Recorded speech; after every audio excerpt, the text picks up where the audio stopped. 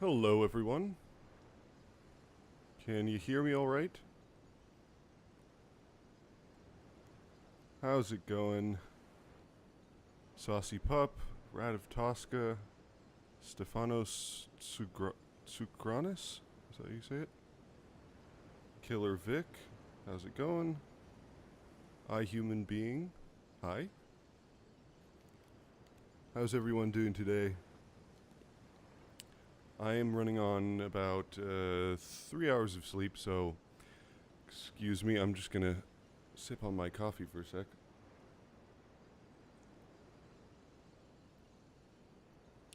Can you hear me all right? Audio's okay?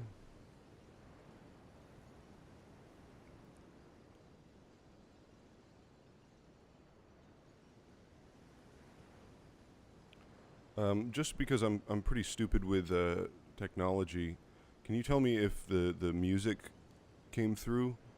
I tried putting a little musical intro there. I don't know if it played.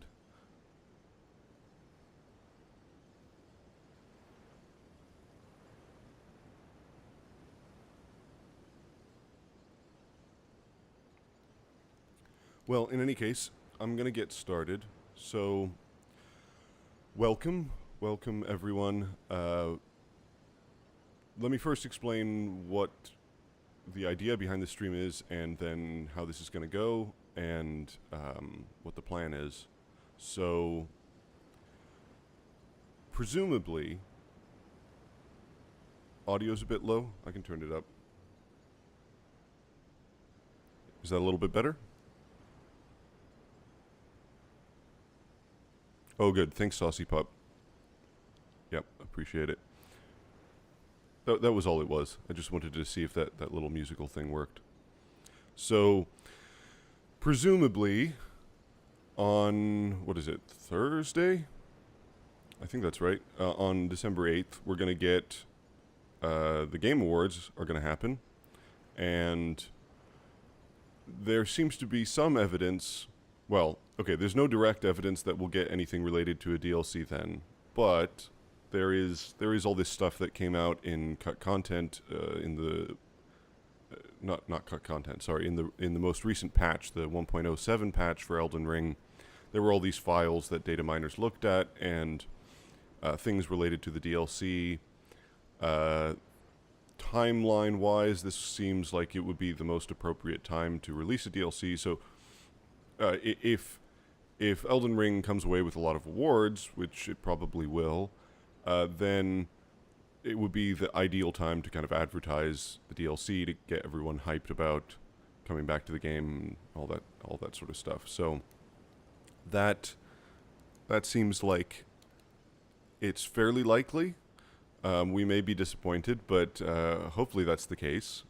And what that means is we'll get some images or maybe even a trailer, which everyone in the community will take a magnifying glass to and try to figure out what's going on there. And that's going to sort of spur everyone to come up with new theories and re-examine the lore and all this sort of stuff. So, before that happens, I wanted to take a moment or a few hours or however long this takes to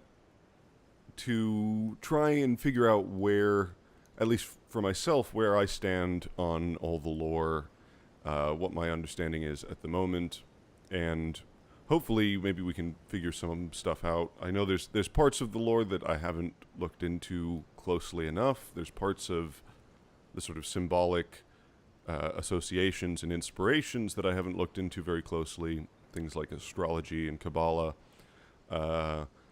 So there's places where I'm definitely not as certain, but I think there's some interesting stuff to talk about regardless. So basically, the bulk of what I want to do today is I want to go through the intro narration line by line and just break down absolutely every line of it, talk about all the things that are introduced there.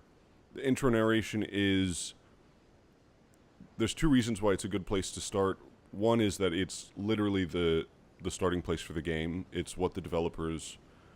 it's how the developers wanted to introduce you to the world. So starting there, we kind of cover everything in the game, mostly.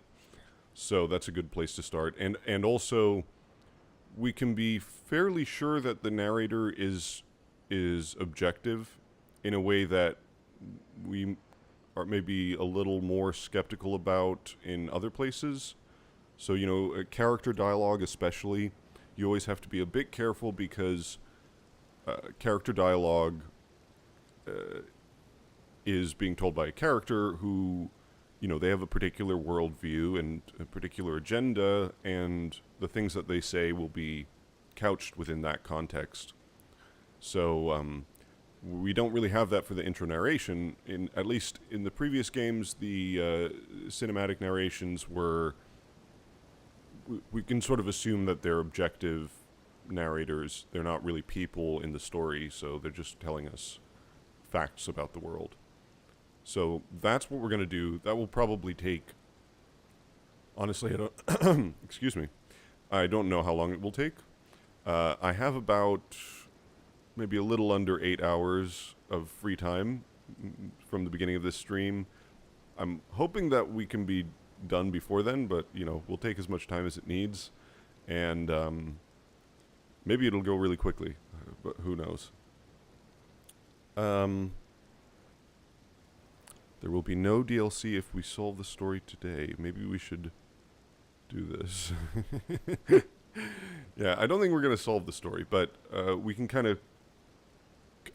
this is less about solving all the answers and more just kind of coalescing everything that we know and speculation and theories and kind of putting that all together in one big picture to get a sense of, like I said, for me, where I stand on everything.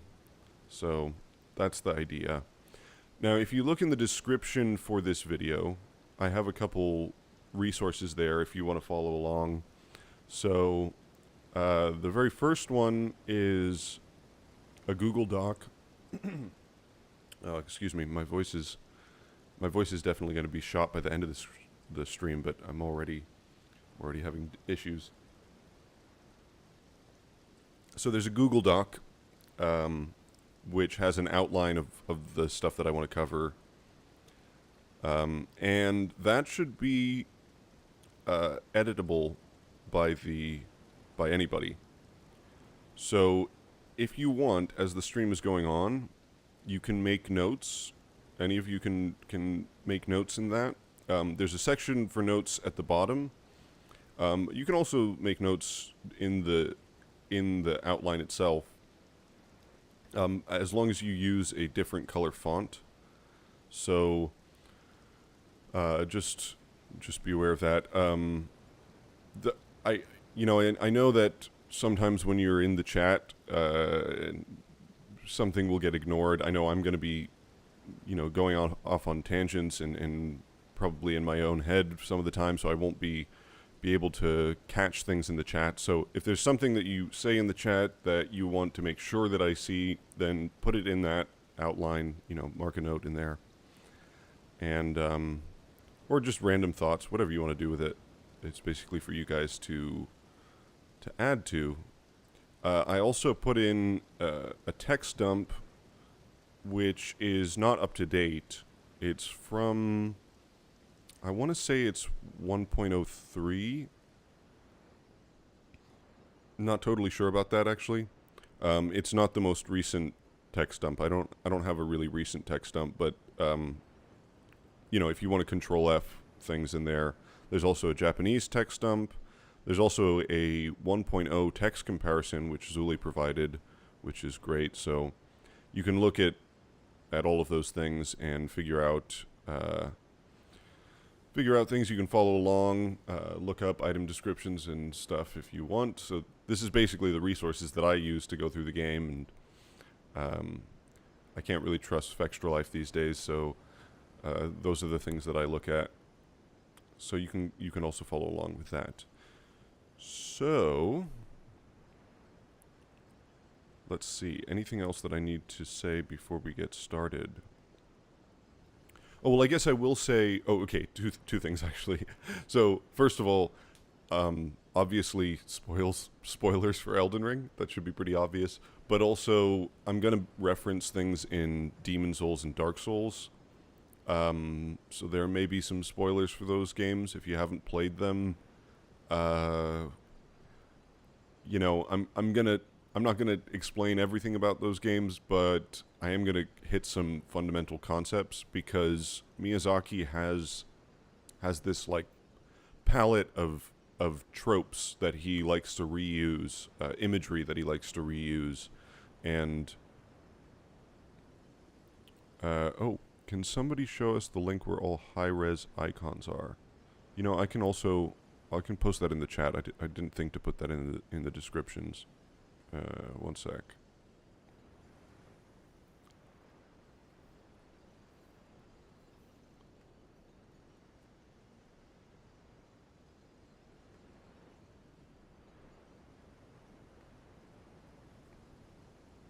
Okay, there you go. So there's the link to the high-res icons if you want to follow along with that. So, yeah, so I will be covering some stuff from Demon Souls and Dark Souls because I think it is very informative to Elden Ring. If Elden Ring is your first game, then first of all, I highly recommend going back and playing Demon Souls, in particular the original Demon Souls and Dark Souls, because it's a lot of similar concepts, a lot of the same imagery, some new stuff and variations on a theme, and images don't always mean the same thing, but I think it really helps us understand what's going on in Elden Ring if we understand what's going on in the previous games. So I will be talking about that a little bit. Also, I should say, I have my own theories and views about Elden Ring's lore. Some of it I've developed on my own. A lot of it has been heavily influenced by other people. So I can't possibly remember, because my memory's shot. I can't possibly remember or credit absolutely everyone for every idea, but I'll just mention, in terms of content creators, Smotown, Ratatosker, Queelag, Tarnished Archaeologist, Ziostorm, Aridin, V-Limit, Last Protagonist, Lore Hunter. There's probably like 50 other names that I can't think of right now. If you don't recognize some of those names, go and look them up, because they make great content. And also, I've spoken to my brother a lot. He's given me a lot of ideas. And talking to people on Discord, AJL, Dragon, Alex, L of Music, a whole bunch of people. So yeah, it's a lot of different people. It's really a communal effort. So anyway, just to put that out there. Okay, I think we should get started because it's already 15 minutes in, and I don't know how long this is going to take. So, oh, while I'm talking about this first section, if you're following along on the outline, basically how this is going to go is the first. I have several sections. The first section, I'm going to talk about how I approach the narrative of Elden Ring, how to make sense of it. The second section will go through the intro narration. Then I have a section on fire and a section on water, a section on civilization, which I think by that point we'll probably want to just go off in tangents. But anyway, the intro narration section, I have some images that I'm going to pull up. But for the first section, I have a slideshow of... I have two slideshows, one of the high-res icons and one of the concept art. So which one would you guys like to see for the first section, which is probably going to take like a half hour? So I want to put something interesting on screen. Icons or artwork?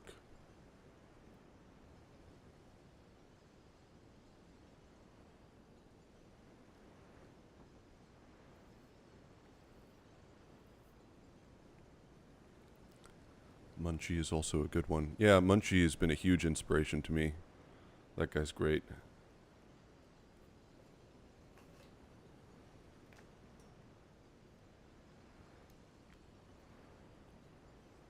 Concept art, artwork, art. Okay, we'll do the art. So let me, let's see. There we go. That should be coming up now.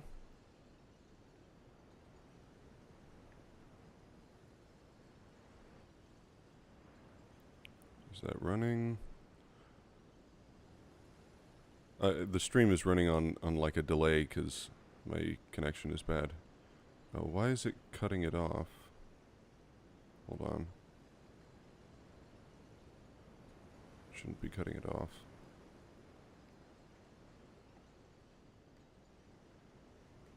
I'm pretty stupid with technology, so you just have to excuse me.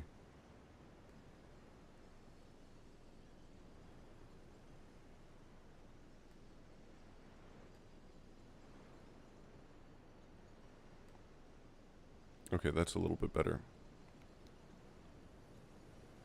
Will this stream be available to be watched even after it's concluded? I don't know if I'll be able to stay for all of its duration. Yeah, I don't imagine that most of you guys will be on here for the whole time. I will definitely leave the stream up.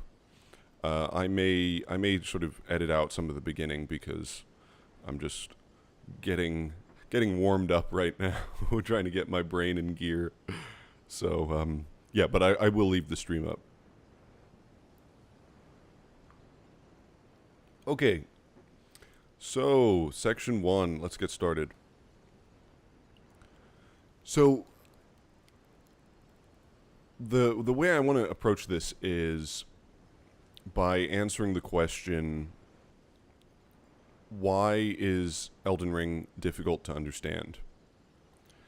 And it obviously is. Like, it's very difficult to make sense of the story, and there's 3 answers that I want to respond to that question with. So the first is the most obvious, which is that Miyazaki designs these games, and particularly Elden Ring, to be obscure. Like, the story is explicitly designed to be obscure.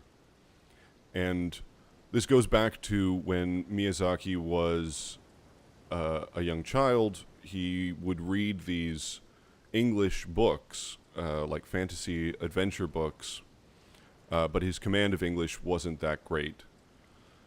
So he only understood pieces of the story, and he would have to put together the rest using his imagination. You'd sort of fill in fill in the gaps with his imagination. And so he was inspired by this piecemeal style of putting a story together in Demon Souls and Dark Souls, and especially with Elden Ring. That's been true of all of the games, including Bloodborne and Sekiro, which are very different in many respects, but they all have this quality of not fully understanding the context of the world and having a lot of vague allusions to things that you don't necessarily see. A lot of stuff is told through environmental storytelling rather than explicit narrative. So this is true of all the games. As time has gone on, the games have gotten, in my view, increasingly abstract. So in Demon Souls, things are, I think, much more clearly stated. There's much more... It's less obscure. It's less hidden. Dark Souls is definitely more so, but then by the time you come to Dark Souls 3, and especially the Ring City, it gets really weird, really surreal. And then Elden Ring, we don't... there are huge questions that we don't really get any solid answer to. So...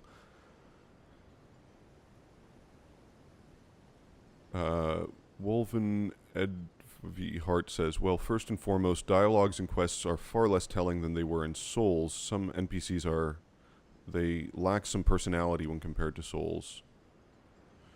Yeah, I think it's a combination of things. So Elden Ring, compared to the previous games, I don't see it as being fundamentally different in this one respect, about the sort of piecemeal storytelling. The games... excuse me. The games have certainly trended towards more abstraction. I mean, Ringed City, I think, is the perfect example of where Elden Ring is coming from. Ringed City is extremely confusing. What's going on there is not... There's a lot of important stuff that's going on in the Ringed City DLC that is not explicitly stated or really even alluded to, but you sort of get it through imagery. And that's the sort of storytelling that I think he's trended towards, is more leaning even more and more heavily on imagery and poetry rather than, telling you how the world works. It's more about you have to kind of look at the world and draw conclusions for yourself. And this is all intentional. So part of the reason for this is because in a game, so games are fundamentally about making decisions, right? Compared to any other form of media, you're just consuming media. It's a passive experience.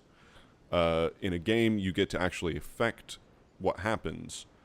And what ambiguity in the story does is it allows you to make more... It allows your choices to be more autonomous, in a sense. So, for example, imagine that you have a game. Let's imagine that you got two games here, Game A and Game B. And in both games, at the very end of the game, you have to make this choice whether you kill a character or whether you spare their life. Okay, now, in Game A, let's imagine that this character that you have to make a decision about has killed thousands of people. They've raped, murdered, pillaged, committed genocide. They're like the worst person possible. No redeeming qualities. There's every indication that they're going to do it, going on, continuing to do it. They're just plain evil as you can get. Okay, that's Game A. Now in Game B, let's imagine that you never really see anything that this person does in terms of, whether they're good or bad.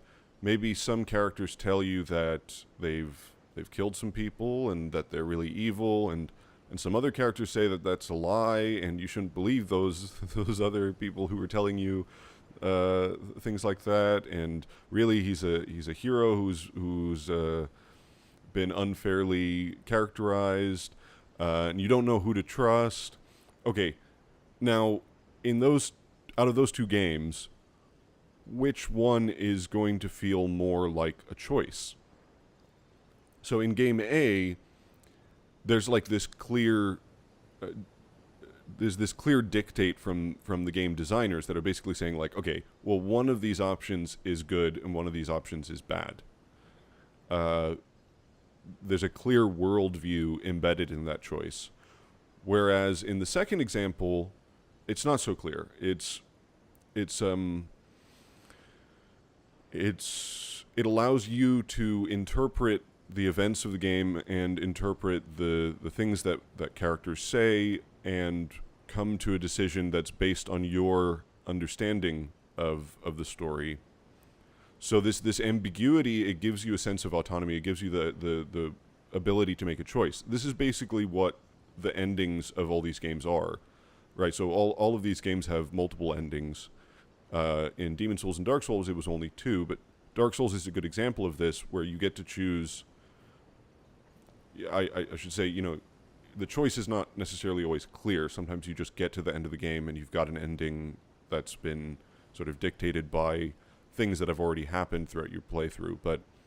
But the ending of Dark Souls, you basically have a choice between trying to continue the Age of Fire and summon the Age of Dark. And that choice only really works because you don't understand fully what those things mean. If it was really clear that the Age of Dark is the worst thing possible and the Age of Fire is all good, then that wouldn't really feel like a choice. You might choose like, okay, I want my character to be an evil guy, so he's going to choose the evil ending. But the value judgment is sort of embedded into the choice. What Miyazaki does with his games, with the narratives, is he gives you... It's so ambiguous that you're not really sure what's good and bad. Like, you get some vague ideas, but this allows you to actually make the decision and try to figure out, like, okay, well, is the Age of Fire, is it a good thing to continue it? Or should I summon the Age of Dark? Should I let that happen? There's arguments for both sides. It's not really clear what you should do, what's the morally, ethically correct thing to do. So this is a major reason, I think, why Miyazaki crafts his narratives in this way, is to give you a feeling of choice. And this is most true of Elden Ring. Because Elden Ring, we get 6 different endings, and each one is about the way that you understand the world. It's like someone, Ainway on Twitter, put it really well. I don't know if I can find the tweet, but basically the way she put it was that the choice of ending is also a choice of diagnosis. So with all the games, it's a very similar idea that the world is somehow messed up, and what you get at the end of Elden Ring, with each of the endings, but especially with Elden Ring, that it's like you decide how you think the world should be mended, what the right cure is for the problems of the world.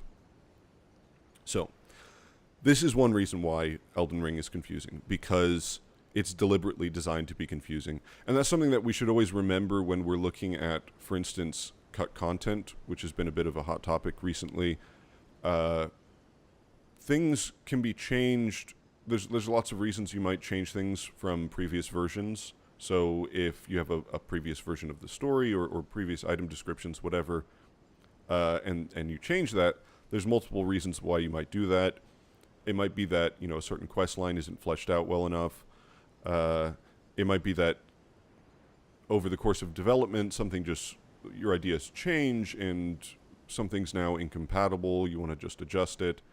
But it also might be that you're trying to make the story less clear, because that is a goal in these games, is to make the story, you don't want it to be perfectly explicit. So sometimes when you look at cut content, you're looking at a version which is more explicit, and what we get in the retail version is deliberately made more ambiguous. I'm not saying that's always the case. It's just that's always a possibility. So, okay, so this is one reason why Elden Ring is difficult to understand, and it's the one that everybody intuits. The second reason is a bit more difficult to explain. So, if you look at any story, you can divide the story into the plot of the story and then the meaning of the story, the themes, what the story is about. So you take, for example, Animal Farm by George Orwell. So Animal Farm is the plot of Animal Farm is about these farm animals and these different characters, the major, and they all, a bunch of things happen, and it's about them sort of collectivizing and taking control of this farm. And that's sort of you could detail the events of the story, the plot of the story. Now, what the story is about is a bit more complicated. It's sort of an allegory for Soviet Russia and Trotsky and Stalin and all these different figures. It's also more generally about human behavior and the tendency towards totalitarianism and various concepts like this.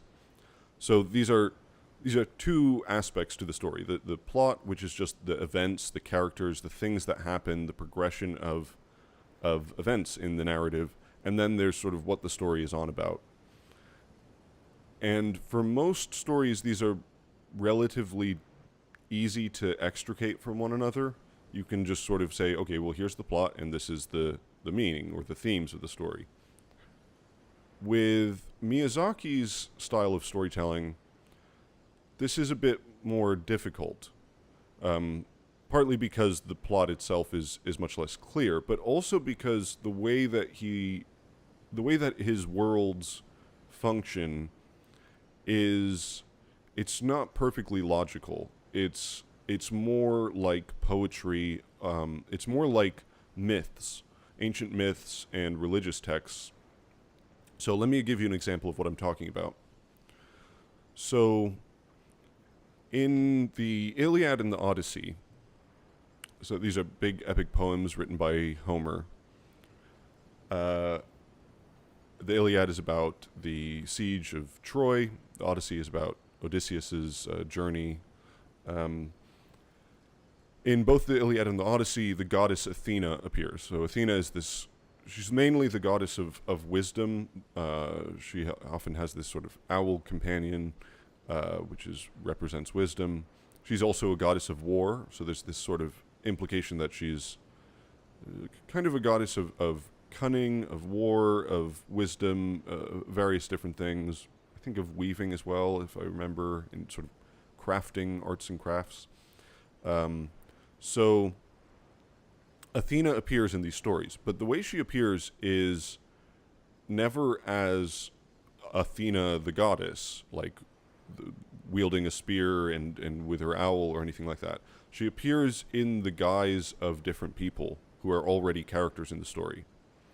So in the Odyssey, she appears in the guise of Mentor, who is a mentor to Telemachus, Odysseus' son. And you're not really sure whether it's saying mentor, whether it's saying she literally like transformed herself into the image of Mentor and is just pretending to be him, or whether this is sort of a metaphorical way of saying that Mentor is embodying the spirit of Athena, like he's being this wise, this man who is wise in the ways of war, and so he's embodying Athena. So this is Athena appearing. It's very poetically written, so there's a bit of ambiguity about what's actually happening there.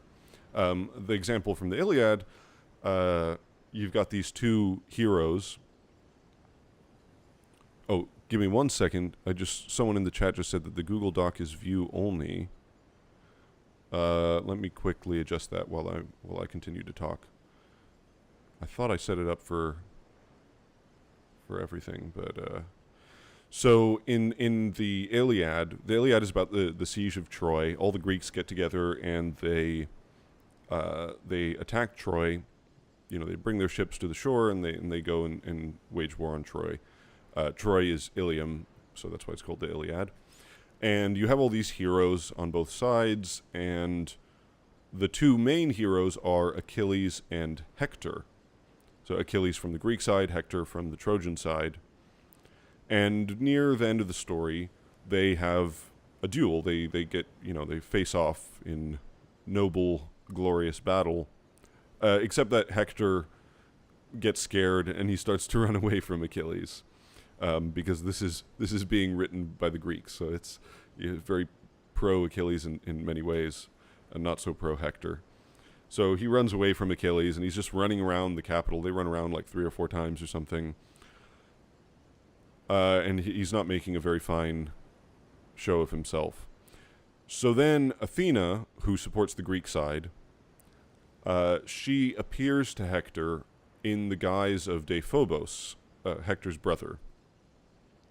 And again, it's really unclear whether this means that, okay, she's actually taking on the form of Deiphobos, like she is there, she is the goddess, she's just transformed to look like Deiphobos, or if this is Deiphobos actually coming out and speaking to Hector, and he's embodying Athena, partly because, it's unwise for Hector to make a fool of himself like this, running away from Achilles, and also maybe because Athena supports the Greeks, so it'd be good for him to actually fight Achilles from a Greek perspective, so that Achilles could defeat him.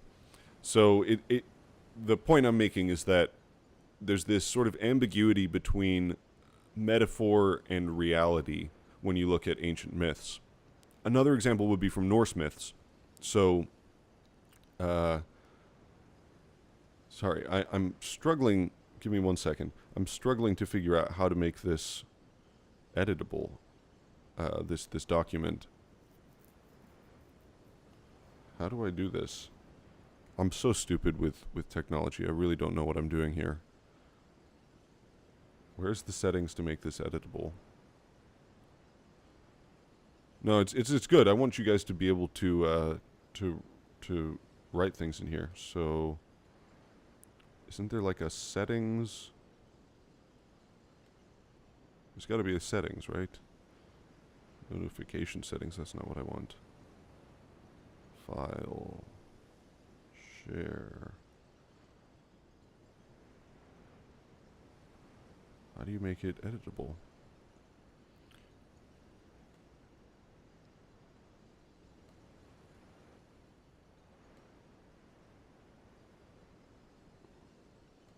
God, I'm so confused.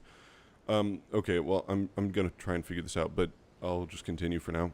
So, in the Norse myths, basic rundown of the Norse myths, you have this, or the Norse cosmos. You have this world tree, Yggdrasil, which is obviously some of the inspiration for the Erdtree and Elden Ring. The world tree has 9 realms. It connects 9 different realms of the world. And this is actually another example of it. I wasn't going to mention this, but the fact that the realms they're like separate, but they're also connected. So there is this implication that maybe you can just walk from one to another, but also that they're sort of metaphysically separate. This is something I'm going to come back to in Elden Ring. But the gods, the Aesir, I'm probably pronouncing that wrong, but the gods live in this city called Asgard, which is built by giants. And Asgard is one of the 9 realms. So that's where they're all in this giant holy city. And when they want to travel to the other realms, so there's like Midgard, the realm of man, there's Jotunheim, which is the realm of the giants, there's Muspelheim, which is like the fire giants place, Niflheim, there's I can't remember all the others. But if they want to travel to these other realms, they use Brisingamer, the rainbow bridge. So the idea behind Brisingamer is it's a rainbow, and a rainbow looks like a bridge, and that's how the gods get around. So if you try and understand this in a sort of rational, logical way, it doesn't really make sense. You end up with something like the depiction of the Norse gods in Brisingamer in the Marvel universe, where, okay, there is this like rainbow-colored bridge, but really Brisingamer in the Marvel universe is like this.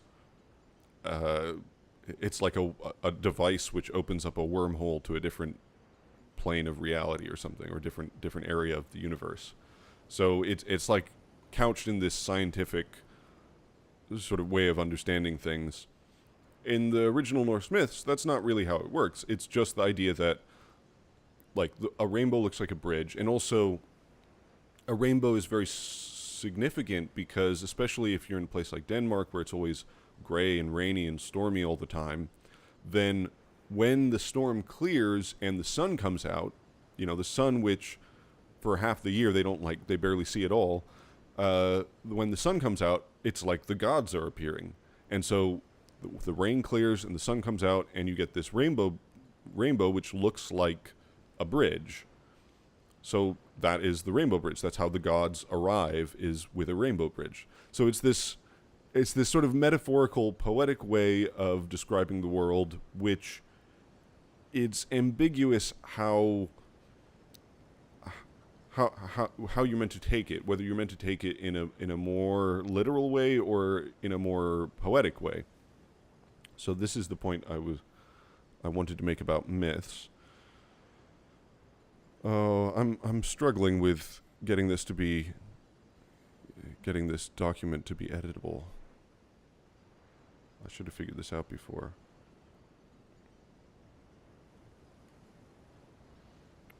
Accessibility, that sounds about right. No, that's not what I want.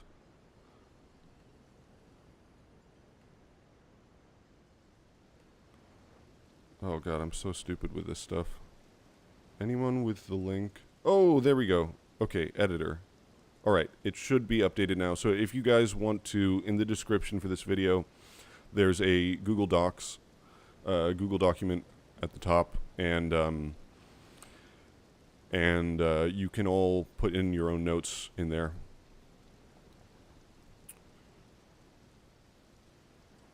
I lost the narrative on what the example was. We were talking about Athena, now we're comparing it to Norse myth. What? No, so I'm not comparing anything specific in Elden Ring yet. I'm just talking about narratives in general. So the thing about mythical narratives, so sorry if I'm unclear. My mind is all over the place right now. I'm trying to focus, but I'm struggling.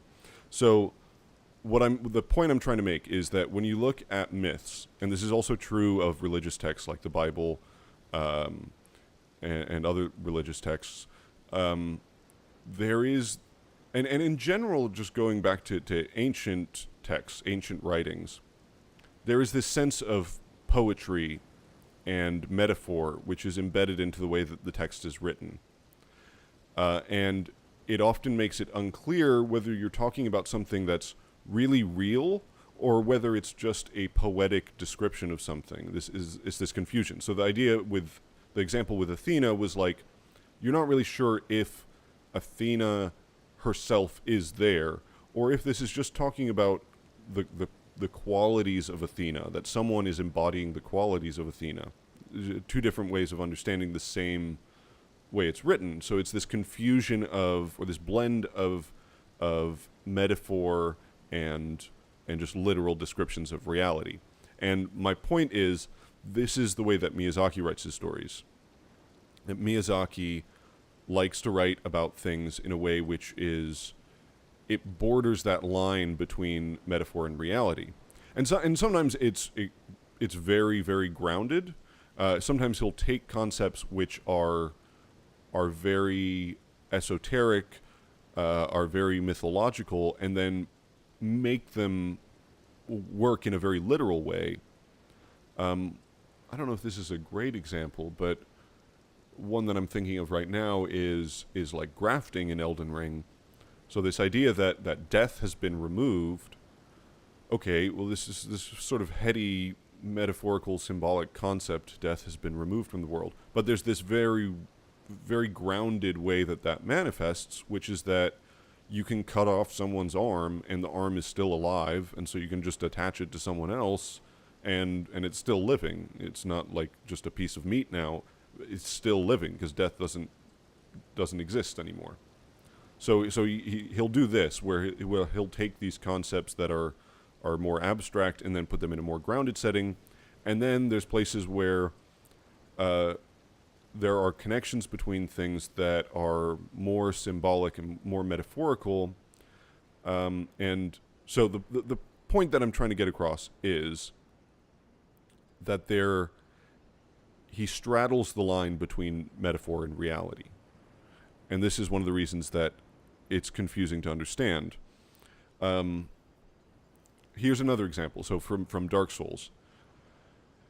In Dark Souls, if you haven't played Dark Souls, you should go play it. There's a location in Dark Souls called Ash Lake. And Ash Lake it's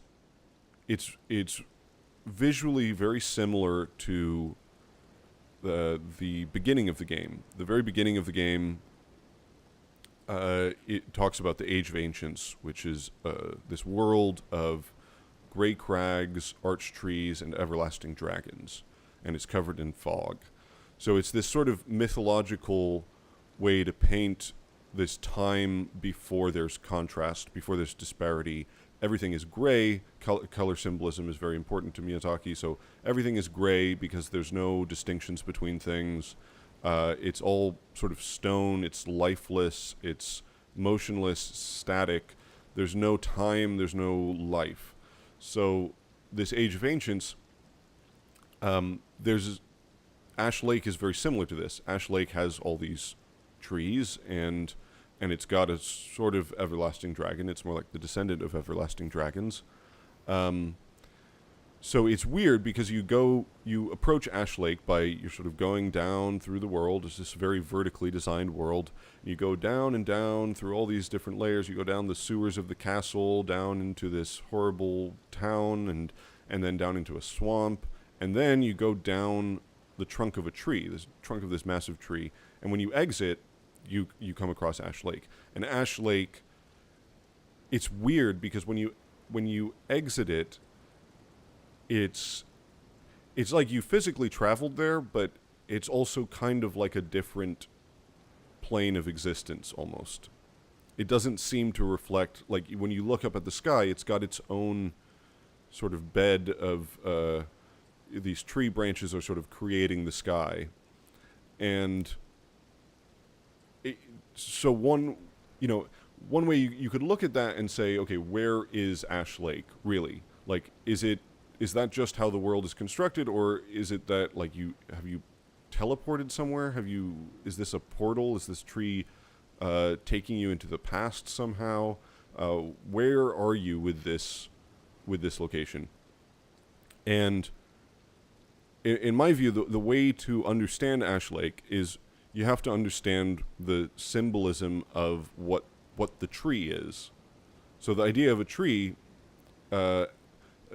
representing, first of all, life, but also time, because, well, you can, the rings in a tree tell you how old the tree is, but also that the tree is organized from oldest to youngest, so that the roots of a tree are the very beginning of the tree. That's where the tree begins. It's where it sprouts from, the ground, and then as the tree grows, it reaches upwards, and the youngest part of the tree is the branches.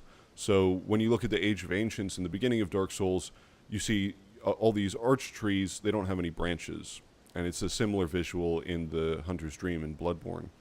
There's all these trees without branches. Also a similar visual in Nokron and in the Elden Beast Arena in Elden Ring.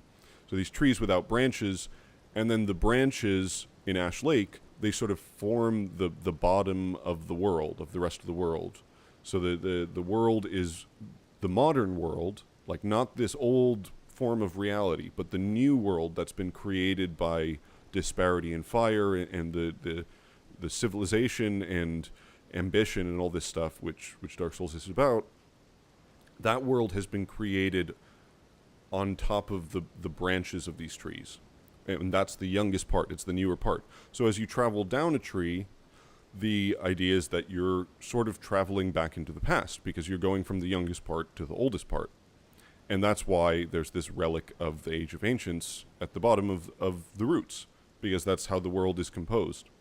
And this idea of sort of understanding the world symbolically and then taking that, and that's like actually how the world works. It runs on poetic sort of symbolism and mythological connections rather than the rules that our world runs on. So,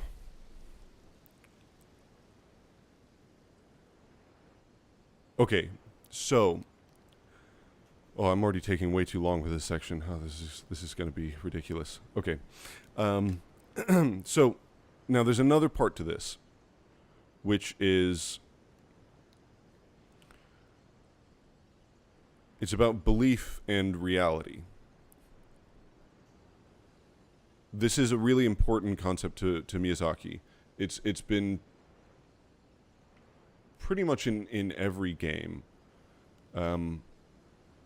Maybe less so in Sekiro. I'd have to think about that. I don't know the lore of Sekiro that well, but pretty much every game has had this idea that that belief can shape reality. And there is some real world parallels here. Obviously, there's like the placebo effect, where you can be given a sugar pill or a saline injection, and then your body will actually cure itself of certain things, just because you believe it's doing something. If you believe you're actually getting medicine, then your body sort of reacts as if it's getting medicine, even though it's not getting anything. There's also, for example, you have a blind spot in the middle of your vision, but you don't recognize that you have a blind spot because your brain fills this in based on context. So your brain has this idea of what should be in the middle of your vision, and it just fills that in it sort of creates your reality in your blind spot. I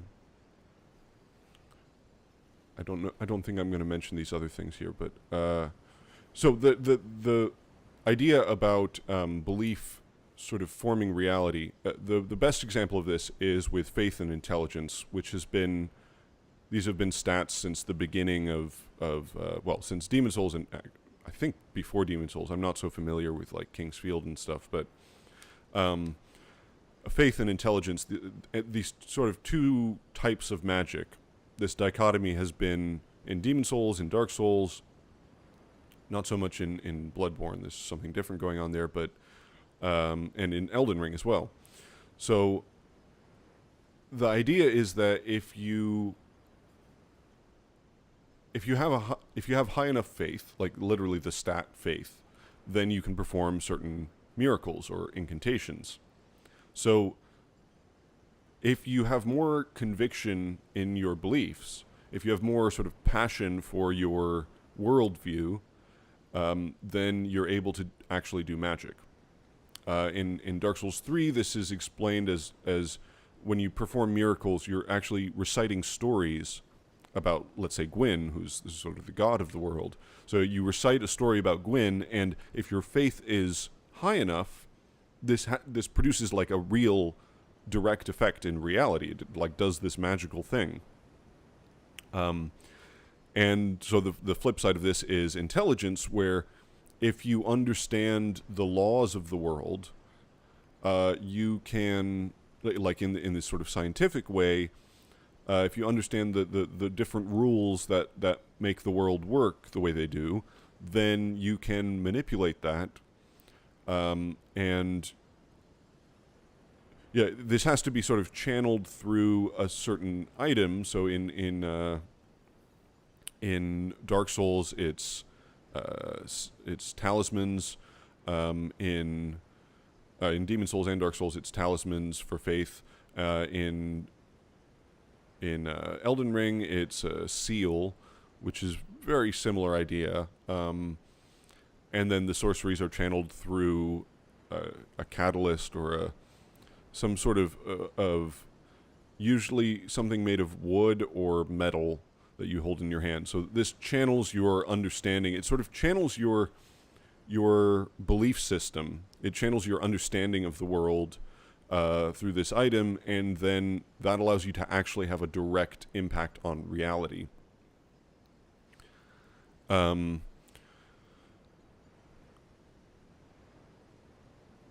just going to read some of these comments for a second. There's some interesting things being said.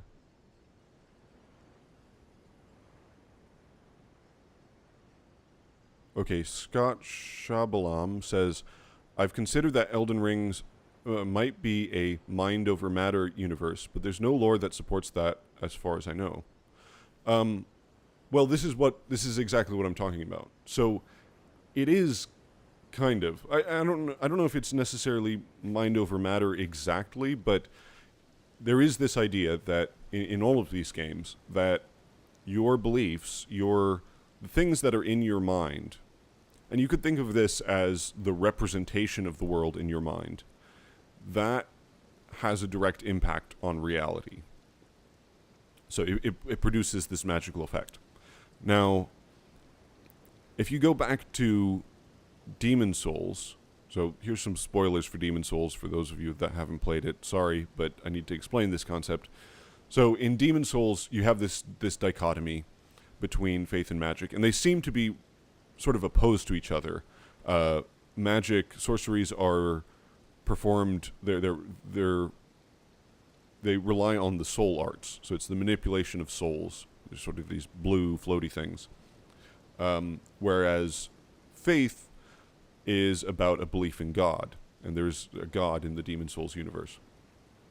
And these seem to be really opposed to each other. You have these central characters, Sage Frake and Saint Urbain, who are sort of like archetypally contrasting, opposed to each other. But the key in Demon Souls is that these are revealed to come from the same source. That really this is all about, it's really the manipulation of souls. It all comes back to souls and belief and will.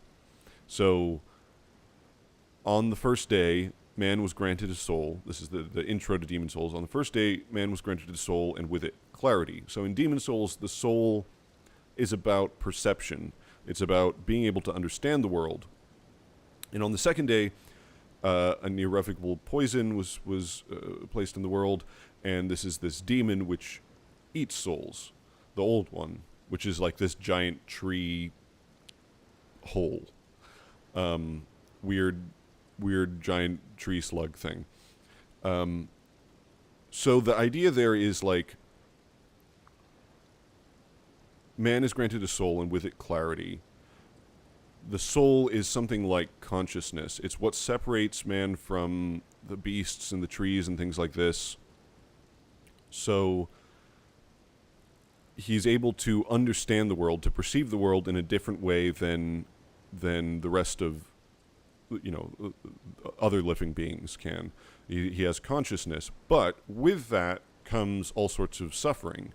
He can now contemplate his future and his death and the death of his tribe and maybe the death of all things. So there's this sort of existential suffering that comes along with this. And the idea is like, well, if you just play that out enough, eventually everyone will get tired of life. They'll all just become, everyone's life will become just pure suffering eventually. So you need some kind of limiting principle on this. You can't just have souls, everybody's got souls, everybody's just fine. No, you have to have some kind of limiting principle on this, because otherwise everybody will eventually fall into suffering. So the way you limit this is by creating this demon which eats souls. It actually destroys them. You can manipulate souls, but if you use a sorcery or something like this, the idea isn't that like you're creating the sorcery. I think the idea is that you're just manipulating souls that already exist. Like you can conglomerate them, you can gain more, you can sort of put them inside yourself and become a demon yourself by accruing more souls. But those souls don't die. They only die when the old one eats them. So it's this sort of trash chute at the end of the cosmos. That's the idea. So,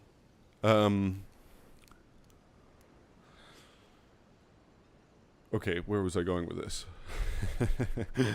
This is all very abstract, and I need to get to the actual lore part. This is all just setting up how to look at the lore, in my view. So this idea that faith and intelligence. Oh yes, okay. So faith and intelligence. That they're actually drawing from the same source of power. There's this item in Demon Souls called the Talisman of Beasts, which is a depiction of the Old One. And the idea is that this is sort of a representation of an earlier type of magic, which faith and miracles and sorceries both emerged out of and became divided into these two separate categories that seem to be totally opposed to each other, but really they're drawing on the same source of power, which is this fundamental way in which the soul, which is like consciousness, perception, the soul dictates reality. So part of that opening intro in Demon Souls is about the fact that there's this fog that spreads over the world. And the reason there's a fog is because, okay, if everyone has a soul, then everyone's perceiving reality and they're sort of maintaining reality in check. But then what happens is if some people's souls get eaten or demons come along and they start accruing souls, so they've got multiple souls in one place and other people don't have souls, then reality is out of balance. Reality no longer has that check of everyone's perceiving it and sort of holding it in this net of consciousness. It's now contrasting. It's now you've got some people who have a lot more power and some people who don't. So this is represented by a fog, because a fog is literally what you can't see. It's the opposite of clarity. It's the opposite of perception. So now you might imagine, like, okay, if souls have this power, to sort of dictate reality through perception, then if you were able to manipulate souls, then you'd be able to manipulate reality. And that's basically what the different types of magic are in Demon Souls, and also in Dark Souls, although Dark Souls is a little bit different with what it means by a soul. But that's the basic idea, is that there is this fundamental aspect of the universe which relies on perception, that the way that consciousness itself sort of drives reality, and you can take that power and use it for your own gain, but this also sets the world in chaos because it's not balanced anymore. It doesn't maintain itself well. So this is a basic concept in Elden Ring. So we can finally get to Elden Ring now. So in Elden Ring, you have the Elden Ring, which is this giant rune, and it governs the laws of reality. So you have the Rune of Death is in the Elden Ring at some point, and then it's taken out, and when you take the Rune of Death out of the Elden Ring, suddenly people don't die. Or they don't die properly, let's say, because there's still sorts of death going on, but it's messed up. Let's say you screw up the rules of reality by taking death out. So it's the same idea that, like, there's this physical thing which affects the laws of reality. It's a physical thing which affects the metaphysical. And runes are grace, and they're also these things that you absorb from killing people. So they're basically the same as souls in Demon Souls. They're the they're a representation, they're a symbol. I mean, first of all, a rune is a symbol, so it's sort of a representation of some concept. And if you think of it in terms of this is the concept that you're absorbing from someone who has died, it's their conception of reality that you're absorbing. It's their soul, it's their consciousness, their view of the world. And you're using that to become stronger and to manipulate things. And then the most powerful rune of them all, the biggest rune, the Great Rune, as Elden Ring was originally called, it was called Great Rune. So the Elden Ring is this Great Rune which literally just dictates the rules of reality. So again, it's this idea of perception has this direct impact on reality. Okay, so I think I have to move on now because there was other stuff I was going to say, but I'm just going to leave it there for now because I want to get into the lore. Does anyone have... I haven't been paying attention to the comments, so I'm going to read some, but is everyone following me? I know I'm kind of just rambling right now. I'm not as focused and clear as I should be.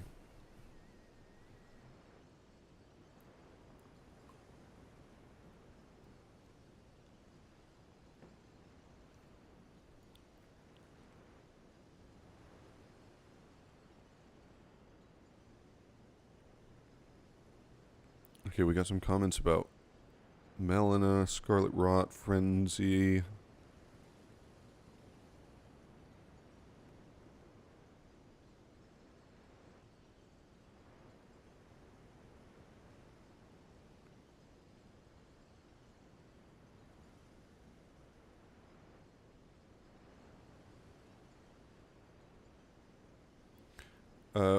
Mono XYD says, I think motivation is what makes the difference between... I think motivation is what makes the difference between Scarlet Rot and Frenzied Flame.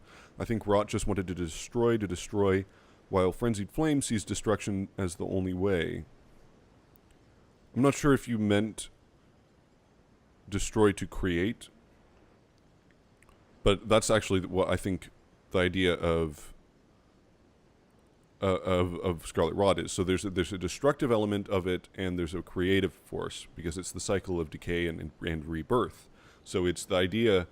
I think it's more about creation than it is about destruction, because in the natural cycle of life, what you have is birth, death. Then from death comes rot and rebirth.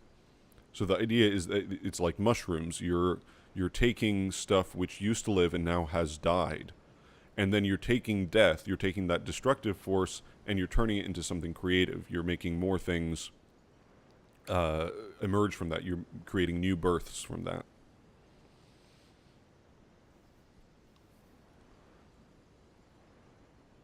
Scott Shabalam says, personally, I think a universe that went a long time without Scarlet Rot would have no immunity to it and be terribly vulnerable, so that's why it gets so bad in Elden Rings. Yeah, I think I'll get into this when we actually get to this point, but I think the idea with Rot is everything revolves around the fact that destined death has been removed, that death is no longer a part of the laws of the world. So if you don't have death, well, rot still exists, decay still exists, but it's no longer working properly because it's not able to decay from things that are dead. So it's now rotting things that are alive, and that's why it's so uniquely powerful and why it affects, let's say, the demigods, and things like that. It's still, rot is still a rule of the world, even though death no longer exists. So it's got this strange vitality to it, which is why it's scarlet, because it's still sort of alive. It's alive rot as opposed to dead rot, which is what we should have. That's sort of the natural order of things, is dead rot. What we have is living rot.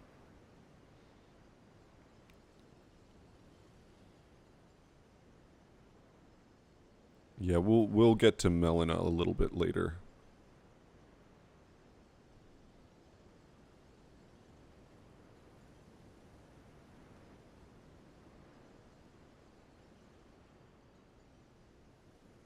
Wouldn't a structure help the conversation? Yeah, I'm sorry. I in my mind, this introductory section was a bit more structured, and it ended up being just kind of me rambling because my focus is not here. So, okay, I think let's get started on the intro narration because I think that will help us get in line with things. So let me pull this up so that we have all the same visuals to go along with.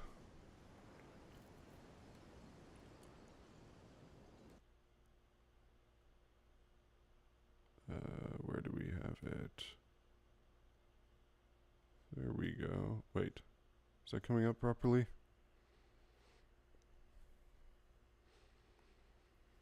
Saucy Pup says, forest fires are beneficial and natural to forests and growth, part of the process. Yes, exactly. Exactly. If you look at the Erdtree seed, the golden seed, there is definitely a sort of fiery motif going on there. Okay. So you can all see this, I think. This image. Yes, introduction concluded. We are now on to the first real section instead of just me rambling like a crazy man, although I'm sure that that's what this stream is going to end up being anyway, so sorry about that.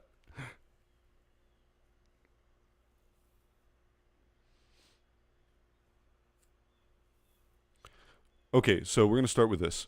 So the fallen leaves tell a story. So first of all, what we can assume about this is that we're talking about the great golden tree in the middle of the lands between. And I say that because there's more than one Erdtree, right? So we have multiple minor Erdtrees around the lands between. We also have the Halig tree, which was intended to grow into an Erdtree, but didn't. It failed for some reason. So the Great Golden Erdtree, this is sort of, it's the heart of the Golden Order, as Corin tells us. It seems to sort of symbolize the state of the Elden Ring. And the way we can understand this is through the different stages that the Erdtree goes through. So what this line tells us, the fallen leaves tell a story, is that the Erdtree is dying. It's in this autumn stage. The leaves are falling. Things are not as it should be.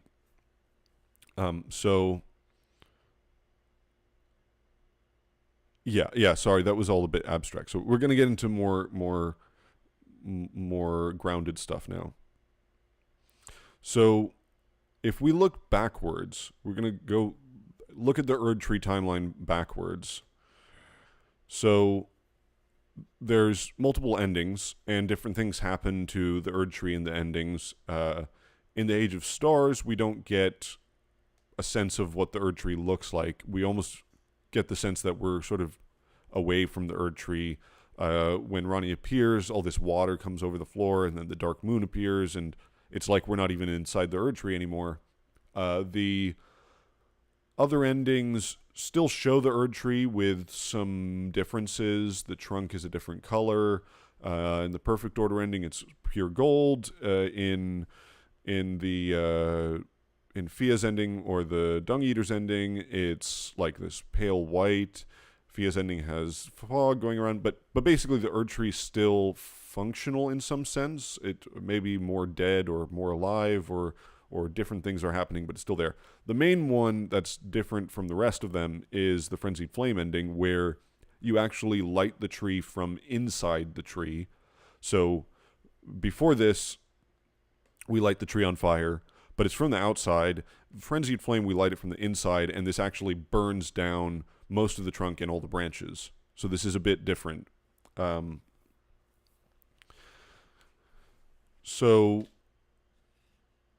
And the Frenzied Flame, we'll get into what the Frenzied Flame is. But anyway, I'm just going through the timeline of the tree right now. So if we go further back in time, we release Destined Death. And when we do that, the tree burns like much more than we get before. I guess I should talk about it's a bit difficult to go back in time. So first we unleash the Flame of Ruin. And it's kind of weird because this sets the tree on fire, but it's just like a little bit of fire. And then when we unleash Destined Death, then it really goes on fire.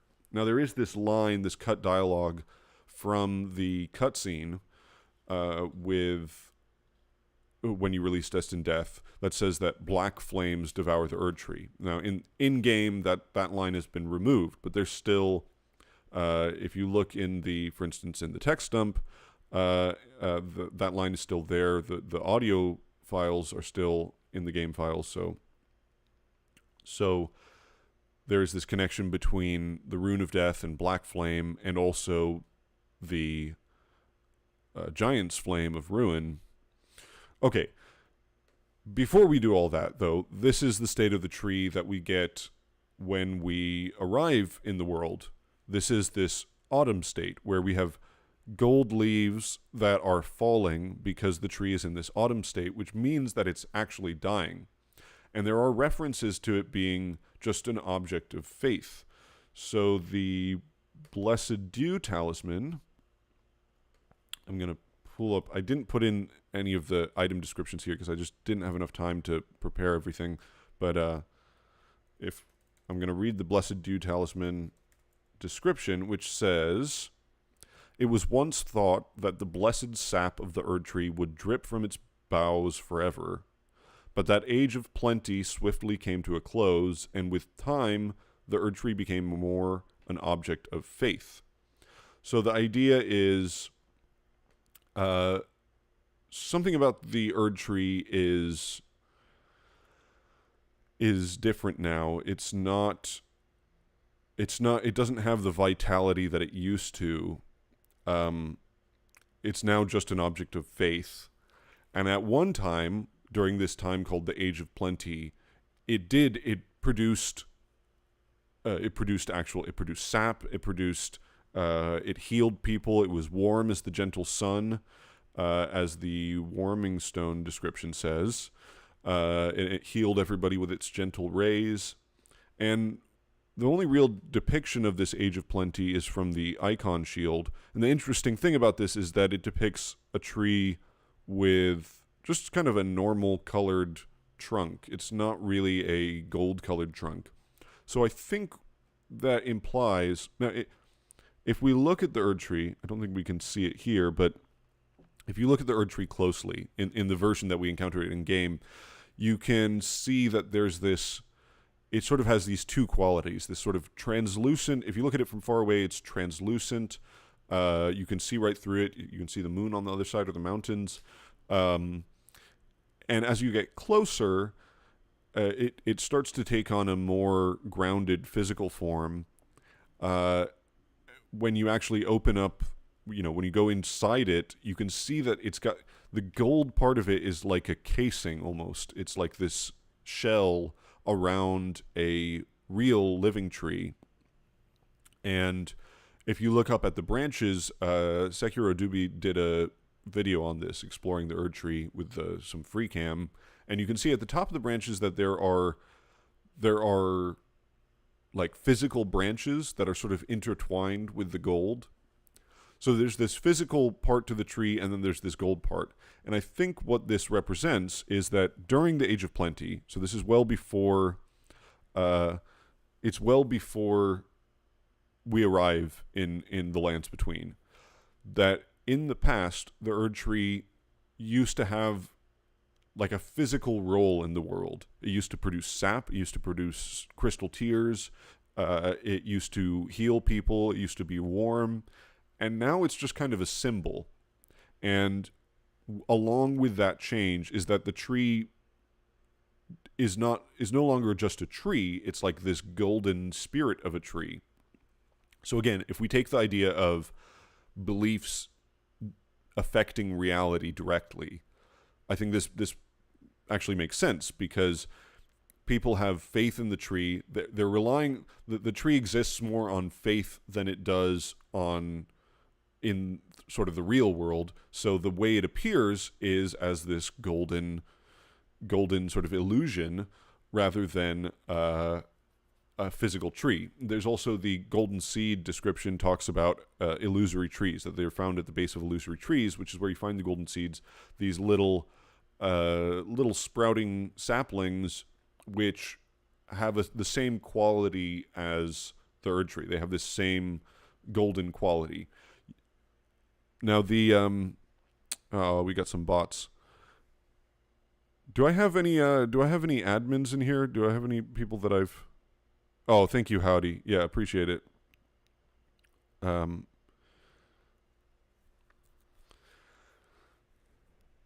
Appreciate it, Howdy. I can't remember if I made anyone else a mod, but if you see any bots, just banish them, please. Okay, so you see the Erdtree that we see is this illusory golden tree, and the Erdtree that's depicted during the Age of Plenty, which actually produced physical things in the world, looks more like a normal tree. And we also see the minor Erdtrees, they also have sort of physical trunks like this, which maybe reflects the fact that people don't really care about the minor Erdtrees that much. They're not the object of faith in the way that the big Erdtree is. And there is a sort of minor Erdtree at the minor Erdtree church in Lendell. I don't have a picture of it, unfortunately. In the outskirts of Lendell, there is this church which has the Golden Order seal and a bunch of golden centipedes around it, and it's got this tree which has this physical trunk that's sort of also becoming gold. So you can see that it's maybe taking on this sort of faith-based aspect, the spirit form. Okay. Now, if we go back further in time, the timeline of the Erdtree is a bit more confusing. So there are... I guess I'll first address the question of the Great Tree. So there are these references to Great Tree roots, and my feeling now is that this is just referring to the Erdtree. I don't think that there was a separate tree called the Great Tree. There's too many places where the Erdtree is referred to as a great tree that just feels like a misconstruction. Last Protagonist did a great video on this, exploring the localization, the Japanese translations. One of the things to know about Japanese is that they don't really have proper nouns in the way that we do in English. So when you see something that's capitalized in the English, you should be slightly skeptical about it, I think, when it's translated from Japanese, because that concept of capitalization doesn't really exist in Japanese. So if you put the kanji great tree together, there's no word like the, which we have in English to kind of denote like, oh, this is something special, this is a proper noun, the great tree, or combining the words together without a space, that also doesn't really exist in Japanese, or capitalizing it, that doesn't exist in Japanese either. So whether you're talking about a giant tree or the great tree, these are written the same way in Japanese. So depending on how the translator decides to localize that, we get a different implication in the English, but it's not really clear if that's intended. My feeling is the Great Tree is just referring to the Erdtree. Now, it may be referring to a previous state of the Erdtree, like perhaps this more physical, this physical trunk version of the Erdtree before the Erdtree became an object of faith. That could be, maybe it was called the Great Tree at that point, but I don't think it's a separate tree exactly. So that's my feeling on that. And if you want to look into that, I watch Last Protagonist's video on it. Nathan Dustin says, Erdtree might be a clone of the Great Tree. Tarnished Archaeologist did a video on this. Yes, I saw that he released a video. I haven't seen that yet, so I'm interested to watch that. He's made some great observations, so I may change my mind on that, but that's sort of where I stand now. I mean, I will say just this on the subject of translations, which I think, and this is absolutely no ill will or anything against Last Protagonist or Loki, who are the big sort of translation guys, but I think there's this tendency to assume that the Japanese is always the canonical version, as opposed to the English. And just a couple things to play sort of devil's advocate to that. One thing is that Elden Ring, we don't know the extent of George R.R. Martin's involvement. He wrote a story in English, presumably, which formed... Well, we know that he wrote some history, and we know that at least some of that included the main demigods in the game. So, whatever he was writing about, that would have been in English originally. Certain names, like the Lands Between, are his idea. So, that slightly puts a different spin on the English version. It's also that, you know, Miyazaki isn't like... Miyazaki, maybe when he was a kid, didn't fully understand English, but like Miyazaki can speak English now. He is extremely interested in English Western media. He takes inspiration from a lot of Western sources, and most importantly, that all of these games, besides Sekiro, they only have English dialogue. There's no Japanese dialogue. So the dialogue, you know, if you find a Japanese text for the dialogue, it's not really clear whether that came first, whether that is canonical. But I mean, the game that releases to people, even in Japan, has English dialogue. So I would always be a bit careful about assuming that the Japanese has higher priority than the English. Howdy the Cat is trying to get my attention in the stream.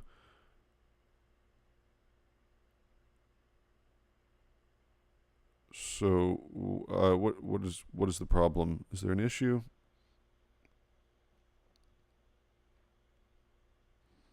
Scott Shablum says, translation barriers are frustrating when trying to understand the lore.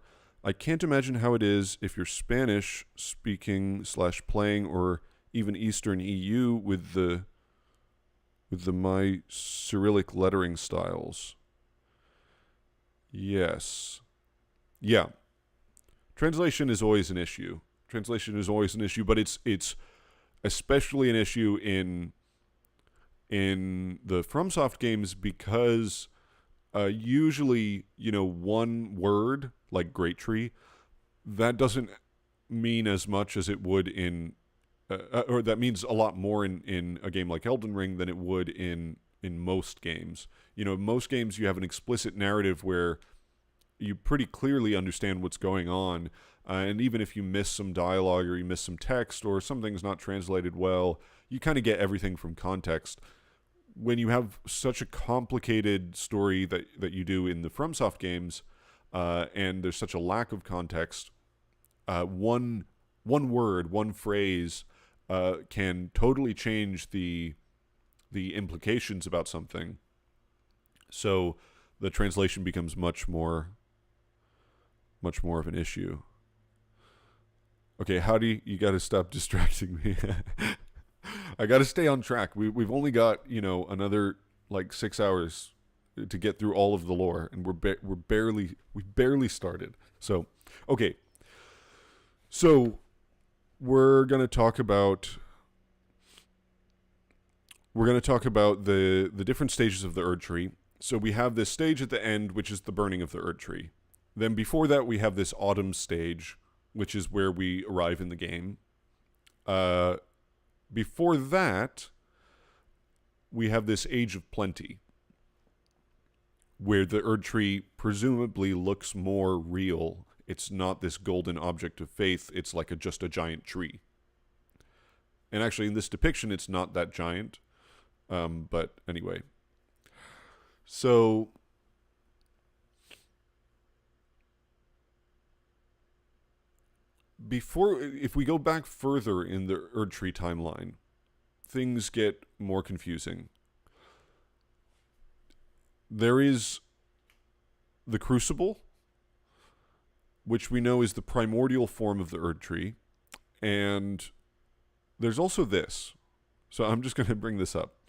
This is the cross tree tower shield, and I've never seen anyone talk about this, but the idea of two intertwining trees is very provocative. This is literally, there's nothing in this description that says, I'll just read the description to be really clear about this. There's nothing in this description that says it's referring to the Erdtree or anything like that. It's just talking about a cross tree. So the description reads, an iron great shield large enough to cover the entire body, emblazoned with an old interleaving tree. So it's not saying that this is the Erdtree, but in Berserk we have the world spiral tree. So Berserk is like one of Miyazaki's biggest influences. It's a manga by Kentaro Miura. Elden Ring in particular takes a whole bunch of inspiration from Berserk. Like, there's so many different concepts, images, Blithe, the Greater Will, all this stuff comes from even the hand of God, the 2 fingers and 3 fingers, all sorts of stuff. Assailant is onto the right idea. I'm gonna get into that. Yes. So in Berserk, at a certain point, the cosmology of Berserk is not explicitly stated. The manga was also unfinished, although now his sort of Miura died early, unfortunately. His protégés are now continuing it based on his sketches and the ideas that they had spoken about. The cosmology of Berserk, so you have like the physical realm, and then you have this sort of spirit world, this world of the dead, and this has got multiple layers to it. Like Kifoth is this deep, really deep demonic layer, but there's these shallower layers that are closer to reality. So there's sort of like, it's like layers of sediment in the world. Like, so you can dig down, and the further you go, the closer you get to essentially hell, a more demonic realm. But there's this layer that's right in between the spirit world and the physical world, which is called the interstice, or the interstice, as I like to call it. So, and what happens during the course of the story is that first, Guts, the protagonist, he gets branded with this mark that puts him kind of in the interstice, which keeps on getting attacked by like ghosts and demons and things like this, because he's in this layer. And then at a certain point in the story, the interstice, like the physical world and the spiritual world, reality gets broken apart, it gets fractured, it gets shattered, and everything gets merged into this global interstice, this place between. And in this place between spirit and reality, it's like much more magical. It's called Fantasia, and there's this giant tree which has 2 trunks spiraling around each other, which is like connecting the world. So it's like an Yggdrasil from Norse myth. It's this thing which connects the world. There's literally a part where you can sort of travel along its branches and sort of teleport through the sky by traveling along its branches. It's this metaphysical thing which centers the world. This is also interesting because the kanji for the lands between in Elden Ring is basically the same kanji as interstice. It uses the same word. It's this sort of valley, this gorge in between places. So, and this is clearly some of the inspiration for the Erdtree, this visual. I'm also just going to mention some other cross trees. This is a work of art by, let me look, who is it? Roger Garland. Work of art by Roger Garland of the trees from Arda. So this is a depiction of Valinor from the Lord of the Rings mythos, from Tolkien's Lord of the Rings mythos. In Valinor, this is like very, very early sort of stage of the world, well before the events of the Lord of the Rings. There's this place called Valinor, which is like this paradisial, it's like Eden essentially. And there's these two giant trees called Laurelin and Telperion. And Laurelin is this golden tree, and Telperion is this silver tree. And these trees are what provide light to the world before the sun and moon existed. So they're like kind of the first form of the sun and moon in a way. I liked this particular depiction of it, especially because it's got this crossed tree. I don't think that's canon, but I like that. I like that idea. So,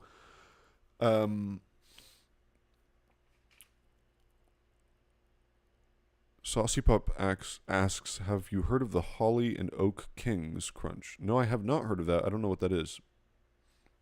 So, Fantasia arc is very, very aptly named. You could say it's two successive trunks if the same root system, and you can decide for yourself whether it's one tree because it's one root system or whether each successive trunk is a new tree. Yeah. So, so this is obviously the reason that I'm bringing this up and kind of connecting it to the cross tree tower shield is because the idea of two things interweaving together is very, symbolically, that's a very provocative concept as you think about Elden Ring lore because of all this stuff with duality and opposites and these things being apart. And so the idea that maybe at some point the Erdtree was actually two trees interweaving together, and that was the state of the world. And then at some point, one of those trees was removed or destroyed or maybe combined into the Erdtree, I think is potentially the case. So this design of sort of an interleaving trunk, this is basically a caduceus symbol, and the caduceus symbol is something that Miyazaki absolutely loves. It was all over, especially Dark Souls, but it's really been in all the games. He loves the caduceus symbol, this idea of two. It's often represented by two snakes interleaving. It's just everywhere in Dark Souls, and it's everywhere in Elden Ring. And this is usually an important symbol in alchemy. The caduceus is the symbol of Mercury, which is like this it's the most, probably the most important metal because it's sort of, it might be the prima materia, and it's also kind of true silver. It's this material that's in between states of liquid and solid. You can create gold with it. There's all this, sometimes it's called like the serpent's blood. There's all this symbolism with Mercury. Mercury is one of the three primes. One of the most important things, if you want to look more into the alchemical stuff, just watch my video on it. I did a pretty good job of explaining, I think, the basics of alchemy. So caduceus represents Mercury, and that's a very important concept. So let's look at some of the caduceus symbols.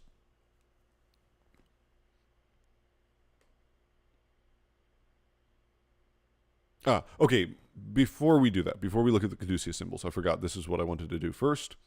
So if you look at the different... So if we're trying to figure out like what happens before the Age of Plenty or what happens in the past, the Erdtree's timeline in the past, one of the things which we can say is that probably there's some imagery of things being more rooty and more elaborate, and now they've simplified. So one example of this is the different incantations for the sort of stages of Erdtree / Golden Order worship.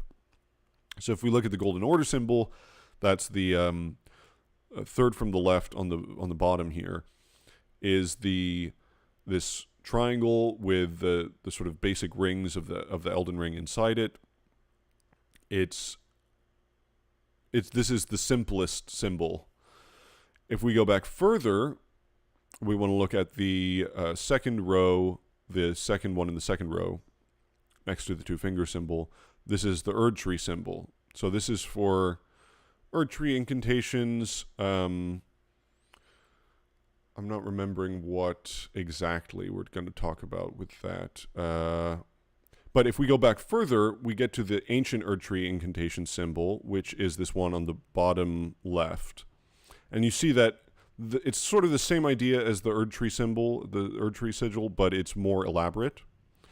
And if we go, there's also the Omen, what is it called? The Omen Shackles symbol, which is this even more elaborate Rudy symbol. And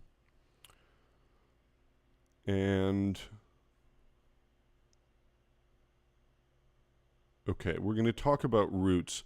I'm going to take a quick 5 minutes to just use the bathroom, get some coffee, get a snack. So I'm going to put on the music and we're just going to keep the stream running, but I'll be back in 5 minutes.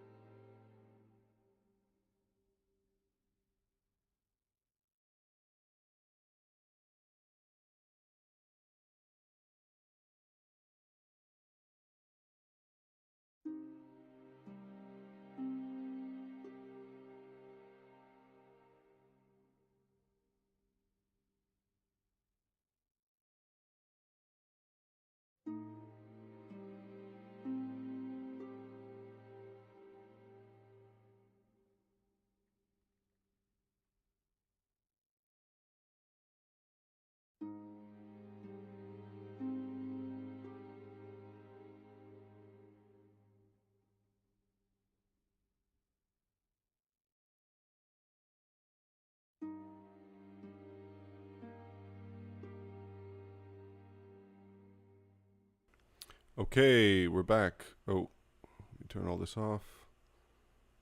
Da, da, da. Okay.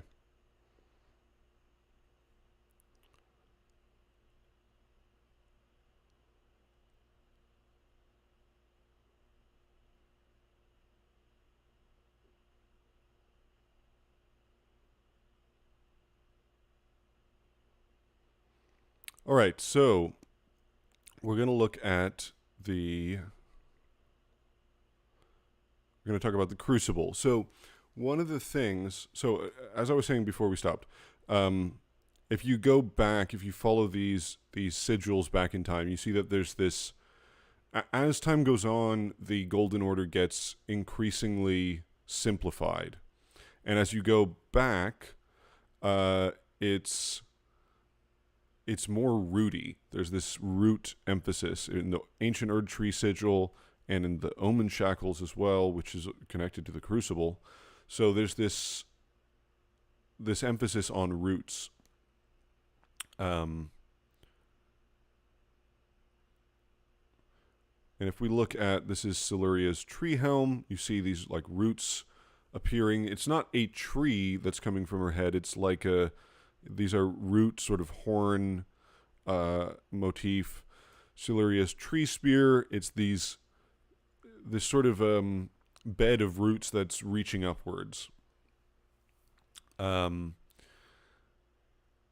there's an interesting thing about this design of the spear in particular, which is that it resembles the old Elden Ring. But anyway, we'll get to that in a minute.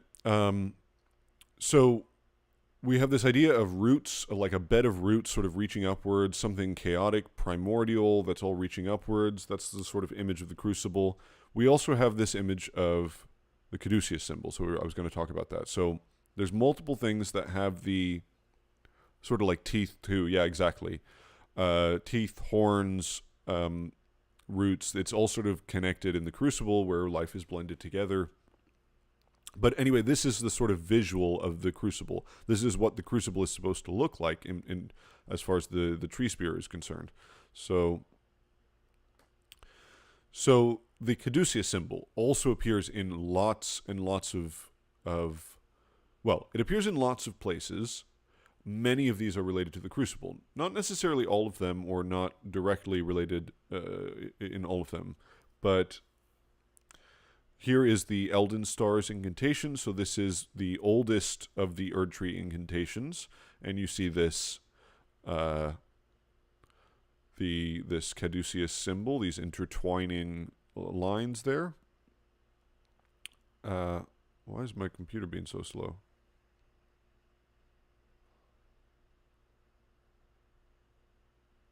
Okay. Here is Siluria's armor, and you can see that same caduceus symbol emerging from this sort of chaotic bed of roots at the bottom. You also see all over both Siluria's and Ordovis's armor these sort of tree root motifs everywhere. So like on the torso of the armor, there are these rooty things going around all over the greaves and the gauntlets as well. Now you also see the caduceus motif on the depraved perfumer. What is it called? The torso set, armor set. You don't see it on the other perfumer sets, or at least it's not very clear if it is there. This is very prominently displayed. You see it on some of the Gelmir Rykard imagery.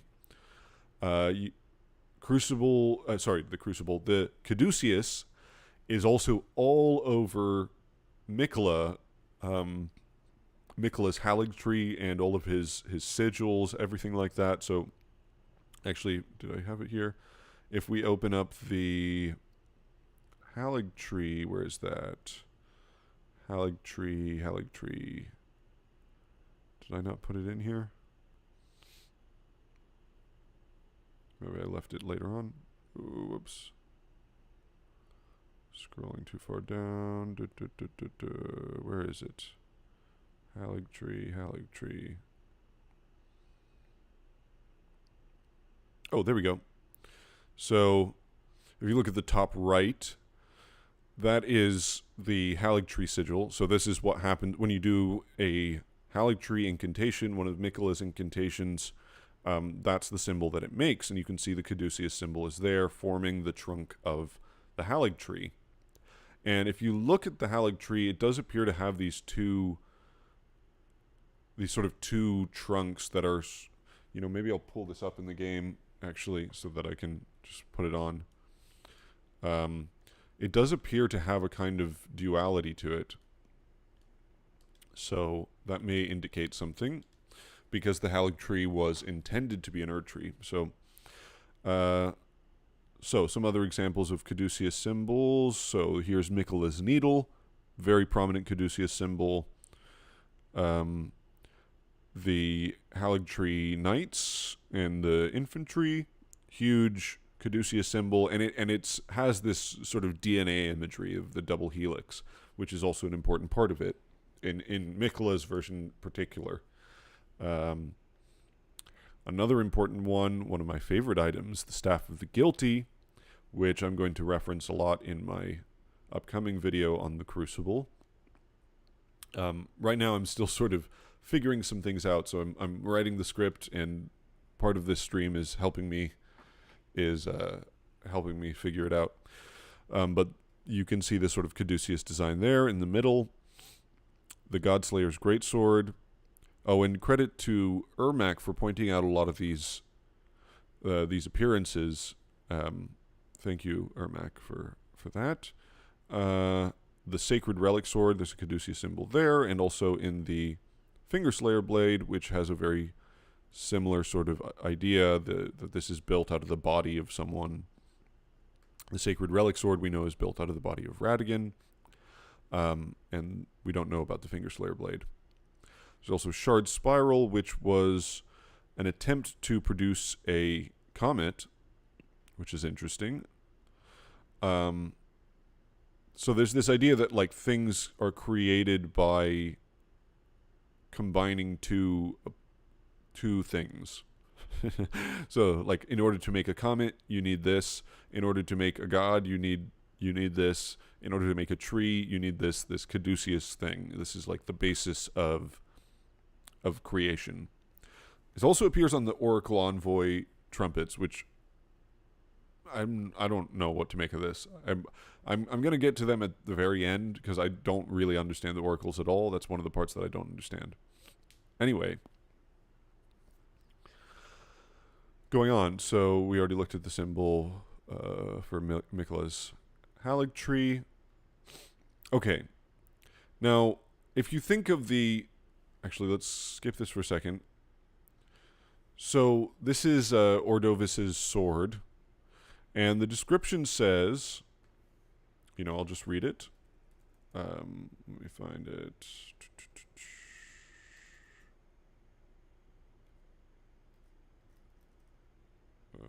Ordovis's greatsword. Where was it? Okay. Greatsword of Ordovis, one of the two honored as foremost among the Crucible Knights. Should be Ordovis and Siluria. This sword is imbued with an ancient holy essence. Its red tint exemplifies the nature of primordial gold, said to be close in nature to life itself. Okay, so this is primordial gold. This is like crucible gold, essentially. So at some point in the past, all the gold imagery that we see, this used to have this red tint to it. Now, the other thing that's characteristic about the Crucible is, along with the sort of Caduceus imagery, is a vortex of spinning. And that's the weapon art for this weapon is called Ordovis's Vortex. It says it channels the power of the Crucible and it spins the sword around. Siluria's tree does her tree spear does the same thing, where it spins around and it says it channels the power of the Crucible. I'll also mention the regalia of Eocade, which there are some...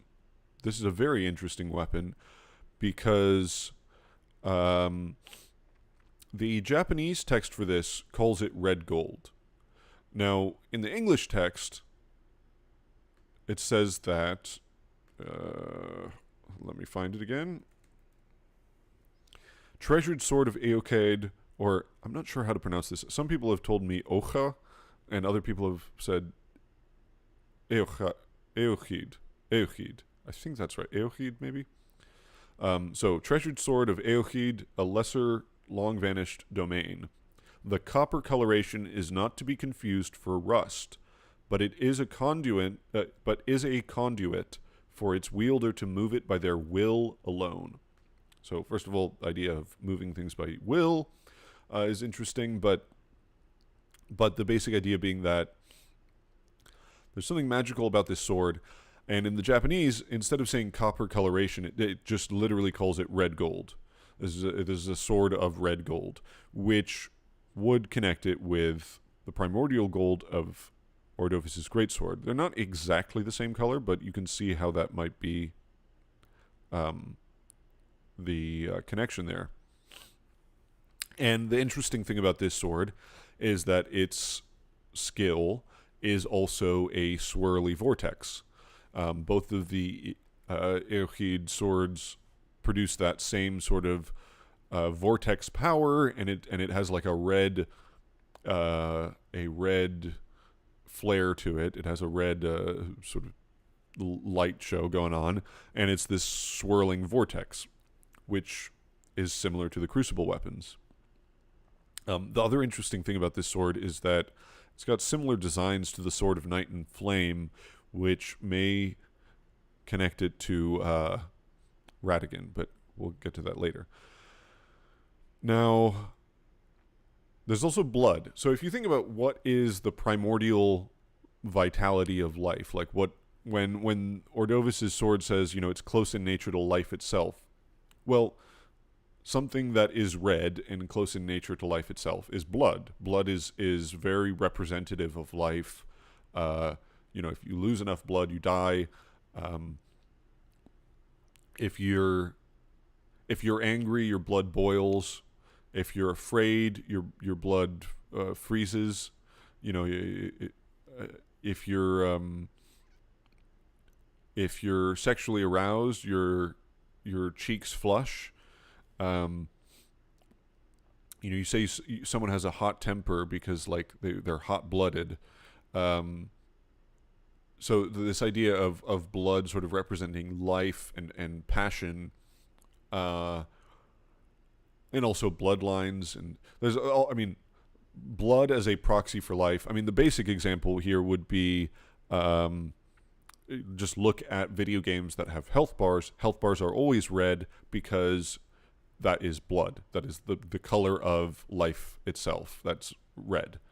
So HP is red, and that's blood. So the idea of connecting the Crucible, which is the Crucible of primordial life, and Crucible Gold, which is close in nature to life itself, and there's this red coloration, this red tint, we can connect that to blood.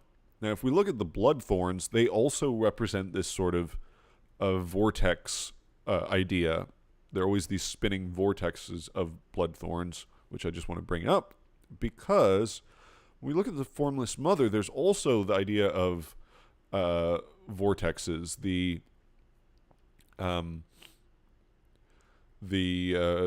Swarm of Flies is a vortex. Mohg's spear, at least when he uses it, it has a vortex attack. So there's this connection between red vortexes and the Crucible, and I'm going to explain a little bit more about that with regards to the Formless Mother.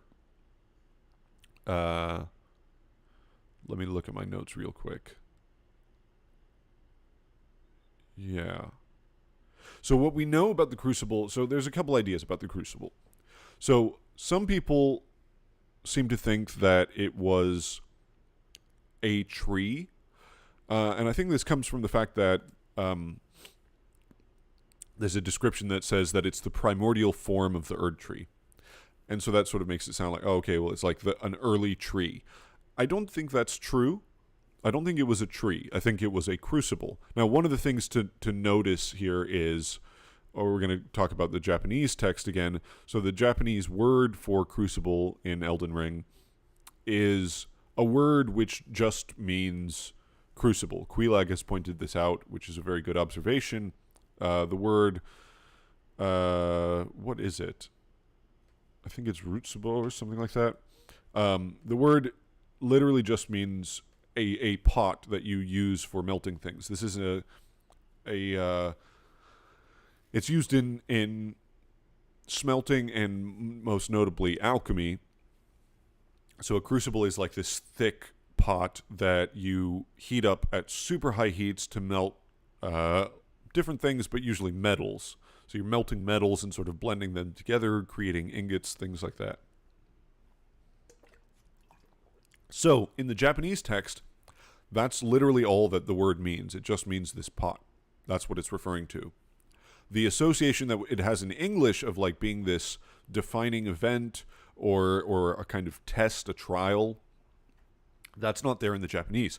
Now, I don't think that means that the implication is not there in the game. I think it's very deliberately chosen for that reason because it does have this connotation of being a test and a trial.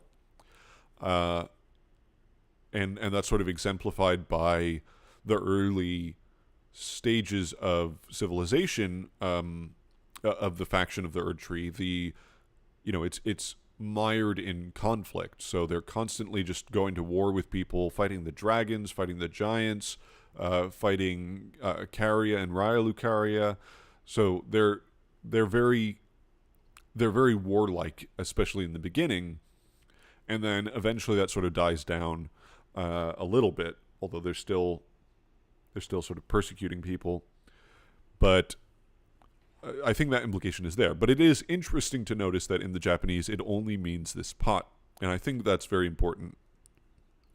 So when we talk about what a crucible is used for in real life, we have to talk about alchemy, because that's such a big influence on Elden Ring.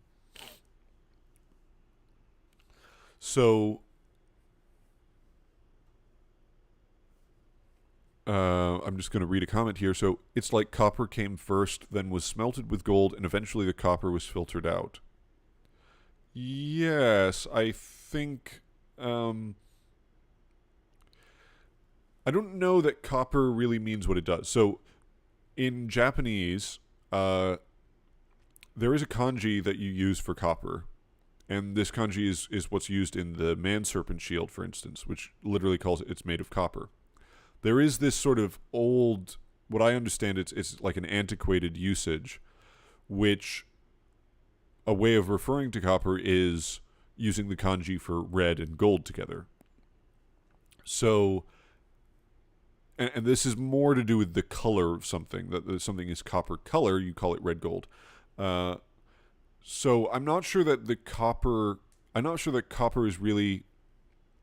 that it's really like a different metal from gold in the cosmology of Elden Ring. I think it's talking about there's this primordial force, which is like the metals in Elden Ring are not earth metals, right? We're talking about something different here. We're talking about something more abstract. Gold is very important in Elden Ring, but it's not the gold that we have in our reality. It's got its own magical properties. So you call it what you want. The idea is that during the Crucible era, gold is more red, and this has some connection with blood, with vitality, with life.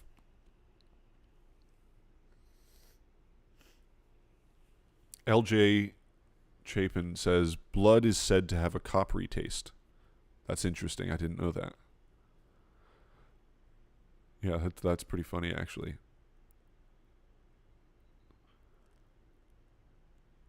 So, alchemy. So, first of all, I made a whole video on alchemy, so I'm not going to go through a lot of that. We do have, this is the Flask of Wondrous Physic, and it talks about physic chemists, the old physic chemists of the Erdtree. So there's this idea that very early on, people were experimenting with alchemical formulas, mixing things together. The basic idea of alchemy is that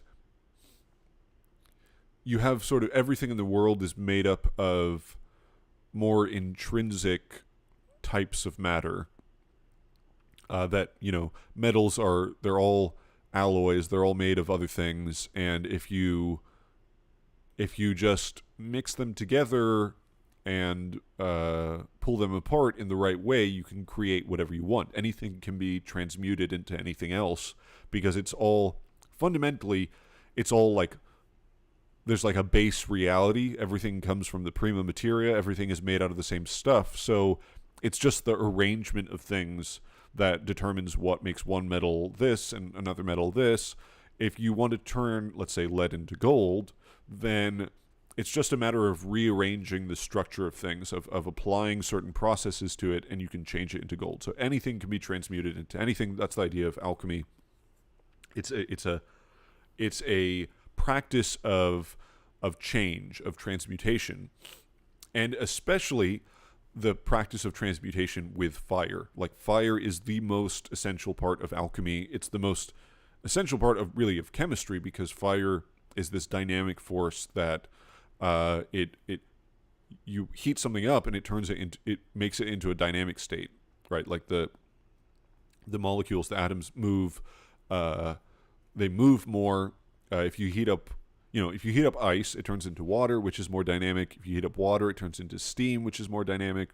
So this idea that fire makes things dynamic, which allows you to transmute it and then reconfigure it, solidify it back into something else, and that's how you achieve your desired effect. So alchemists they're obsessed with fire, and fire is an agent of change. This is all very important. Now, yeah, so this is just some alchemical imagery, the raven and the phoenix.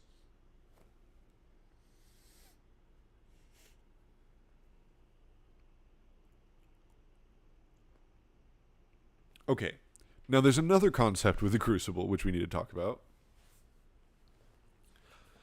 So I'm just going to get a little bit more comfortable here. Okay. So there's another concept with the Crucible, and this is the Flower Crucible. So this is a cut item. This is called Miranda's Prayer. This is an item like the Omen Bairn and the Wraith Calling Bell and things like that, where you could just use it. It would take FP to use, and it would summon this sort of rain of white spears, white lights. It's the attack basically that the Miranda blooms use. And this must have been cut pretty late in development, because in the leaked trailer, you can see the player character using this attack. So this item, now let me just read the item description.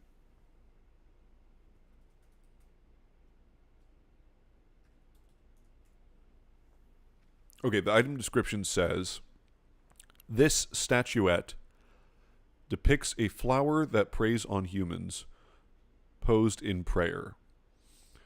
Miranda, maiden of the Flower Crucible, is said to have been the very first of this breed. So that's a very provocative statement, the Flower Crucible. Yes, looks very similar to the Erdtree Favor Talisman, which depicts Marika in her sort of libation form, as Tarnished archaeologist calls it. Marika pouring out a liquid with this tree background. This is Miranda, who we know nothing about. But the idea of the Flower Crucible and this connection to the Miranda flowers is interesting, because if we look at the Miranda powder, and credit to Quelaag for this discovery, you can see basically what we're looking at is a rotting red flower with golden trees coming out of the middle. And the idea of, first of all, of red and the Crucible and the Flower Crucible and rot, which begets life. You know, it's life from decay. And then the golden Erdtree coming out of this. You can see this also clearly in the concept art for the Miranda plants. You can see this golden Erdtree looking thing coming out of the plants, coming out of it's sort of it is the stamen, I think, of the flower.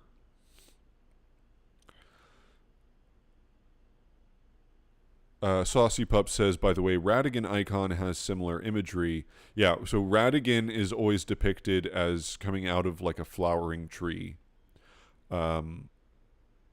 In both his icon and in all of his statues. Some of his statues you can only see the roots, but in the full statues, like in Renala's boss room and in Bellum Church and maybe a couple other places, you can see that it's a flowering, sort of flowering rooting thing. So this idea of a tree emerging from a flower. Now, I don't have a picture of this, but Quelaag has also pointed out that there is this sort of relief, this stone relief in Farum Azula, which seems to depict... hold on. I'm going to try and bring it up. There's this particular stone relief which seems to depict a tree emerging from a flower which is inside a pot. Now, what all this means exactly is a bit more difficult to figure out. I think it's very significant, the idea of a tree coming out of a flower, because the flowers are associated with rot. These Miranda blooms are associated with rot and poison, and obviously there's the Swamp of Ionia, which has all these giant scarlet flowers that aren't fully bloomed. There's the Scarlet Ionia, which is what Malenia blooms into, and the whole concept of rot is about decay and rebirth. So it's things that have died begin to decay, and then from that decay, more things are born. Okay, so I found the relief. This is actually a fallen thing in Limgrave. Let me pull it up. So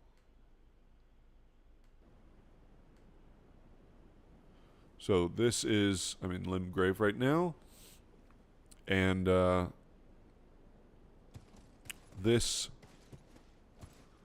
you can see there's a pot here. Now, what this actually depicts, it's a bit difficult to make out.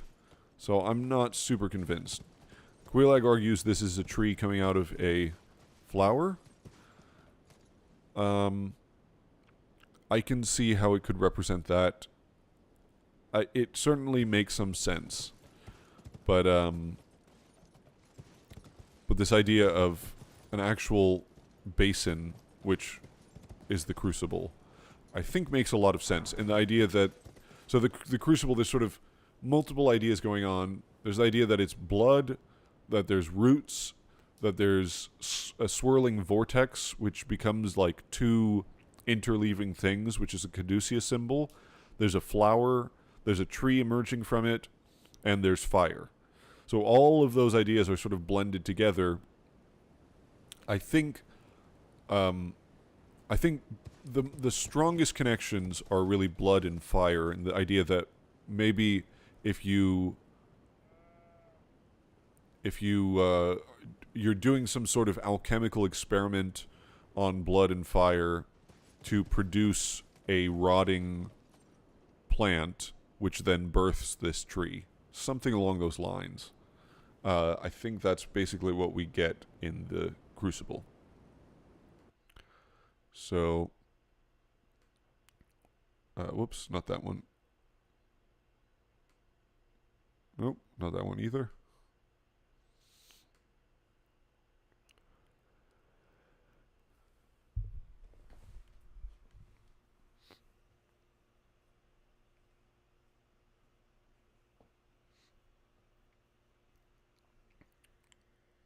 Lord Robertus III says Tarnished archaeologist has an interesting interpretation of the Crucible.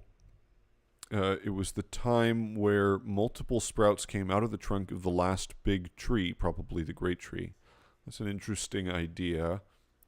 Yeah, definitely the whole idea of rot. I mean, rot plays such a central role in this story, and yet it's also kind of it has this feeling of being of seeming secondary at first, and then sort of being connected to almost everything. I mean, another thing which plays into all this rot and flower sort of imagery, is the caduceus imagery with Miquella, and how that connects to his experimentation with the Crucible, which I will get to in a second.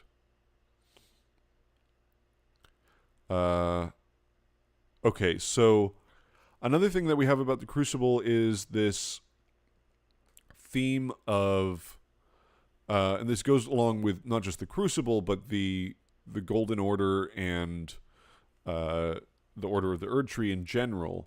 So there's this idea that, like, the gold-based people, the gold faction, the faction of the Erdtree, the Golden Order, the Crucible Knights led by Godfrey, that they're very driven by conflict.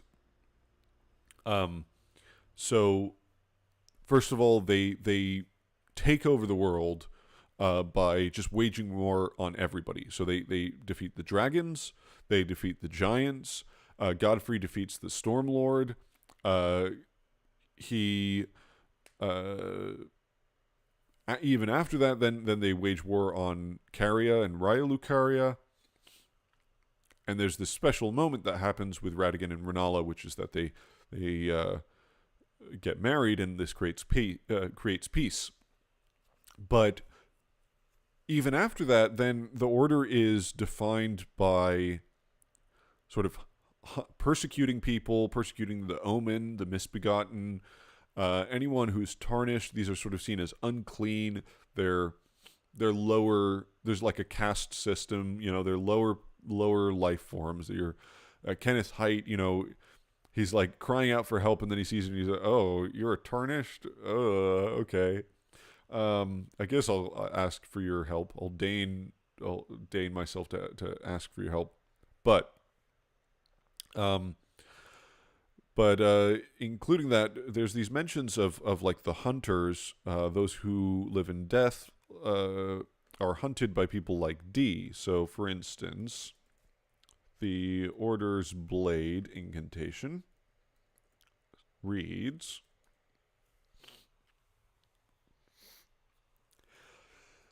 So it says, the role of the hunters is to stamp out defiled reason, all for the perfection of the Golden Order. Okay, and then I'm just going to read the other one as well, the Order Healing, which says,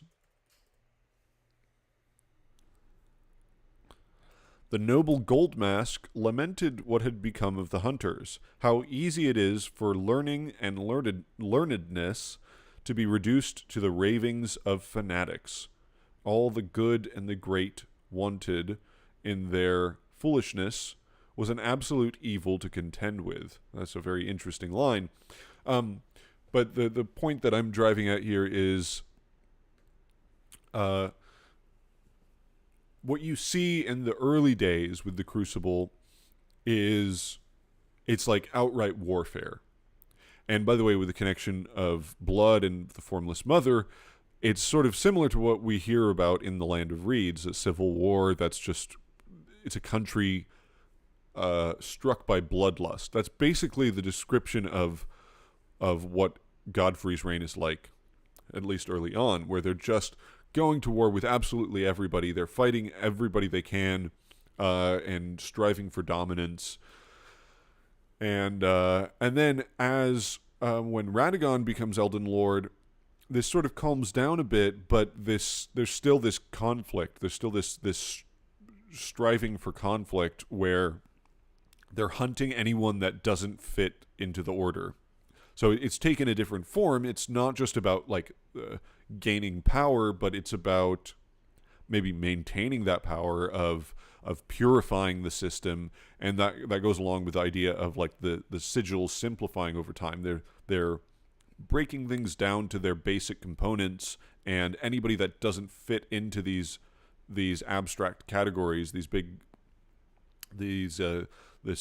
principles of the Golden Order, anything that falls outside of that reason, they hunt down, and they're very sort of violent. There's this violent side to the Golden Order, the Order of the Erdtree, the Order of the Crucible, if you want to call it that. That there's this violent conflict that runs through them the whole time. So that's one thing to keep in mind. Let's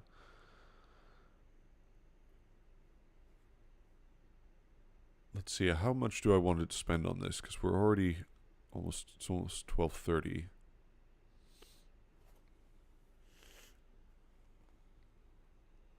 Okay, I had written down a couple things about blood, fire, thorns, and storms. Yes, a storm being another type of vortex. Beastliness and dragon communion. Yeah, okay. The formless mother. Well, let's see. Okay.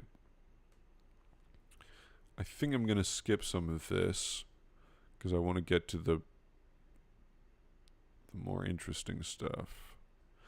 This is an image from the concept art of the Elden Ring in Farum Azula. It's basically the same as what we see in the game. And one of the characteristics of it is there's this sort of rooty thing in the background. Instead of Radagon's ordered crosshatch pattern, it's a bunch of roots. And you also see at the top is sort of Marika's sigil. It's got this weird little diamond thing, which looks exactly like... Let me find it again. We have to go back. There we go. Looks exactly like Siluria's tree spear, with this sort of half crescent with a point sticking out and the roots underneath. So that's this. To me, this Farum Azula Elden Ring is a depiction of the Elden Ring of the Crucible. I think that's what it's meant to depict.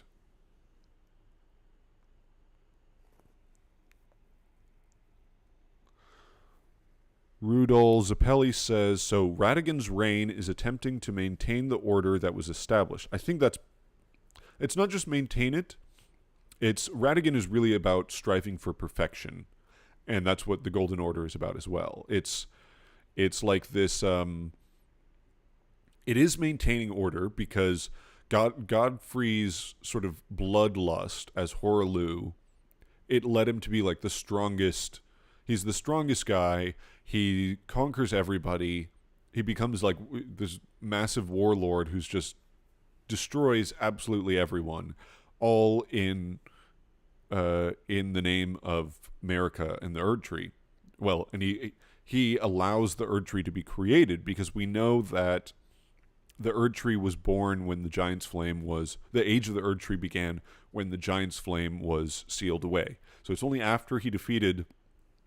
it's only after these wars, and there's some confusion about exactly when these things happened. I'm not going to get into it because I honestly don't think that a lot of the details of the timeline are super important, but the point is that after the giants are defeated, this is when the Erdtree is allowed to flourish. And so Godfrey, and this goes along with the idea of the Crucible as a test. If you think of, there's all these different factions, you could represent them all by trees attempting to sprout from the ground. A bed of roots that might produce many trees, but only one of them emerges victorious. The Erdtree emerges victorious, and that's led by Godfrey. Then Radagon and this tree that emerges is just like a giant tree. It's not a gold tree. Um, it's not this spiritual faith tree. It's Radagon's Golden Order, where the tree stops having any vitality because the Golden Order is about like purifying perfection, purifying things of life. The Crucible used to be a signifier of the divine in ancient times, and now it's increasingly seen as being something taboo. So everything that has to do with the vitality of life, where life came from, it's considered like vulgar. People don't reproduce anymore. Partly because you just get overpopulation because there's no death, but there's no more like the redness of life has been purified, and now all you have is gold, which is like it's a peaceful, more static version of whatever the red vitality of life was. So now Radagon and his Golden Order, it's all about purification. It's about refinement of understanding. It's not just passionate faith like the Crucible was, and you can see that in his incantations. So, for instance, the Crucible incantations, the old Erdtree incantations they only require faith. The Golden Order incantations, they start to require intelligence as well. And then Radagon's incantations and the principles, the laws of regression and causality, require only intelligence, no faith.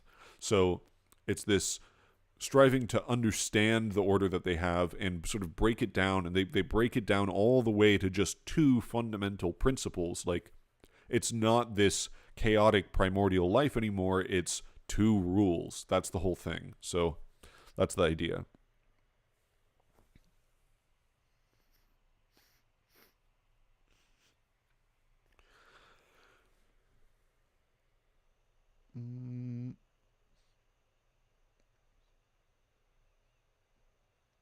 Yes, we'll talk about Radagon in a bit. So and his whole sort of quest for perfection.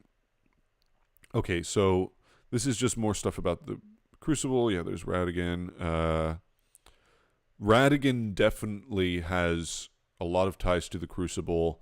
I'm just going to point out a couple things. Is the red wolf, the fact that it's red and that it uses red sorcery, which looks like primordial gold, looks like Ordovis' sword. The fact that he uses thorns, which connects with the blood thorns, and also the sort of root imagery of the Crucible. But his thorns are ordered. They're not these chaotic roots like we see in Farum Azula or in Siluria's tree, spear and helm. It's this ordered, mathematical state. It's this mathematical symbol of like, okay, all these lines are perfectly equidistant and symmetrical, all this stuff. Okay. Oh, yes. There's also hexes. So I mentioned hexes in my last stream. There's a couple references to hexes. The what do you call it? Staff of the Guilty mentions that it's similar to hex magic. And this is something, the Staff of the Guilty, I should bring it up again, shouldn't I? Where did I put it? It was back here. There we go. So the Staff of the Guilty says that it, you create red glintstone.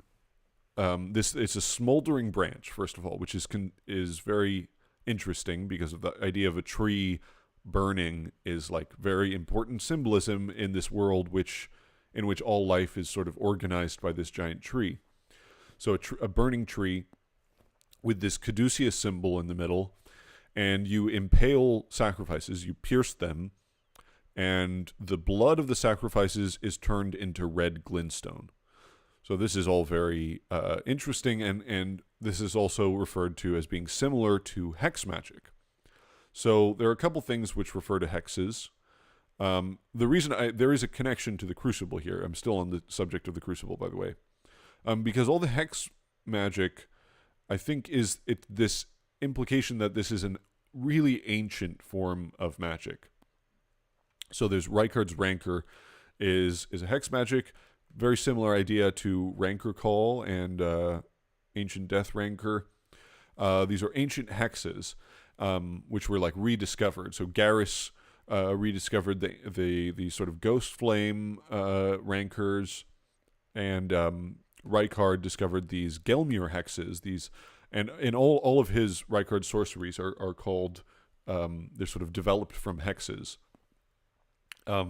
So there's this idea that like there's some older version of magic before the common versions that we get now, which is very connected with death, and it's connected with hexes, which is apparently similar in some way to transforming blood into red glintstone with fire, with a fiery branch.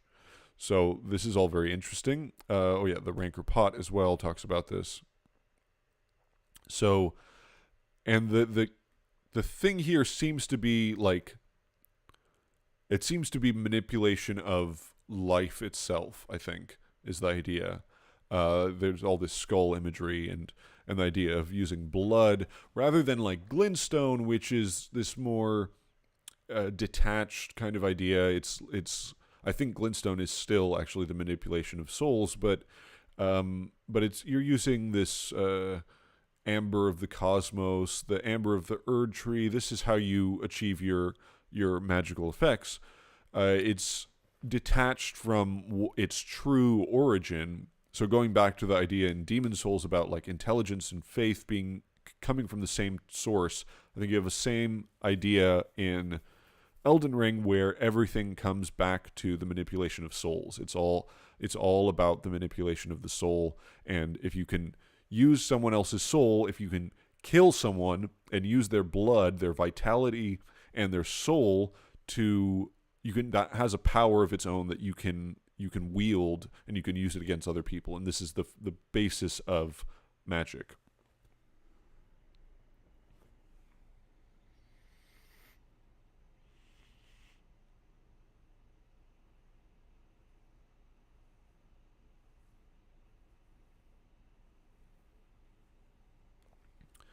Sorel says, also, I'm not sure I buy the no reproduction theory, given Dung Eater, Hyetta, and Melina all say that people continue giving birth. Yeah, no,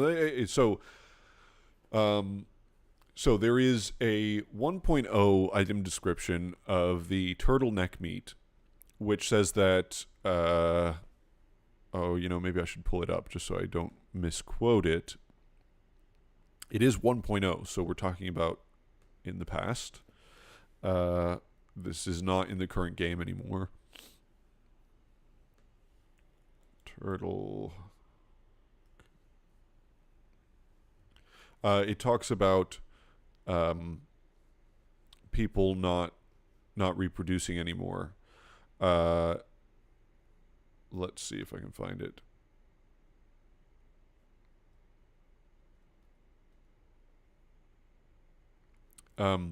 Yeah, no, you're right that there are references to birth. However, there is something strange going on because, for instance, Melina sort of is confused by Bach's love for his mother. She's sort of confused by what a mother does, which is very strange because she refers to her own mother.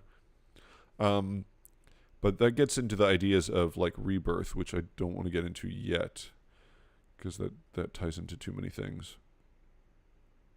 So the 1.0 description of turtleneck meat reads, a splendid lengthy cut of turtleneck meat, material used for crafting items. Turtle meat is said to boost virility, but none in the lands between seem to have much appetite for it these days. In lands between, the urge to reproduce has waned long ago. So it doesn't say that no one is reproducing. It just says that like the desire to do it has waned. And I think that ties in with the idea of that generally everything that's sort of about this primordial form of life, like blood, fire, this sort of beastliness of man, bloodlust. This has all been this was what built the empire, and now that the empire is more civilized, where everybody sort of looks down upon that stuff. That's all taboo. It's misbegotten and omen, the signs of the Crucible. These used to be like essentially signs of great power and strength because you're embodying the Crucible, which is this source of life. You're the most vital creature. You had these Crucible aspects, but now this is looked down upon. This is you're uncivilized. This is all taboo. So I think along with that goes the idea that like reproduction, this form of giving birth through this primal act of sex, is looked down upon because that's something that we civilized golden people don't do anymore. We are reborn through the Erdtree, and we don't die, and so there's no need to have more children. So maybe that was changed at some point. So the turtleneck meat, we can't really take that as canon because that was in the 1.0 version, but it sort of lines up with some ideas. So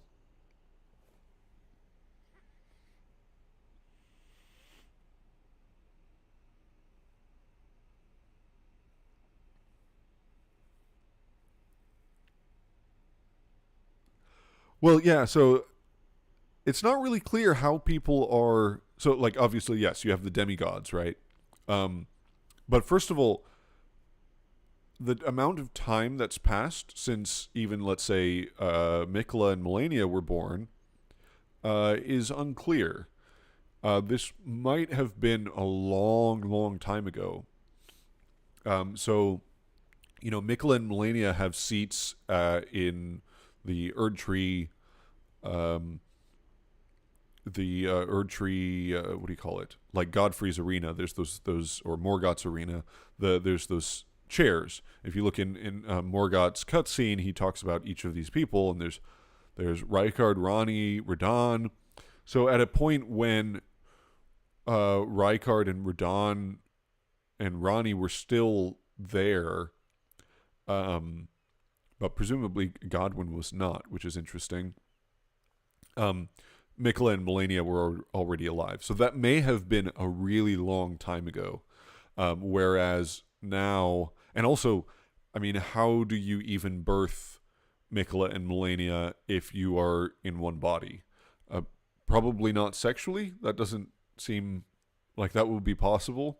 So, there is a bit of confusion. There's also the rune of the unborn and everything that Rennala does, and there's a lot of homunculus going on in Elden Ring. So I'm not saying anything for certain, but I think the idea that sex being this primal thing, which may be looked down upon now, because like everything that is a more primitive aspect of humanity, it's taboo. That's the general theme of the Golden Order. It's like we're going to understand the world, we're going to be civilized, we're going to use math to figure everything out, and our origins, which were chaotic and filled with blood and fire and passion, we're going to kind of treat that as being kind of gross now. I think that there is a theme there.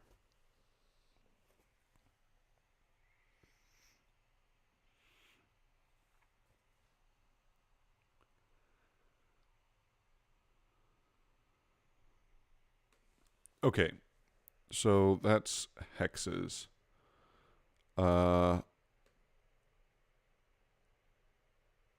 Okay, oh, we're finally on the second line of the intro. Guys, we made it. We made it to the second line. Okay, so the fallen leaves tell a story. So that's the story. Is the story of the Erdtree becoming. It's not clear if it's dying exactly, but it has stultified. It is in an autumn phase. The leaves are falling. It used to have this vitality of the Crucible, and now it doesn't. Now it has something else. Now it's just gold, and the leaves are falling off. It will eventually die, and we have to burn it. Okay, line 2. The great Elden Ring was shattered. So first of all, what is the Elden Ring?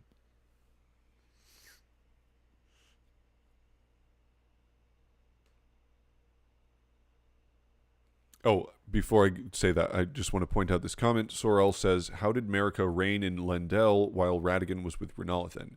Yes, this is one reason why it doesn't make any sense to me that Radagon and Marika were always the same person. It just doesn't track. I'm going to get to Marika and Radagon.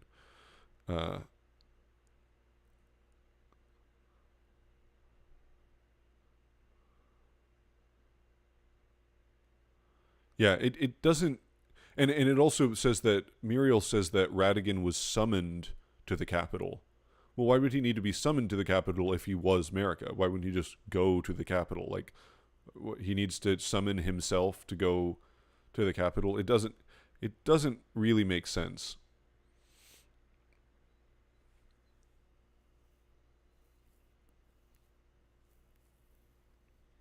Yeah, I'm gonna get to Radagon a little later, but it is a good point.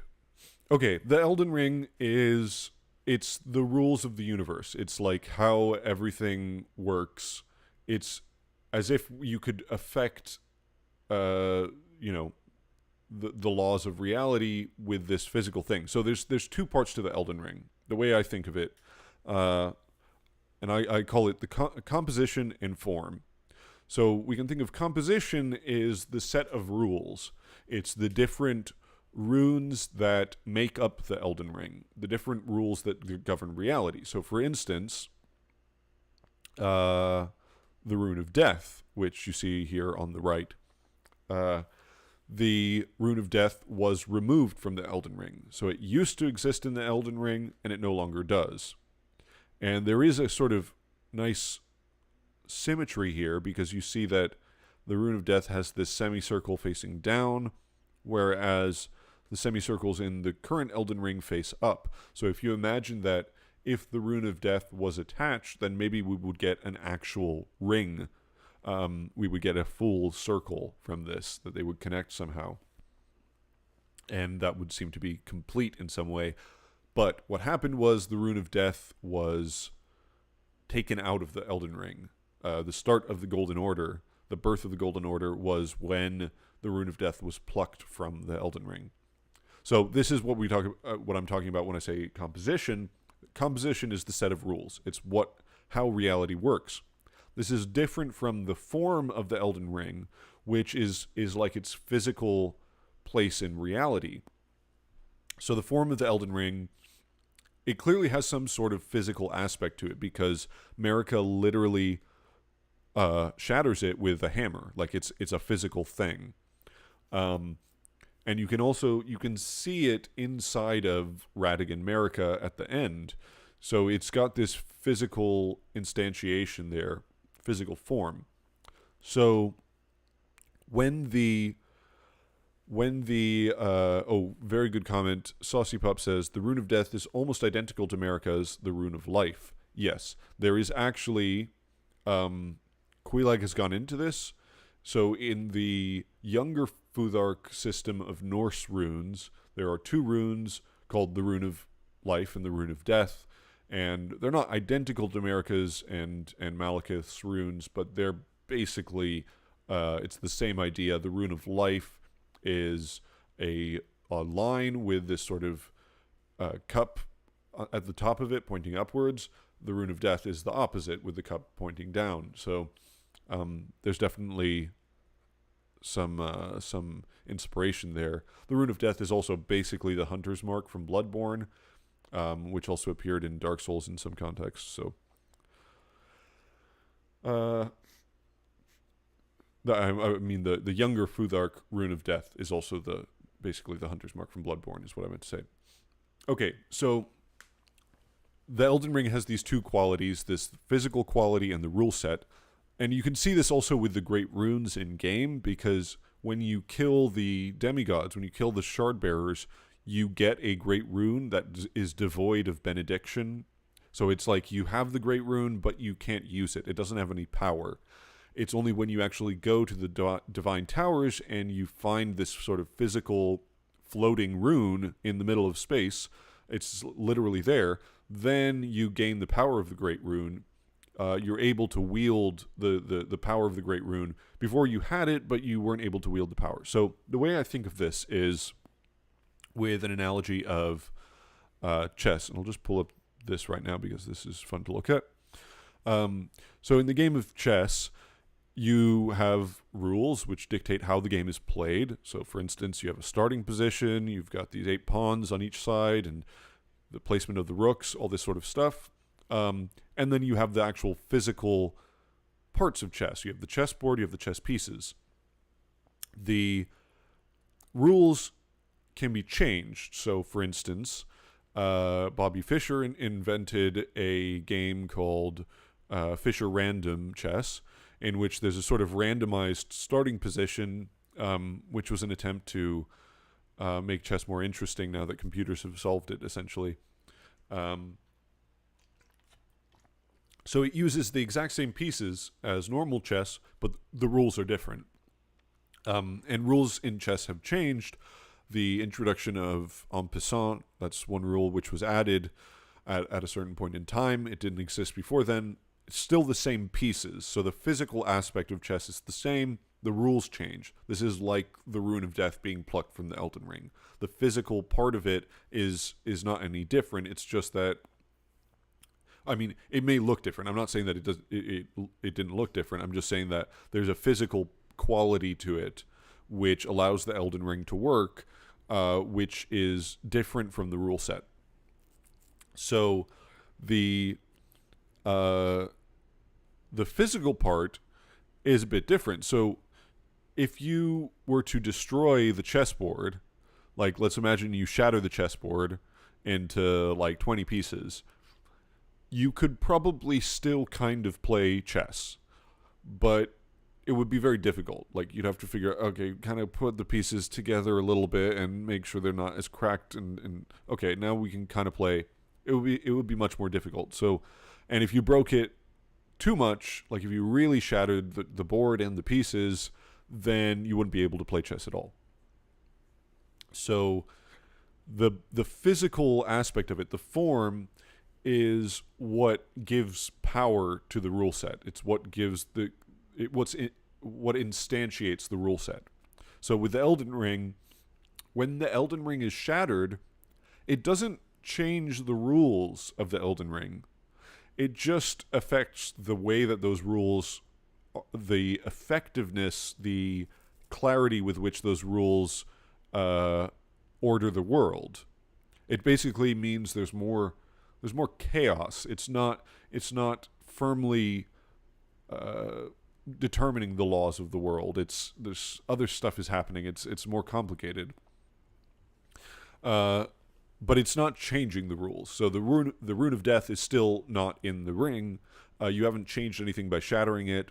And the great runes that we find, which are shards of the Elden Ring, are not, whether you get them all and reforge the Elden Ring with those, or whether you just get some of them, this isn't changing the rule set of the Elden Ring. This is different than what you do in the different mending rune endings. Excuse me, my nose is getting stuffed up, so might get a little bit difficult to understand. What you do with the different mending runes is you're actually putting these runes inside the ring. You're changing the rule set. So when you put the rune, let's say the Fia's Curse Mark rune inside the Elden Ring, this is a different thing than when you get these great runes. The great runes are just shards of the Elden Ring. Now, they do have a kind of logic implied in them, but they're not integral pieces of the rule set. They're just parts of the form. So that's why you just need a certain number of them. Once you have enough of them, then you have enough power to mend the Elden Ring. But you don't need the rules of these runes.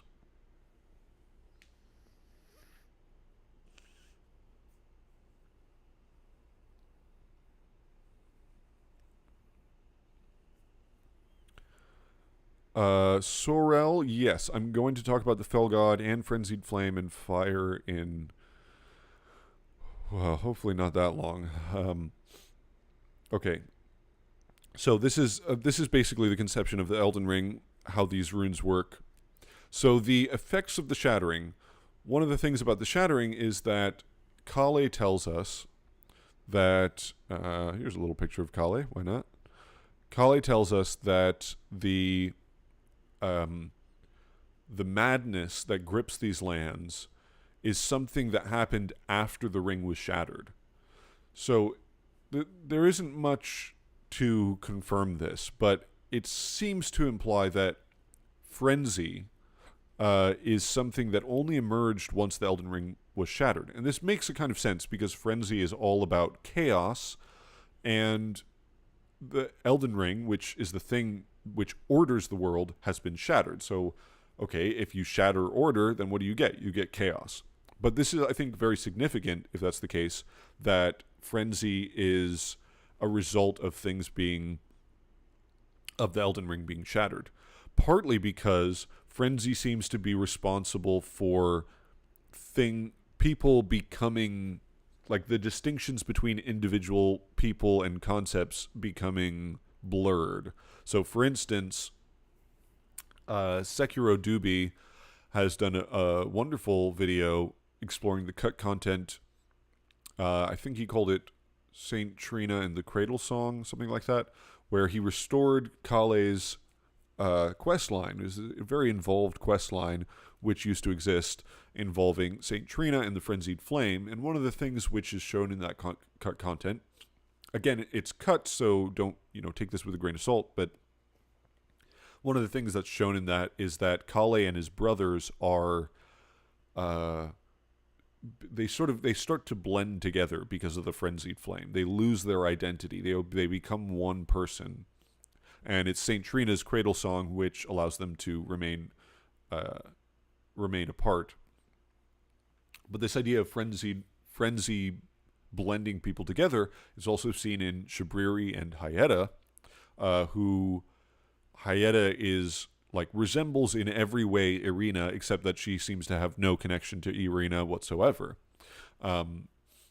Shabriri sort of takes over the body of Yura, and well, I'll talk about that a little bit more later. But the point I just want to make here is that when the Elden Ring is shattered, it's shattering the ability of the Elden Ring to order the world.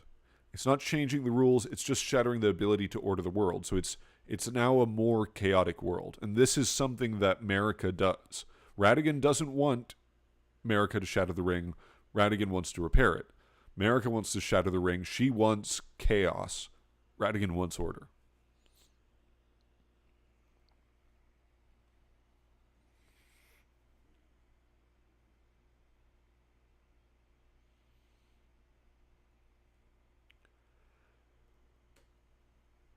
Okay, let's move on.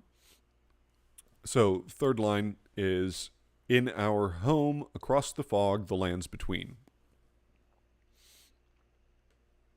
So, first of all, what counts as the lands between? Now, it's not super clear, actually. Now, you might think that, okay, everything in the game is the lands between. That's not super clear. It's not clear whether Farum Azula is part of the lands between. It's not clear whether the Eternal Cities are part of the lands between. It's not even clear whether the mountain tops of the Giants and the Consecrated Snowfield are part of the lands between. I do think that the Eternal Cities are probably on a different level, and there is some, I guess I'll talk about this now, in the sort of mythical conception of the world, verticality has a metaphysical dimension. So what I mean by that is in a pre-scientific, in a mythical conception of the world, if you go up, you're closer to heaven, and if you go down, you're closer to the underworld or hell. And so the idea of this being there being this whole world underneath, underground, underneath the water in particular, is, I think, very telling. Excuse me. So, now I already mentioned the fact that the Lands Between uses the same kanji as interstice, like in Berserk. And the idea seems to be that this doesn't really exist on the same level as the rest of the world. There's something special about the Lands Between. The leaked trailer, which came out, I think maybe more than a year ago, referred to it as the Riftlands. But there are a lot of references to crossing fog. So you're the traveler across the fog. You cross the sea of fog. There's all this reference to fog. Here's an early leaked map, by the way, of the Elden Ring map. So just watch that.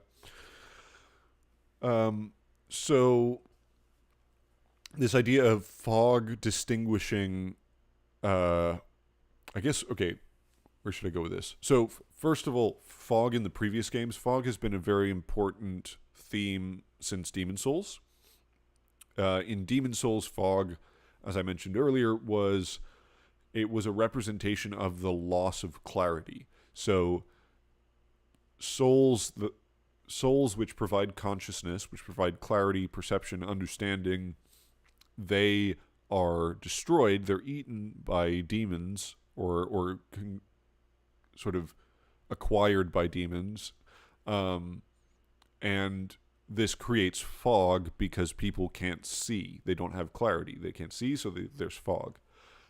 In Dark Souls, fog was associated with the Age of Ancients. It's this time before disparity, so before there are divisions between things, there's fog.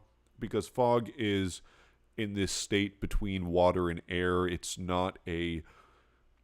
like a spiritual state. It's a transitional state. So the idea of fog being the kind of boundary between the spiritual and physical realm, and that's in lots of different sort of folk mythologies and stuff. So there is also there was something else I was going to say about fog, and now I've completely forgotten. Also, just in general, the symbolism of water being a barrier. There's lots of sort of folk tales in which running water in particular, stops evil spirits from crossing it. Evil spirits can't cross running water. The undead can't cross running water. Water as like it reflects things. It has a reflected world in it, and so there's like that connection with the afterlife, the spirit world. There's the alchemical idea, as above, so below, and that also goes with the idea of reflection. I'll talk about this a little bit more later if we can get to it, but the idea that fog and water are sort of spiritual boundaries. They're metaphysical boundaries that distinguish one part of the land from another. So some of the interesting things about that, so the Lands Between is entirely surrounded by fog. It's a sea of fog. We don't really see it on the map, but when we in the intro narration he talks about this. He says that it is, oops, oh no, what happened to I lost all my stuff. Where do we go? What is going on? Oh my god, preview is being crazy. No, stop going so fast. We were at like 50 or something. There we go. Okay. In our home across the fog. So something distinguishes the Lands Between from the rest of the world through fog. And that seems to be sort of associated with something spiritual. Also, by the way, I'll just point out one of the things about this artwork here is that first of all, you see the sort of semicircle of the ring coming from the Erdtree. It is like it's almost like it is the Elden Ring facing upwards, right? With branches sticking up. And if you look at the Erdtree in game, there's this kind of weird, I don't know if maybe I'm just reading too much into this, but if you look at like the branches and the leaves, the branches and the trunk all seem to be like part of one model. It's all connected, and it's actually not that gold. It's sort of very pale, maybe a little gold, but it's mostly sort of whitish pale. And it's the leaves, which are sort of gold with a bit of green in them, but they almost don't look like they're connected to the branches. They sort of look like a backdrop. It almost looks like there's this golden nebula that's being created at the top of the tree. And I think it's a similar idea to Ash Lake being that this tree, the branches sort of hold up the world. Even though the Erdtree is above the world here, I think it's the same idea. The Erdtree is sort of holding up the heavens, and the heavens is where everything is determined, because the fate is governed by the stars, and the Elden Ring commands the stars, and the Elden Ring, the Erdtree is the symbol of the Elden Ring. So that's all sort of connected idea. Anyway, that's just an aside. We're going to keep on talking about the lands between.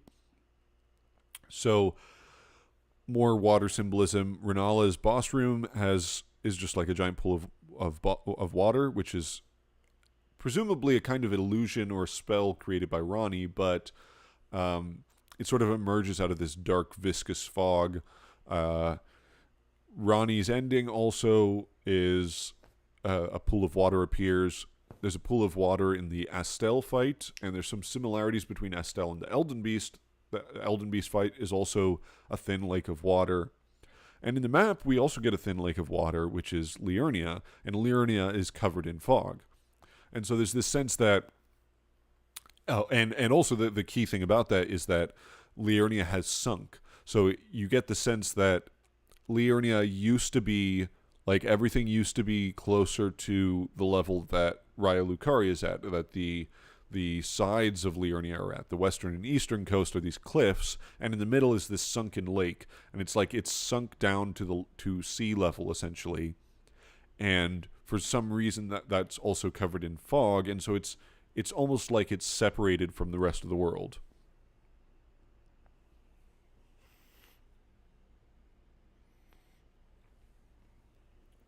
So Fudanchi Garbage says, do you think the emphasis on the yellow color of the Chaos Flame and the yellow light of the Erdtree are somehow connected?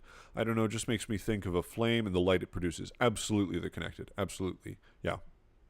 Yeah, basically, Frenzy it's the oppositional force to the order of the Erdtree in the Elden Ring.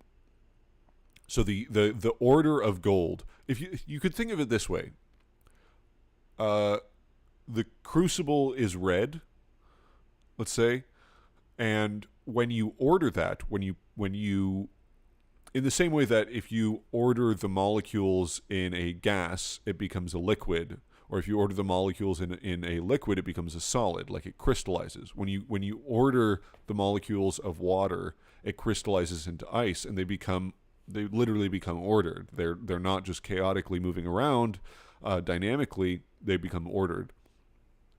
So when you order this red Crucible thing, which is like chaotic, it's primordial, it's blood and fire and roots, everything just kind of mixed together, when you order that, you get gold.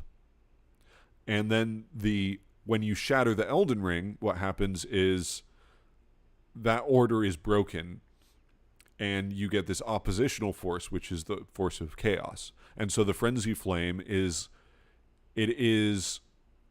it's the chaos to the Golden Order's order, but you also see that there's this element of red in it.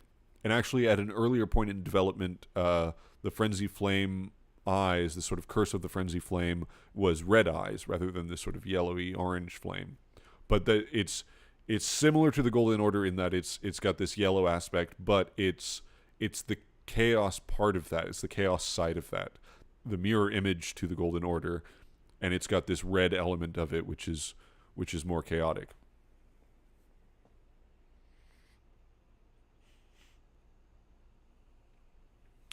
Sorel, just continuing with the great insights here, says, in many myths, what we now understand as outer space is often thought of as a water or ocean encircling the world. Encircling the world, yeah. Yeah, exactly. So, again, I will reference Quelaag. Quelaag probably understands the lore of these games better than anyone else. She has referenced things about the firmament, which is this sort of ancient conception of the world as being encircled by a giant ocean. Oceans are also, like, in Greek myths, there's this sort of connection between the very creation of the world and like the waters of chaos. And there's a Mesopotamian myths about the waters that, like, if you go down below the ground, first of all, there's fresh water, and then if you go down further below that, there's salt water, and that's like the sort of primordial ocean of chaos, and that's the first sort of god, the chaos dragon, which the world is made out of, Tiamat. So the idea of water as being this, like, basic form of reality, and it kind of makes sense, especially most civilizations, you have to develop civilization around a water source, around a river, around a lake or a sea or something like this, because it's just too much of a valuable resource. It's most complex civilizations develop around important water sources. Water is, it's the water of life. It's like we need it to survive all the time. And it's also, if you dig down below the ground, then, first you dig a well and you get some fresh water. And then if you go out to the edge of land, you get salt water, and it's these stormy, chaotic waves. So that's like, you can see how mythically this makes sense, that water circle. And then if you look at the night sky, there are these, like, swirling constellations, which you could see them as being spirits in a great vast ocean overhead.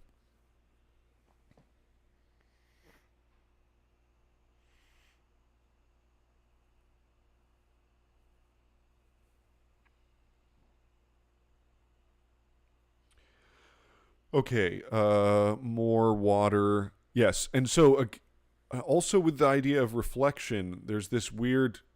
I'm going to save this one though. I'm going to save this because I don't want to talk about the reflection thing though. So, but I'll just mention the fact that it is very weird that we take wells to go down into the eternal cities. These elevators are called wells. We don't go underwater, but in a sense we kind of do, because we're going below sea level. So we are underwater. Everything in the underground areas is underwater, but they're not, like, actually in water. And there is all this weird sort of inverted imagery of these things being built from the ceiling down.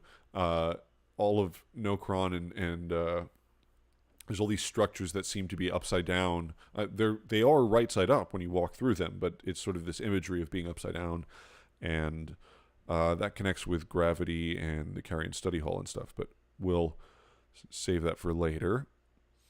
Oh my God, it's already 1:10.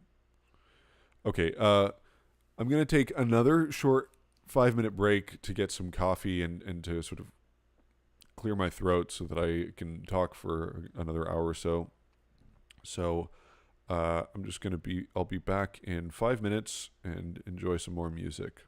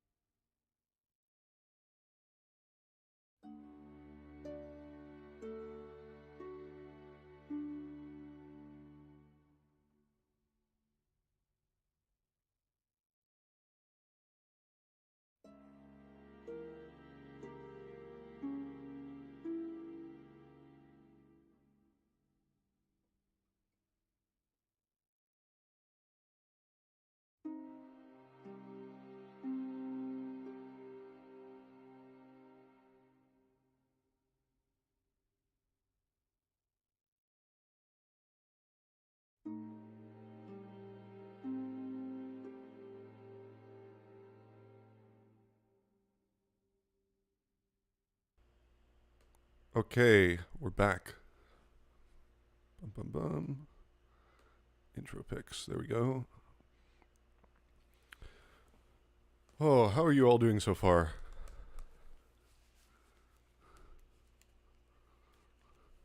We've been at this 3 hours. Still so much to cover. Oh my god.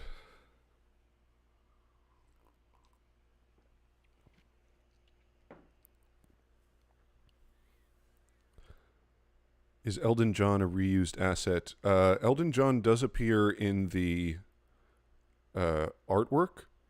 It's unclear exactly what stage some of the artwork comes from. There's clearly some parts of it which use what do you call it, like in-game rendering or in-game renders which have been processed. So I'm not totally sure what conclusions to draw to that, but the the Elden John statue appears in the artwork, as well as that bald guy, by the way, Baldwin, who I think might be Baldwina. But anyway, those appear in the artwork, so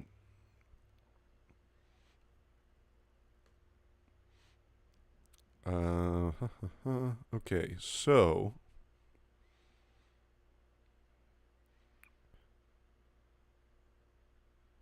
Colt says they have reused assets from Canehurst there. You are referring to Faramazula? The king, queen, and baby holding a ball are low-res reflected versions of the Canehurst statues. That's interesting. I did not know that.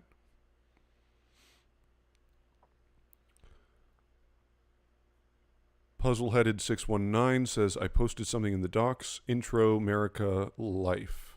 It's a bit long, but something I thought you might find interesting from your last stream. Awesome. I will. I think if we end with enough time, then I might just go look at the notes that you guys wrote in and check them out. So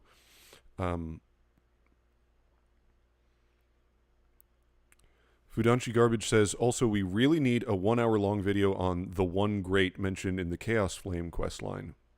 So I will say one thing about that. If you look at the Japanese, again, this idea, like similar to the Great Tree, the Japanese doesn't have the same, it doesn't have like capitalization. It doesn't have the same sort of distinction between proper nouns and just nouns that you do in English. Occasionally in Japanese, you'll get stuff written in katakana, which to like give it emphasis. That seems to be more of a modern thing, and so that the sort of antiquated style that the FromSoft games are written in doesn't really use that. The Japanese text for that, and again, we're talking about dialogue here, so you got to be careful about talking about dialogue because the dialogue is intended only to be recorded in English. But that being said, the Japanese text basically just says it's one giant thing. It's one big thing. So the idea that you get from the Japanese text is like everything was separated from one big thing.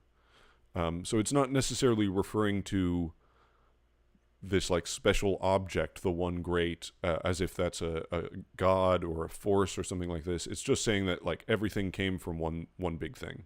Everything was separated. Everything was divided from one big thing, particularly the implication of things being divided from it.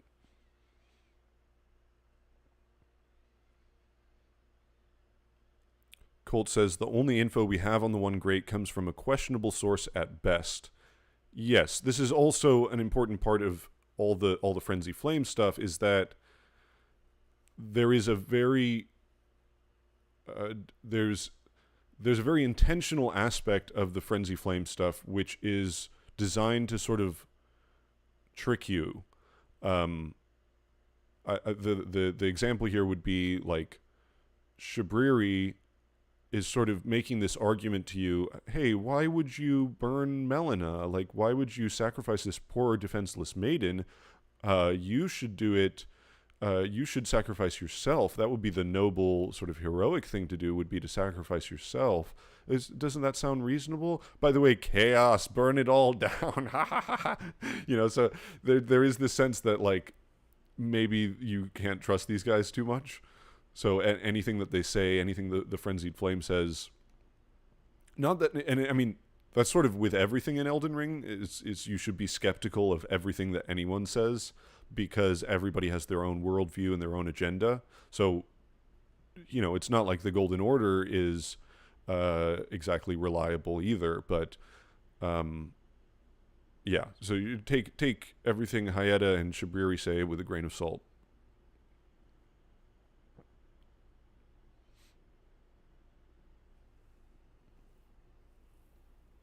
I mean, there is a theme in Miyazaki's works that generally there is a kind of ruling order of the world. There's King Alant's reign in Boletaria. There's Gwyn's reign in Anor Londo and Lordran. There's the Golden Order in Elden Ring, and with each of these, there's this implication that what things look like on the surface may not be the reality. That the things that these orders, these religions, these cultures deem heretical or blasphemous or sort of taboo, that there may be some real truth to them. That there's some hidden truth about the world that you're not going to get from the establishment.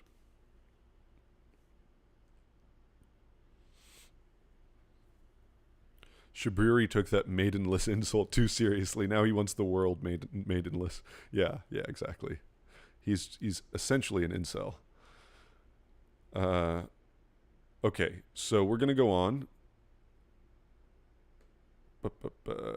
Here we go to the next line. Now, Queen Marika the Eternal is nowhere to be found. So, Marika is a big mystery. So a couple things that we know about Marika.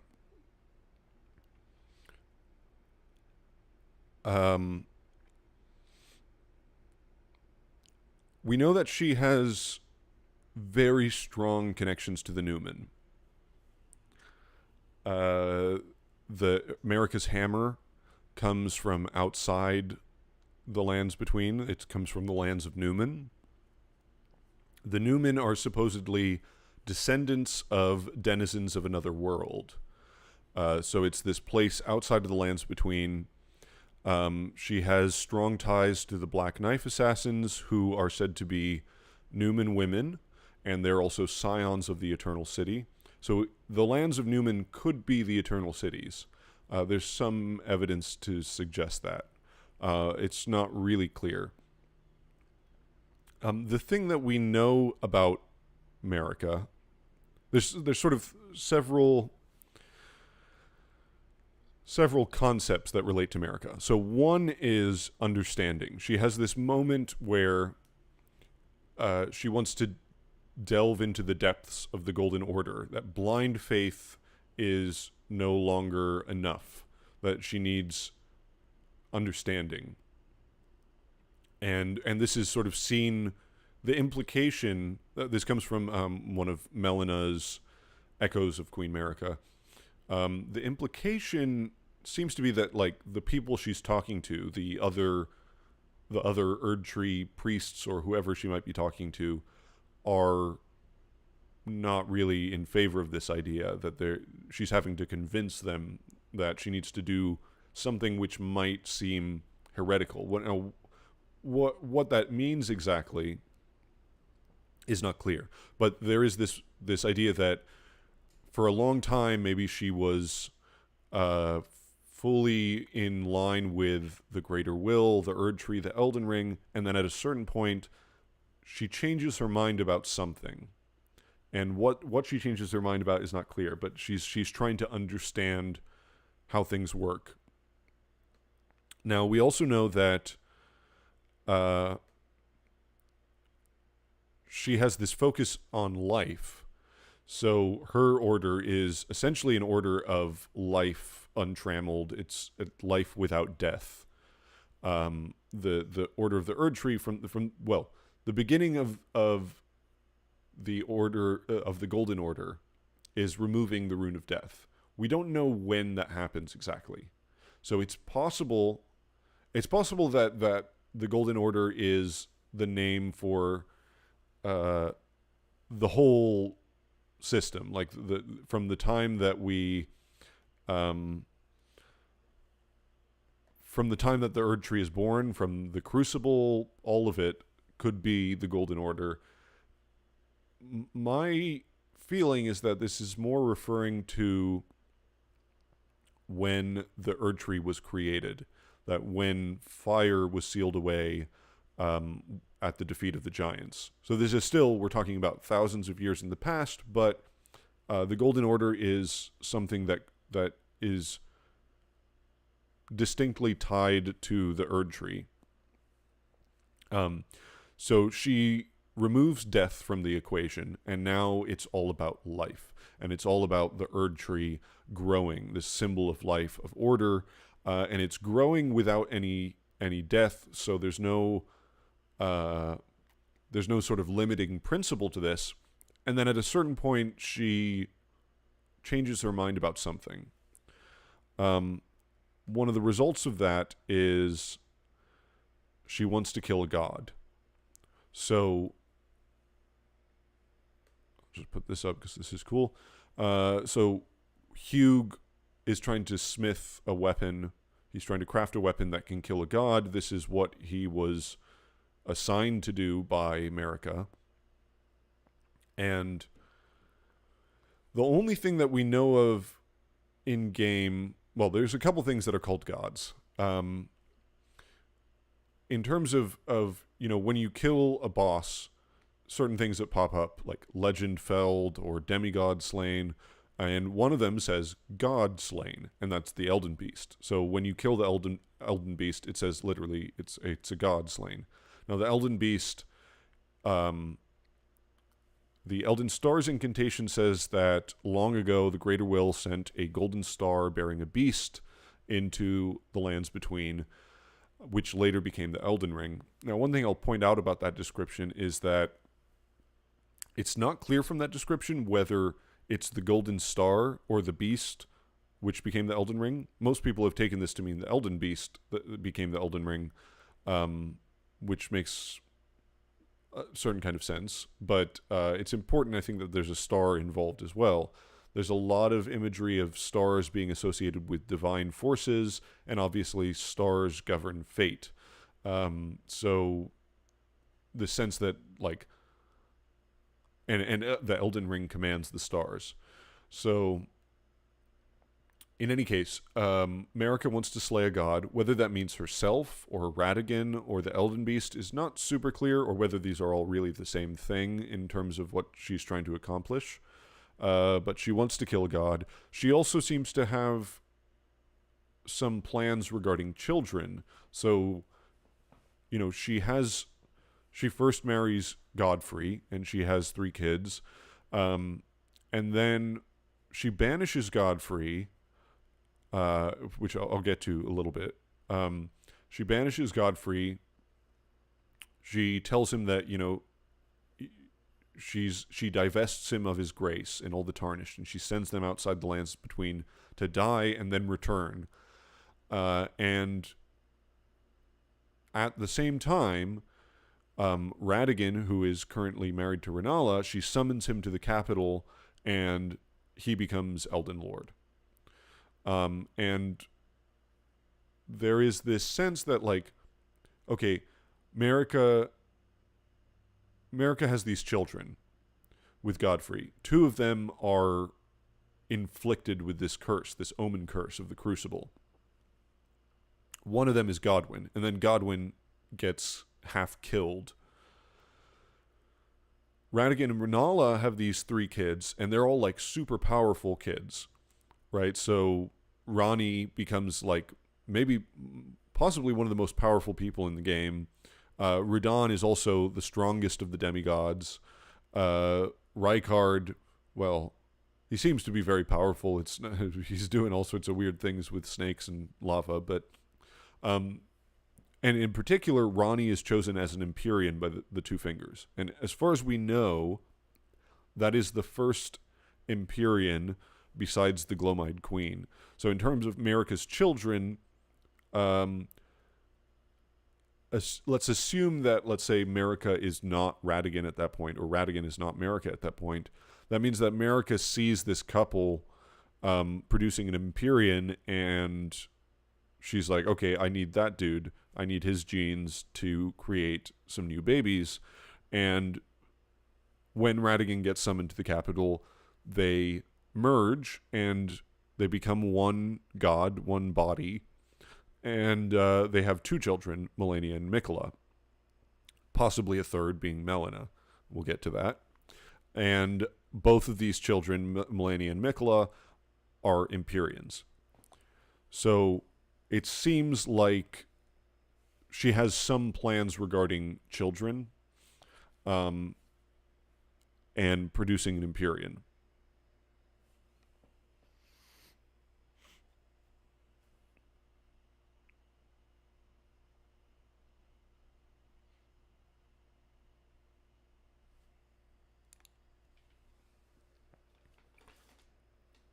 Puzzleheaded 619 says, why is it such a general consensus that Godwyn is the son of Godfrey and Marika? The name thing doesn't apply to Mohg and Morgott, so where is everyone getting this idea from?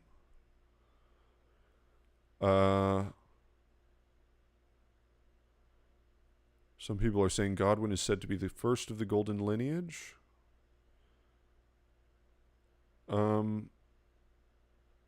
That's an interesting question. I've never actually challenged that assumption.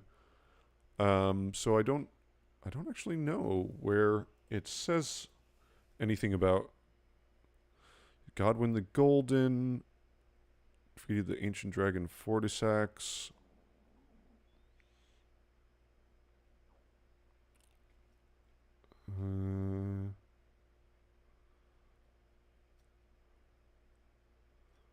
That's a very good point.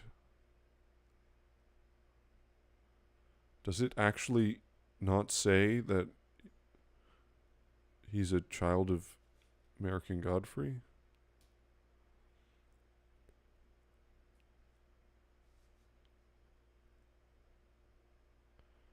First of the demigods, so he is referred to as a demigod.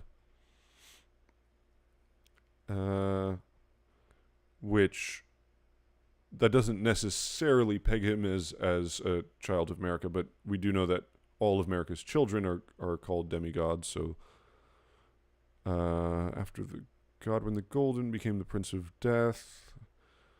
Godwyn the Golden, Godwyn the Golden.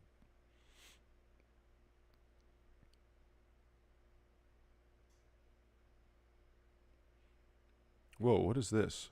Traces of silvery slime found on Godwyn's High Road. What is Godwyn's High Road?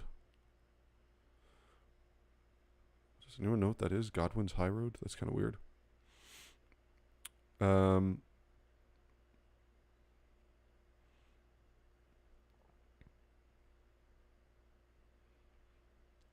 Sorel says, I think a really big question seemingly nobody else is asking is why exactly Godwyn is the only demigod with children, let alone many generations of them. Well, that's interesting.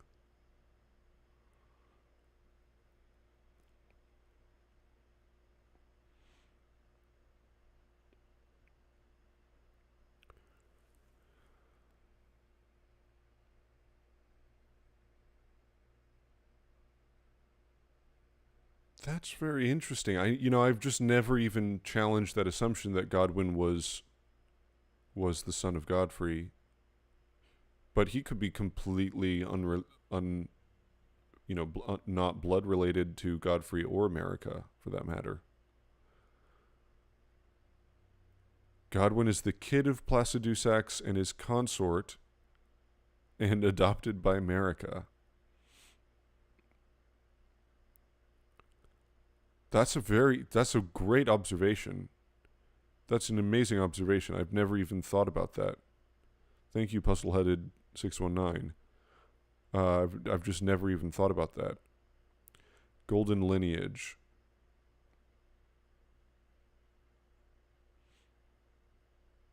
So where does it say something about Godwyn in the golden lineage?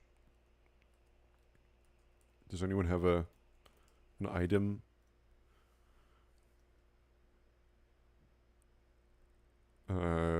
Golden lineage is related to Godrick.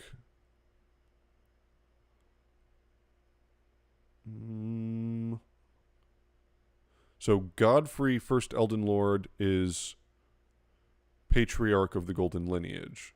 The Axe of Godrick says, Great axe wielded by Godrick the Grafted. This golden battle axe is emblazoned with the figure of a beast, representing the strength of Godfrey, first Elden Lord and patriarch of the golden lineage. So the lineage comes from Godfrey.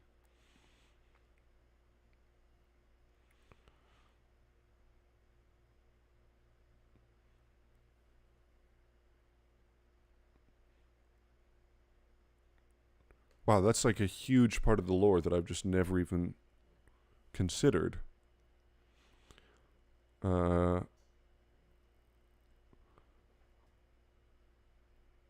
Sarosh guides the golden lineage. Where does it connect Godwyn with the golden lineage? I mean, I know he's called Godwyn the Golden, but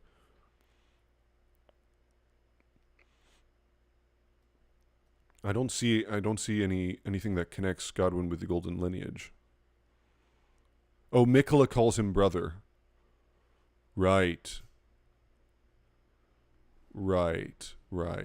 Okay. So there is something.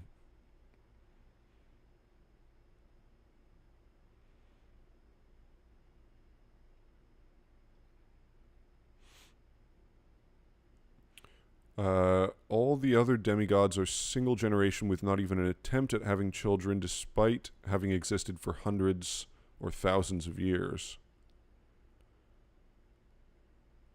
A finger reader says it in the Nameless City. She says he's part of the Golden Bough. Uh-huh.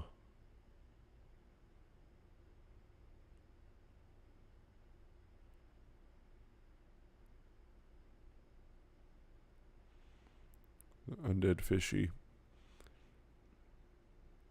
Godwyn the Golden. Yeah, I mean, I don't disagree that it seems like a pretty reasonable conclusion to draw, but it is interesting that I sort of assumed there was something more firm than that. Because even something like Miquella calling him brother, there is stuff about, like, Blythe is Ranni's half-brother, Malekith is or stepbrother maybe. Malekith is Marika's half-brother. And these terms in Japanese, when you call someone like, Oni-chan, One-chan, these don't necessarily refer to literal blood relatives. This was a confusion in Dark Souls 3, the Painted World, with the painter who calls Gale her uncle. And it's sort of like, okay, well, do you really mean uncle, or do you just mean this uncle figure? This is much more common in Japanese, where you refer to people who are familiar to you with family sort of names. We don't really do that so much in English, occasionally in some parts of the world, but so the fact that he calls him brother is not necessarily firm evidence.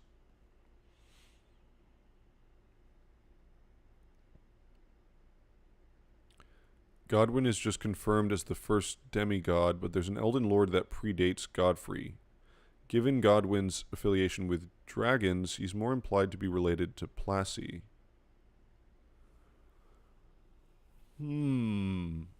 There is definitely an affiliation with dragons. He founded the dragon cult. There's also the stuff about the Seat of the Sun. I'm getting ahead of myself now, but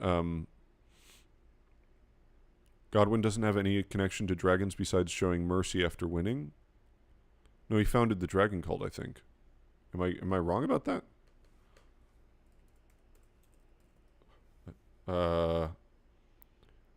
Dragon Cult, Dragon Cult, Dragon Cult.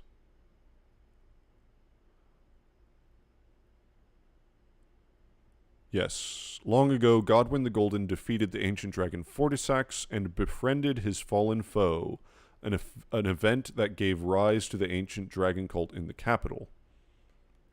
Now, there is also this, I guess that's not clear whether he started it or inspired it. So, fair enough. That's a good point.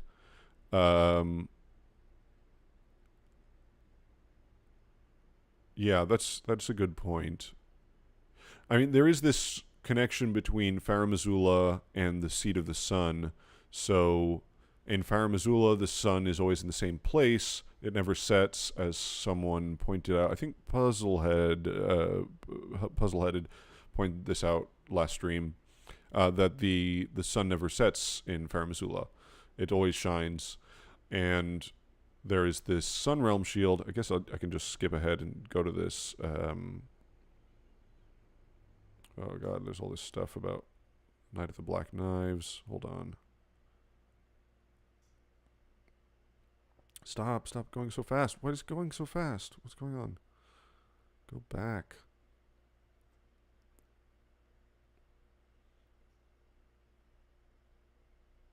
Okay. So, yes, we can talk about Godwyn now. So here's Godwyn. Godwyn the Golden. And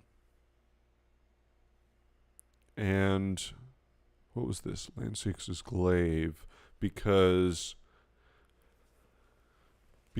of the implication that dragons can become humans, which is extremely interesting and, like, is never explored anywhere else.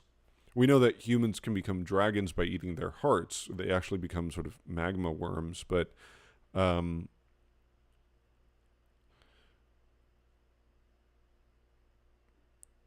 yeah.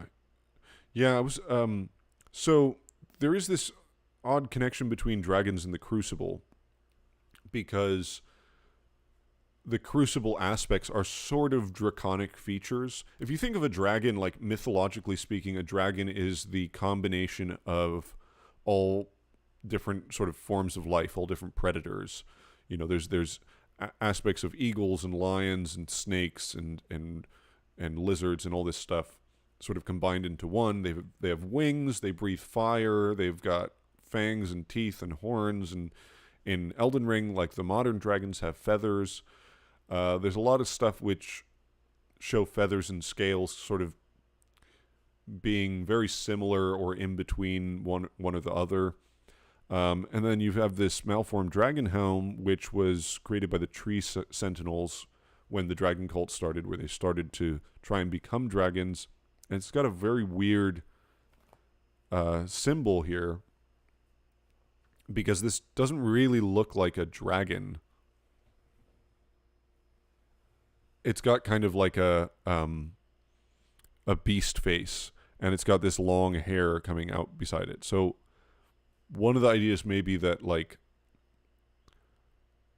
there's two ideas. So one is that the Crucible blood is actually dragon blood, and that has some alchemical connections. This is something I'm going to explore more in my video, but I need to do a bit more research on this. Dragon's blood is like that's an idea in some forms of alchemy. So that may be the sort of the start of the Crucible. And dragons are obviously, like, very ancient creatures. Saucy Pup says, Farum is frozen in time then, even as you move in it? Yes. So, as was pointed out to me last stream, you have the option at Graces to pass time. You can do that in Farum Azula, and it will say, it's nighttime or it's morning or whatever, but the position of the sun is always the same. So the shadows of everything, it's always in the same place.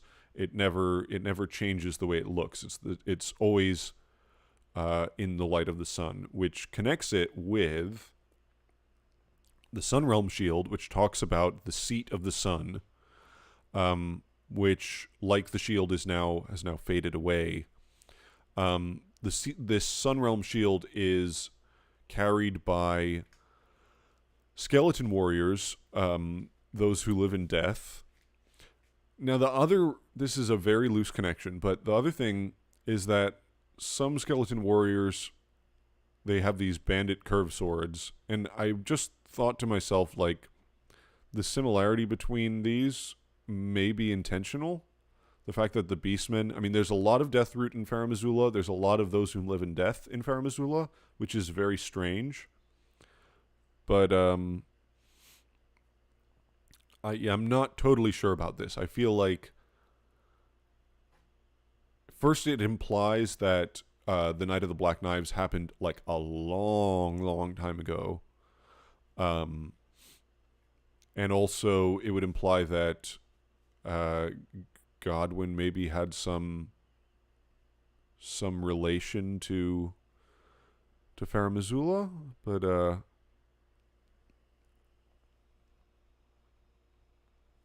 dragons seem to be the Greater Will's first attempt, and after failing, decided to filter out the Crucible aspects.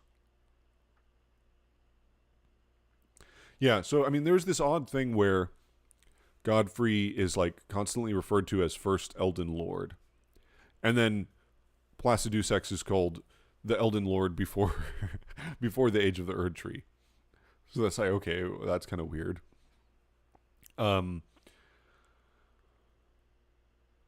Probably that's just Golden Order propaganda. Like, oh yeah, this is our first Elden Lord. That's the only Elden Lord that counts. The Elden Ring in Farum Azula looks like the Crucible. It has Crucible aspects to it. The aspects of the Crucible are draconic aspects. So there is this connection between dragons and Crucible and this very early form of the world, very early Elden Ring. So now if Placiduce X was Elden Lord, then he would need a god. Maybe Godwyn was the god before Marika? Maybe Marika is Godwyn. God, I don't even know anymore. Maybe it's the bald guy. Maybe that was Godwyn. And then he burned himself and became Marika.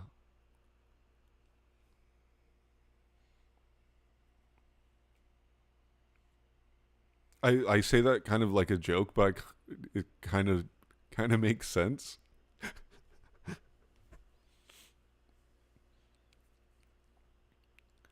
Maybe Godwyn was like the god of the sun, and then he took off Placiduce X's other 3 heads and burnt them in the Crucible to create life, which then burnt his hair off and turned him into a woman, and he became Marika.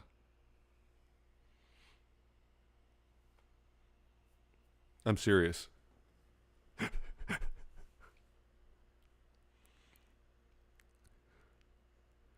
Elden John was Placiduce X's god? I don't know. Okay, I'm going to continue with my plan so that I don't go insane. So we're going to go back to... We talked a little bit about Marika. So the Night of the Black Knives, Godwyn the Golden, was the first to perish. So the Night of the Black Knives, it's a bunch of Newman women killing Godwyn the Golden, killing the soul of Godwyn the Golden and the body of Ranni. One of the nice things about the concept art is that we have confirmation that Ranni's hair was red.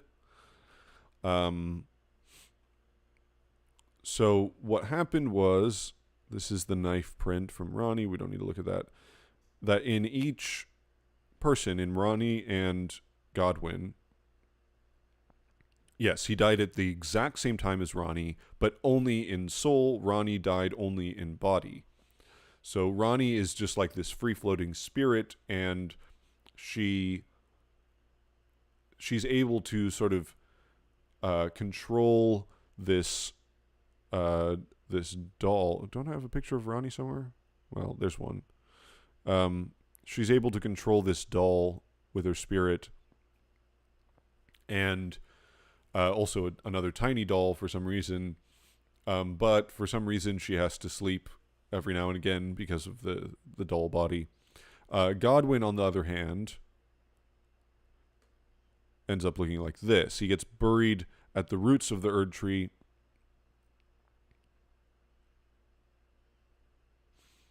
Alright, hold on. There's some schizophrenic chat responses right now. I need to read these. Elden John has tendrils coming out of his face just like Godwyn.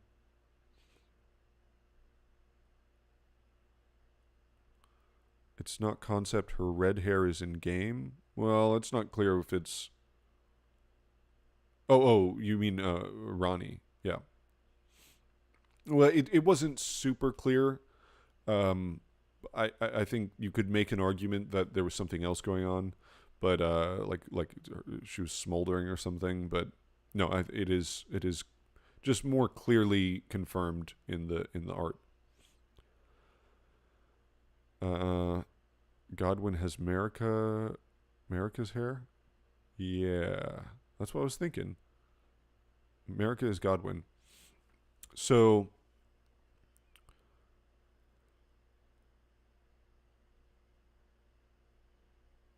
okay, so the effects of the Knight of the Black Knives. First of all, there's an interesting question about the Rune of Destined Death. So Ranni stole the Rune of Death.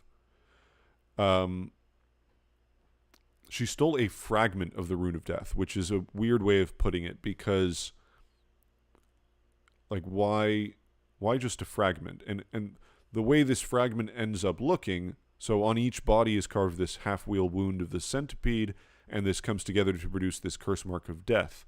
This is not what the Rune of Death looks like.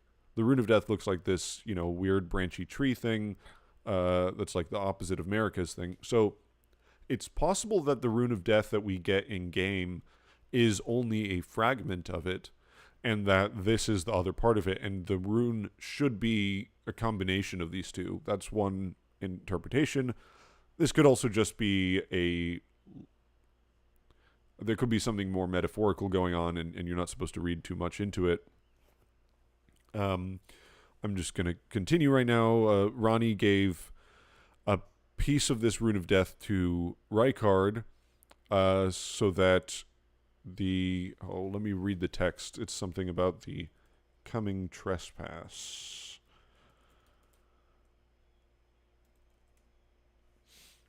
So on the night of the dire plot, Ranni rewarded Praetor Rykard with these traces. Should the coming trespass one day transpire, they would serve as a last resort foil, allowing Rykard to challenge Malekith the Black Blade, the Black Beast of Destined Death.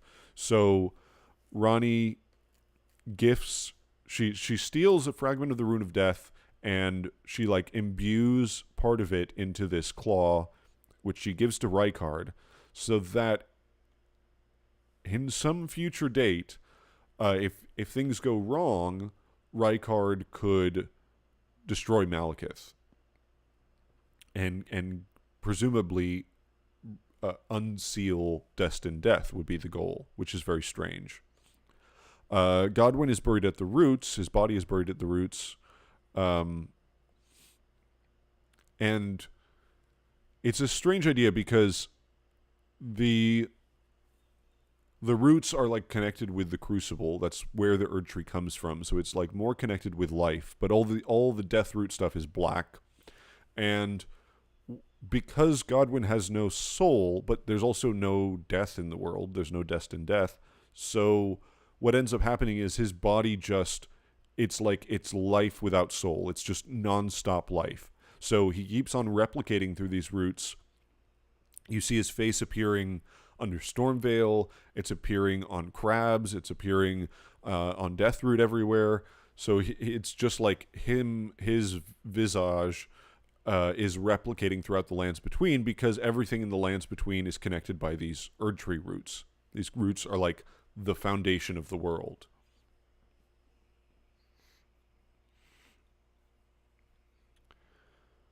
Malekith, we can skip this. That seems to be a picture of the Rune of Death there. Yeah, we're going to skip some of this. Okay.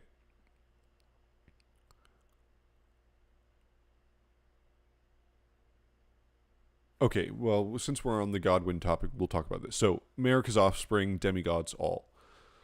So, now one of the interesting things about this is that it shows a picture of Ranni. And that's a bit confusing because Ranni is the child of Radagon and Rennala, as at least so Rogier tells us. Now, if you believe that Radagon was always Marika, then that would make her the offspring of Marika. But there's a simpler explanation, which is that in Rykard and Radahn's Great Runes, it says that the children of Radagon and Rennala were adopted as they became demigod stepchildren to Marika. And again, I think it's these terms about family. If they're coming from Japanese, there is less emphasis on the blood relation in a lot of words. So you have to take it all with a grain of salt.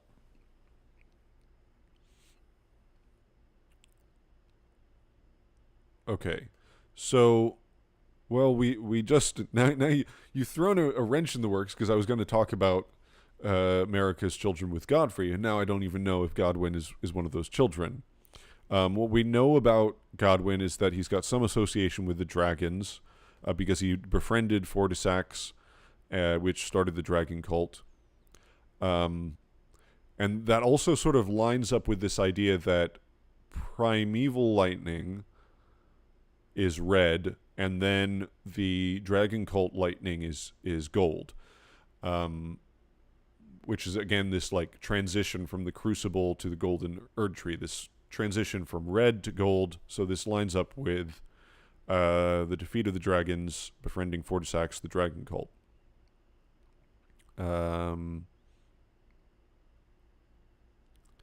There's also an idea with the Crucible that, again, if we're just thinking symbolically, like the Crucible is this chaotic blend of life.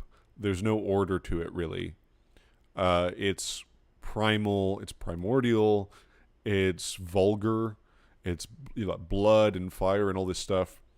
Well, one way you could represent that symbolically is like the evolution of humankind. And one way that might be true is beastmen becoming real men.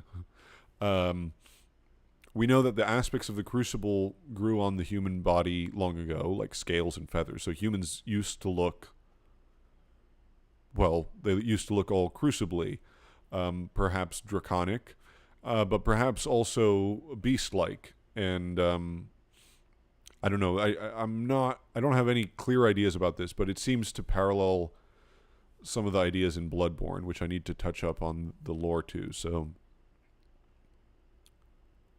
and the fact that you have the only two sort of groups of those who live in death do have some connection to each other, and one group is just skeletons, and one of them is beast skeletons, is beastmen.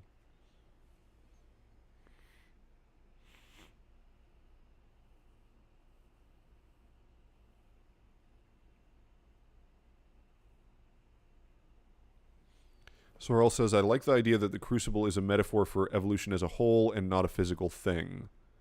Yeah, this is the tricky part. So this is what I attempted to communicate in the very first part of this video, of the stream, was that Miyazaki likes to straddle this line between metaphor and reality. And so when you talk about something, it's hard to know whether he wants it to be read as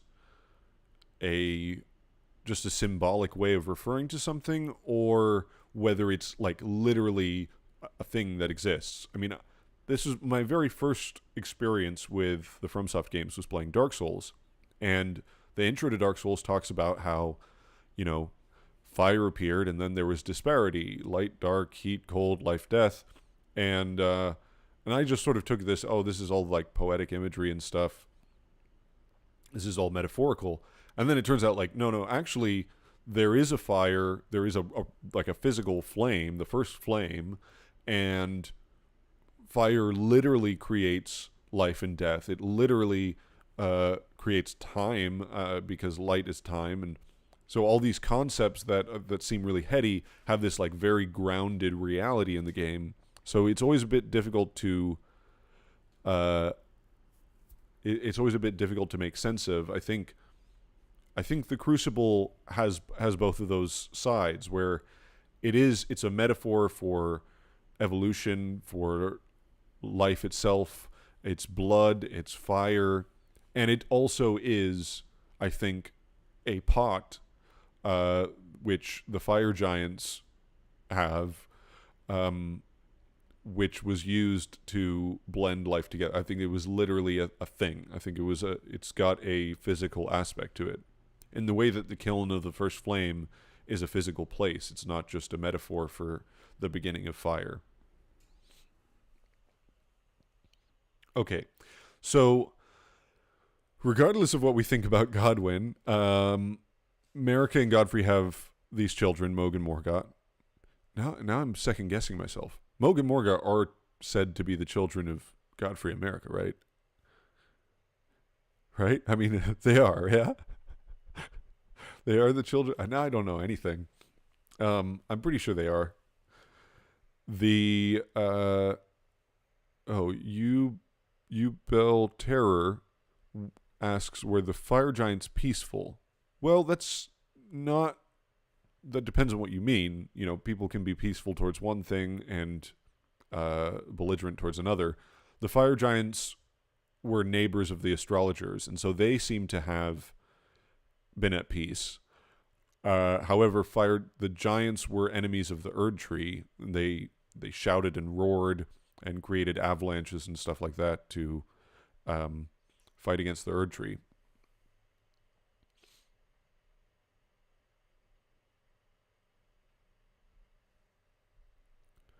Buck Schneider says, I don't even think they're even done with the story. They rush the game at the end completely, half-assing the story as always. I don't think they've ever half-assed the story. I don't think that's something that FromSoft does. I think that there's parts which maybe they wish they would have done more with, and that's like some of the stuff with the cut Miquella, St. Trina storylines. But I don't think it's I wouldn't say if you're gonna say anybody, any video game half-assed its story, I would never put FromSoft in that category.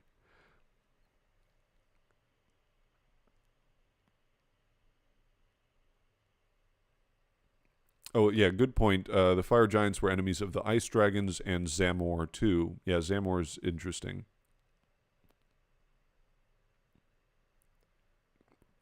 Zamor models are asset reuse. Is that true? I didn't know that. Varolf or VA Ralph asks, can people still reproduce after the shattering? Presumably they can. As we mentioned earlier on the stream, Melina talks about births, and so does Dung Eater, and I think someone else as well.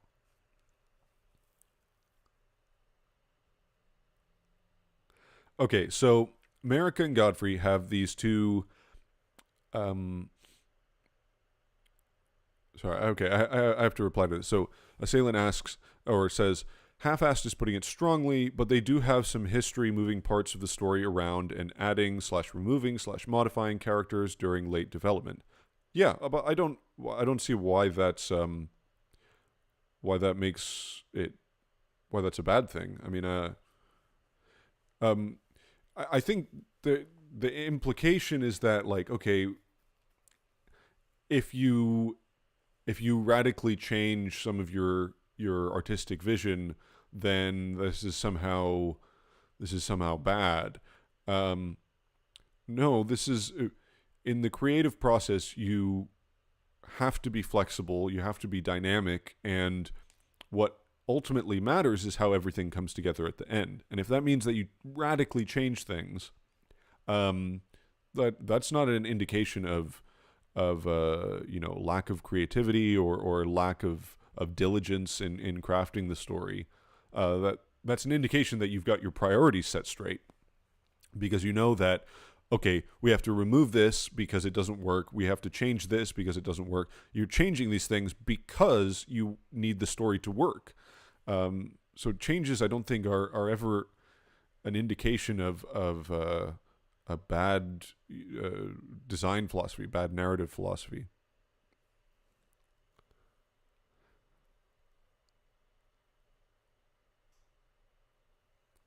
Their method is completing the story and then purposely fracturing it to leave things open to interpretation. Yes. Yes, it's making things make sense and then making them not make sense to the player. I firmly believe that Miyazaki understands the stories of Demon Souls, Dark Souls, Bloodborne, Sekiro, Elden Ring. I firmly believe that he has in his mind a way that everything makes sense. He's not going to tell us how that is.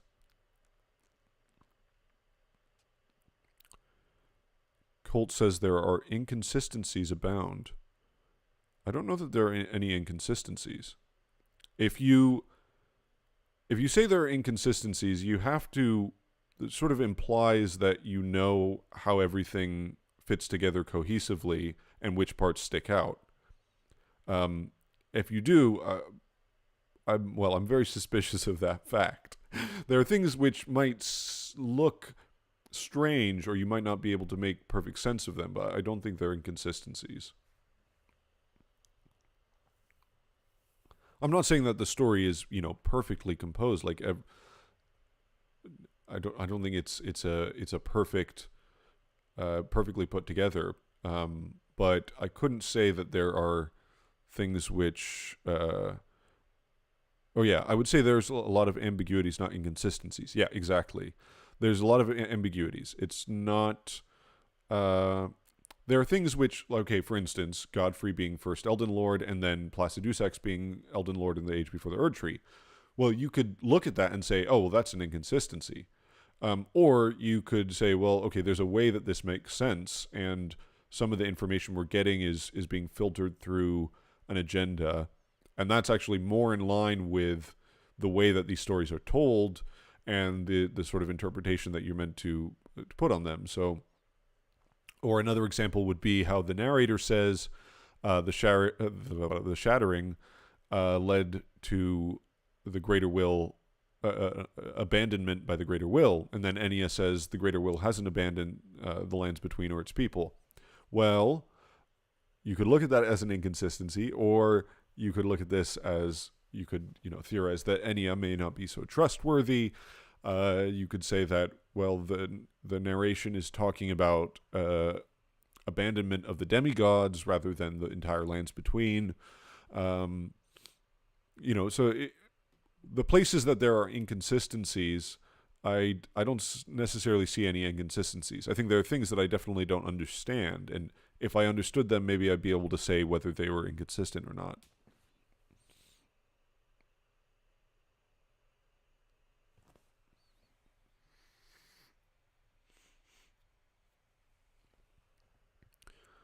So yeah, no. I mean, Godfrey calling himself first Elden Lord. The thing is, this has been a consistent aspect of all the FromSoft games. Is that there are people in the games who lie to you and deceive you, and there's a propaganda machine from the establishment, the religion which controls. And this is a much stronger theme in Elden Ring than even the previous ones. It was a big theme in Dark Souls, but even more so in Elden Ring, that this idea of the different ideologies and the heretical beliefs, blasphemous beliefs, controlling the sort of beliefs that people have, because belief is such a powerful thing in the world that has a direct impact on reality. You need to control people's beliefs. The idea that Godfrey might call himself first Elden Lord because of some propaganda thing, I don't think that's an excuse. I think that is completely in line with the thematic, the themes of this style of narrative.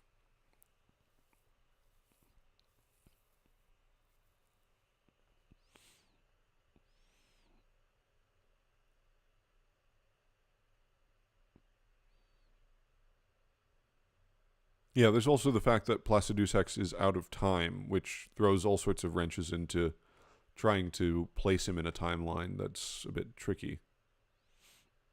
I mean, who knows? Maybe Placiduous Hex is Godfrey in some sense. I mean, if you understand the story well enough to say there's inconsistencies, I feel like you have to make a bunch of assumptions about the story, which I don't think are always reasonable. Okay, so we're just going to cover more of Mariko's children. We have Mohg and Morgott. One of the symbolic ideas here is this idea of twins as reflections. So Morgott is the grace given. He is an omen, but he is totally in support of the Erdtree. He's totally in favor of the Golden Order, even though it sort of removes him from the equation.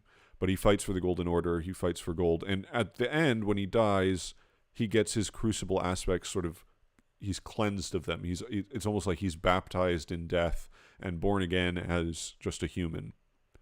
Mohg, on the other hand, commits to this sin. He commits to the curse of the omen. He becomes even more omeny. And there's a lot of Christian symbolism here with the image of Lucifer, the angel who is cast out of heaven. He's prideful. He wants to make his own kingdom that rivals that of God. He thinks he can be a better god. And obviously he's got all these horns. He's got this demonic face. He's got a trident. He's got wings. A lot of Lucifer imagery there. And also fire and blood. We're just going to keep on going quickly. Oh, yes. Okay, so here's the fun stuff. There's odd connections between the Formless Mother and the Flame of Frenzy. I'm going to explore this more in my video on the Crucible, because it also connects to that. So the odd connections. First of all, there's a similarity between the way that people encounter these forces. They encounter them through pain and suffering.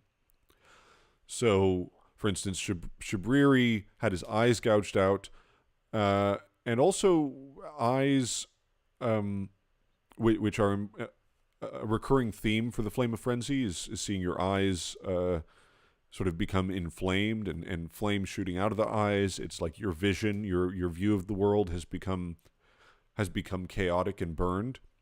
And this starts with Shabriri getting his eyes gouged out. Well, Mohg also has this horn growing into his eye. And there's also the blood star, which I think it's the Cloak of the Guilty talks about, which you had people who are guilty had their eyes gouged out, and then they discovered the blood star, which seems to have some connection to Formless Mother, who is all about blood. And there's also imagery of 3 being an important number. Mohg's trident has 3 spokes. The blood flame talons is 3. There's also Shabriri and Ura. So Ura talks about how he has some line about these worms, be still worms. Hold on, let me find it. Ura, Hunter of Bloody Fingers.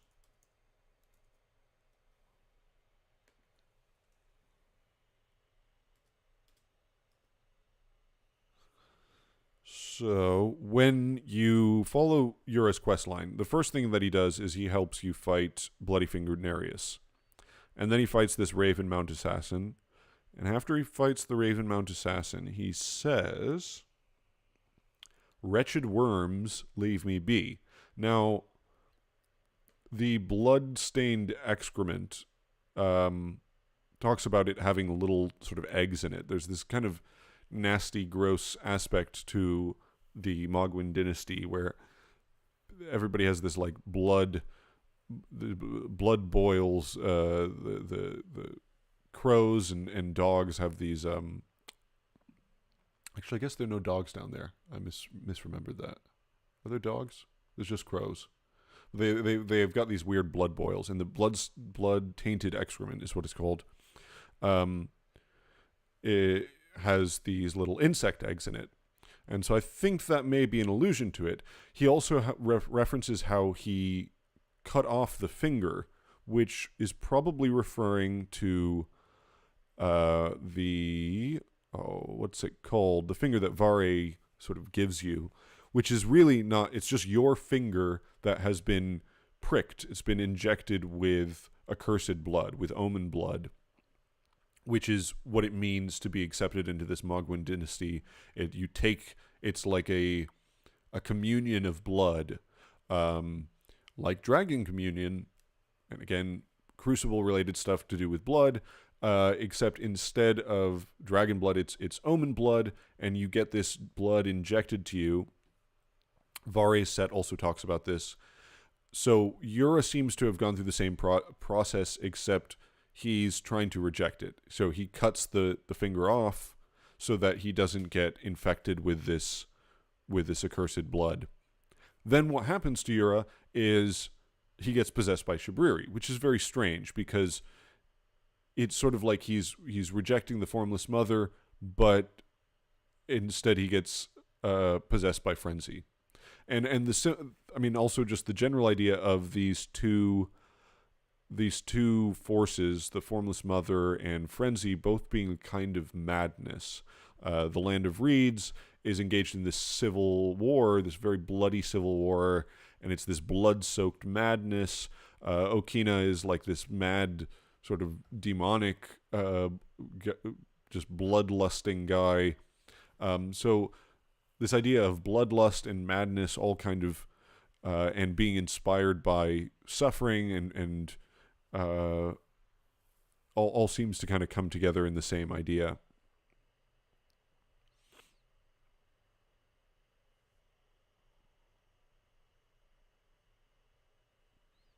We have a nice little argument in the chat.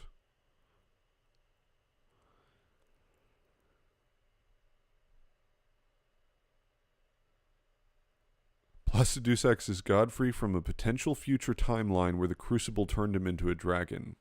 Yes, 100%. Canon lore.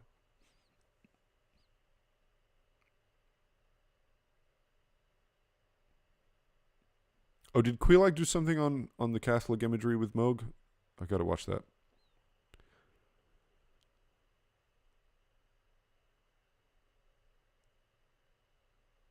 Okay, I can't even follow this argument. So yeah.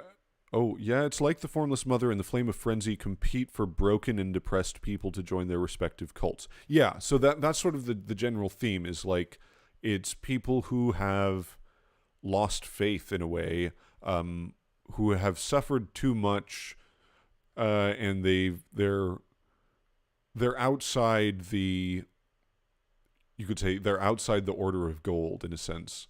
The Flame of Frenzy being outside it by just being outside of order, they're still sort of within gold, if that makes sense. The Formless Mother being like they are excluded from that order because they're Albinarchs, because they're omens, because they've got accursed blood.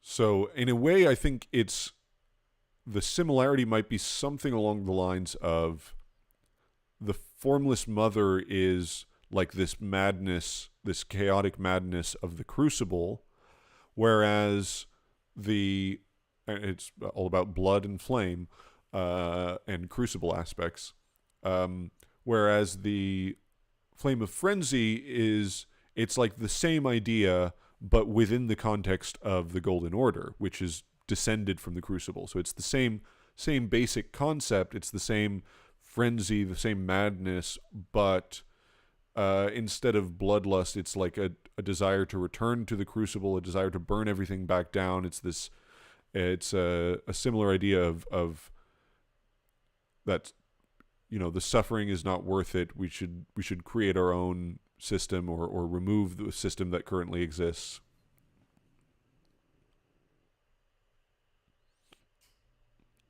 Oh, another interesting connection between the Formless Mother and the Crucible, one that I think is very telling, is that she's also called the Mother of Truth. And the way this is written in Japanese, so in Japanese there's lots of different words for truth. You have words like honto, which are commonly used, like when you're just talking about whether something's true or false. The word that's used in the Japanese text has this specific implication of, it's got sort of two implications.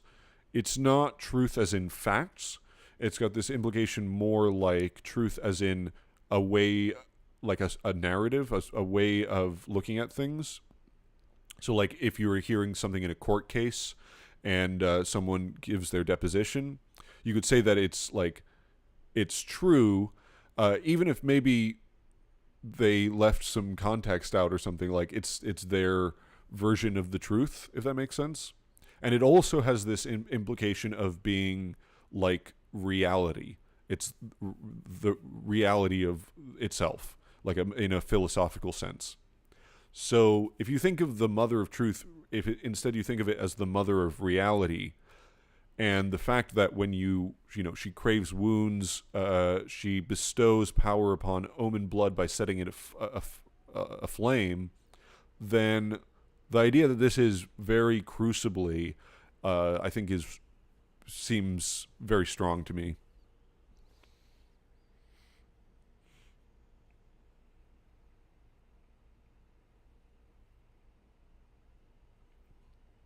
Okay. What was this about demi-humans? I had something about demi-humans. Oh, that's right. So one of the things that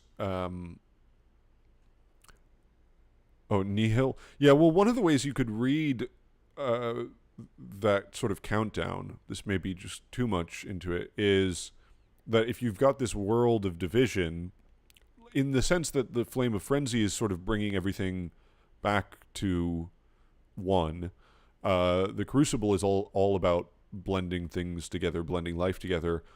Maybe that countdown is sort of representative of a reversal of that process, a reversal of the separation that the world went through, of the shattering that the world went through, and reverting everything back to one. This new dynasty of blood and fire, which is a Crucible dynasty.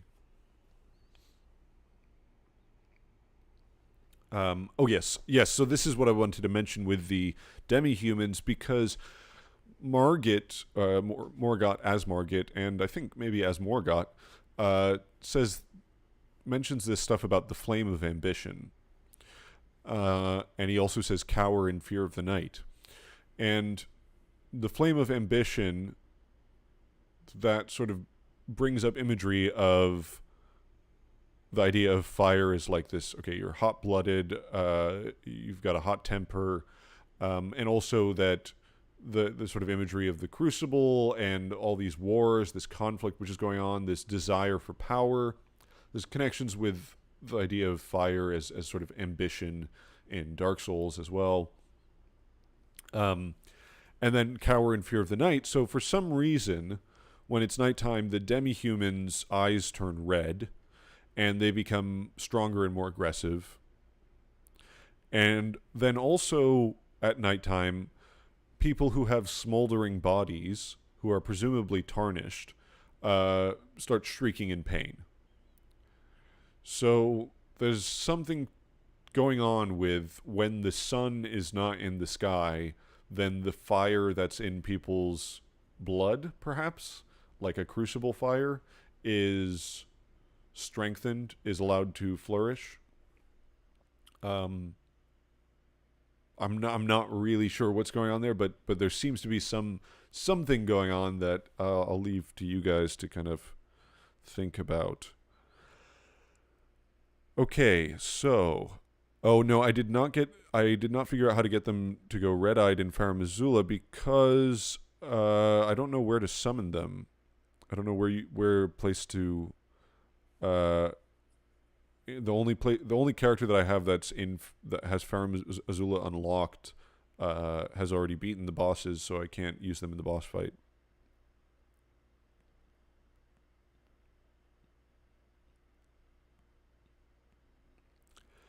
Fire is an existing common symbolism for motivation and aggression. Yeah, exactly.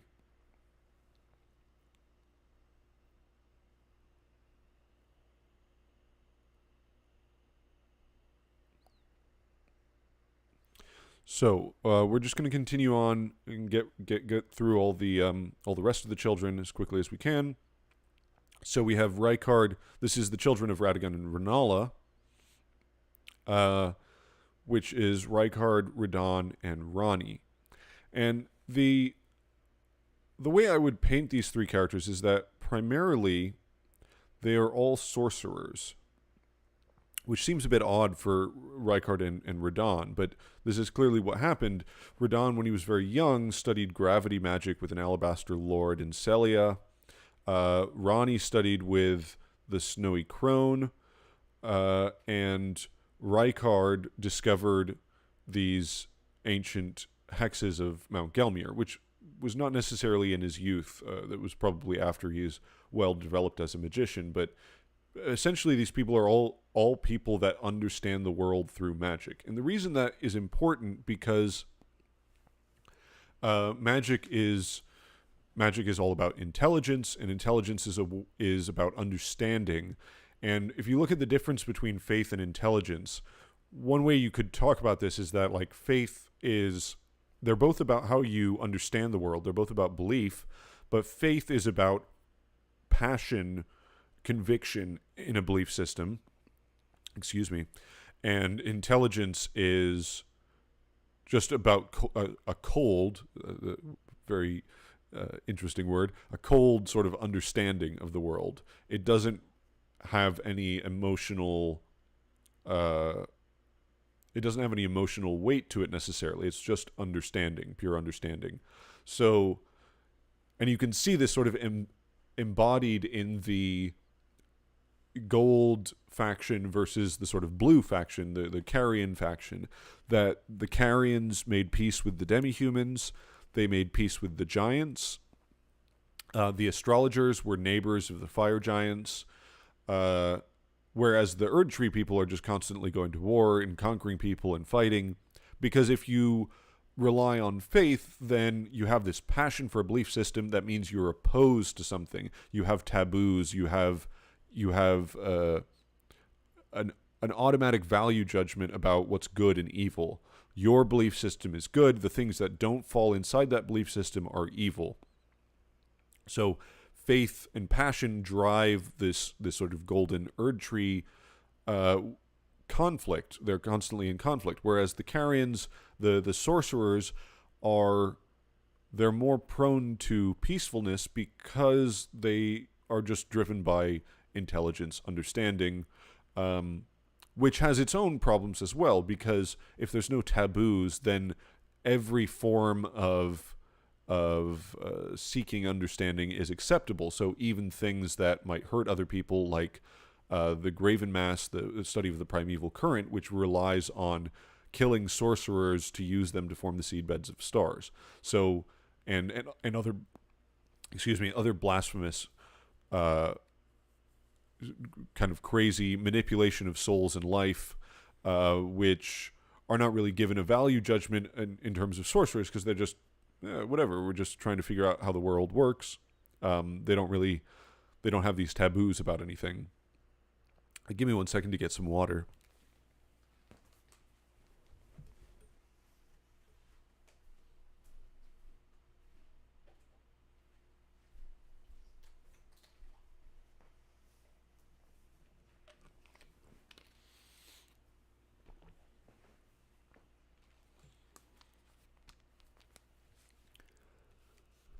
Okay, so you basically have these children of Radagon and Rennala, and they're three sorcerers, and that's also interesting because Radagon he seems to come at the world from the sort of sorcerer's perspective. Like, his incantations are all about, he first learns sorceries and then he studies incantations with Marika. And the Golden Order is more about intelligence than it is about faith, whereas the previous stage of the Erdtree is about faith. This is now about intelligence, of understanding the world, which is this sort of sorcerer's perspective. And then Rennala is obviously also, she's the full moon witch. One of the things about the full moon is that it reflects the light of the sun, whereas the dark moon does not reflect the light of the sun, so that may be significant. So Rykard's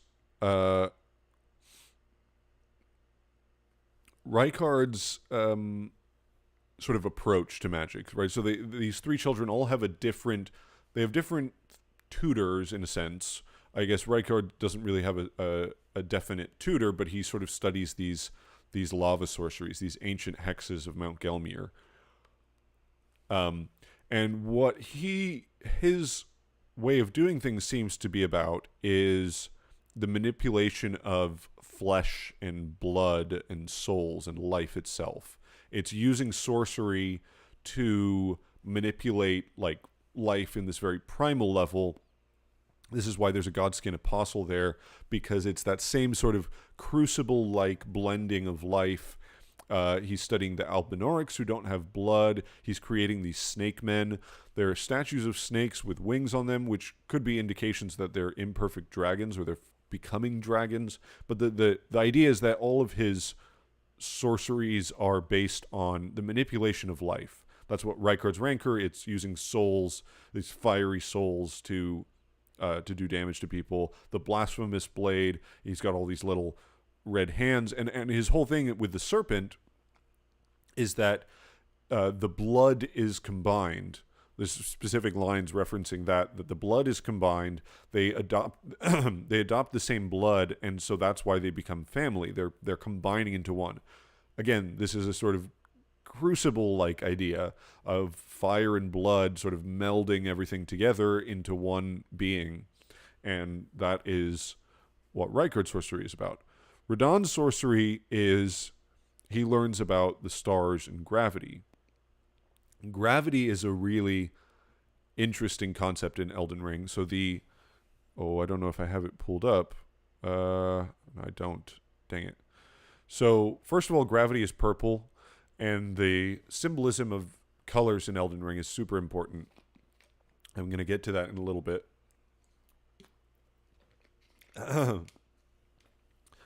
So the gravity sigil is it's an electromagnetic field, which is interesting. It's also symmetrical. What would you call it? Vertically symmetrical. So the top half is the same as the bottom half, just mirrored, which is interesting because it sort of calls to mind the idea of maybe the Rune of Death being attached to the Elden Ring and how that would form a kind of symmetry to it. I'll get to the death stuff later. What we know about gravity is that gravity controls the stars because several reasons. So one is when a star actually hits Limgrave, you see these rocks floating up in the air. It sort of messes with gravity. Something is going on with gravity there. Radahn controls gravity, and this is how, in his youth, he shatters the stars. So first of all, there's the implication that he initially studies gravity just so he can ride his horse, which is cute. But then, for some reason, he feels that he can challenge the stars. He learns enough that he can challenge the stars, and he's incredibly powerful. I mean, the strength of his will is so powerful that he can actually stop the stars from moving. And his will channeled through swords, which he engraves a gravity crest on. So Yes, Hawkshaw. I started watching the Hawkshaw's color video. It was great. I'm so glad that someone is doing that. So I about maybe 5 months ago or something, I came out with a jokey. I was talking to someone and came out with this jokey theory about the grand theory of Elden Ring all being about how purple split into red and blue, and then red became gold, and now a few months later, it feels like, yep, I'm actually right. So that's nice to see. So Radahn studies gravity sorcery with an Alabaster Lord. The Alabaster Lords are different from the Onyx Lords. The Onyx Lords use a sword made of gold meteoric ore. It's a curved sword made of gold meteoric ore. The Alabaster Lords use a sword made of blue-white meteoric ore, which is straight, and they both have different gravitational effects. So the Onyx Lords have the power of gravity's of pushing things away, repulsing, whereas the Alabaster Lords have the power of pulling things together. And this is the power that Radahn essentially learns in order to stop the swirling constellation. So if you think of it in terms of regression and causality, this is the regressive force. It's the force that's pulling things back together, which is stopping causality, stopping the fate of the stars. It's the return to Crucible, it's the flame of frenzy, regression, all of these concepts. If you divide everything in the game into a division force and a combination force, as Solway at Coagula, as in alchemy, then this is the coagulant force. So Radahn does that. It's not really clear why he does that, because he does it in his youth, which means that if he's doing this on behalf of the Golden Order, which it seems to imply, the Golden Order fettered the stars, I think it says somewhere, then this would mean that Radagon left Rennala when Radahn was fairly young. Because if why would you halt the fate of your sister and your mother if you're sort of on their side? There seems to be some conflict implied in that shattering the stars when he's young is going to have this impact on the fate of his sister and mother. And maybe he thinks that's the right thing for them, but it's not really clear what his reasoning is. Let me pull up my notes again. Snakes, dragons, blasphemy, family, crucible, yes. Okay, stars and fate. There is this interesting idea about fate. So in Greek myths, Zeus is the sort of arbiter of fate. He's something like the judge of fate. He makes sure that fate happens, which is a strange idea, because normally if you think of fate, you think that it's something that is going to happen. It's like inevitable. The chain of causality will just inevitably lead there. It's fated to happen.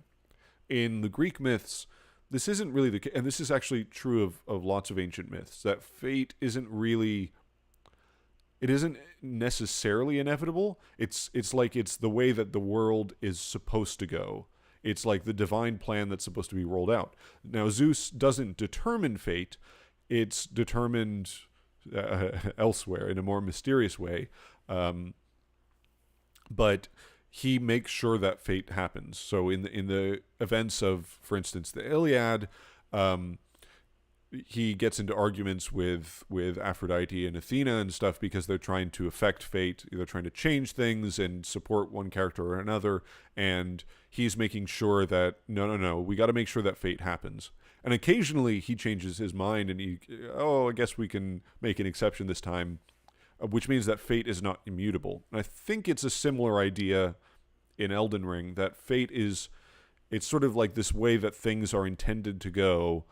but it's not inevitable necessarily. You can change it, and the way that you change it is with your will. If your will is strong enough, then you can change fate.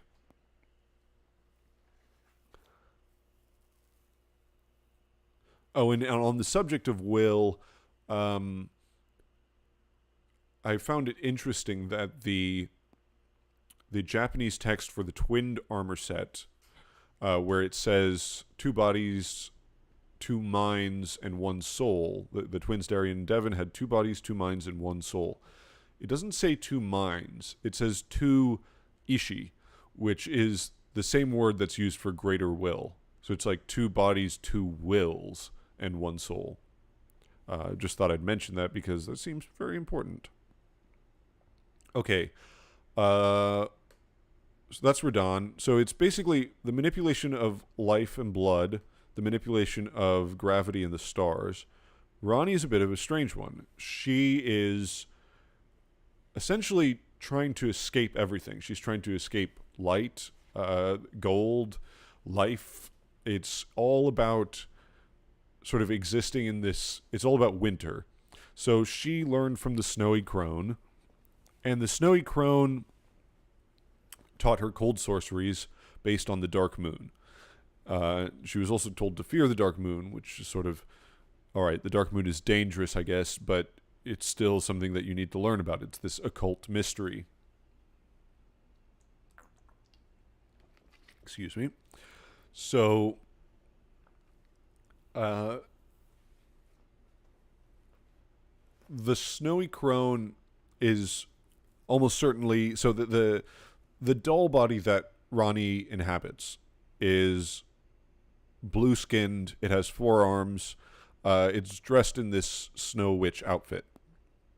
So we can assume that this is basically what the Snowy Crone looked like. And if that's the case, there's an odd visual parallel with the Wraithcallers in the Swamp of Liurnia. Now, the Wraithcallers summon spirits which are like, they're gold-black, which ties them to Godwyn, the Prince of Death, and also Omen Flame, which is strange. But they call these spirits of the dead, and I think the idea that they're gold black is this is something which has changed since Godwyn's whole thing happened. The Night of the Black Knives changed everything. They're not really supposed to summon gold and black spirits, but it's just an effect of how death got messed up.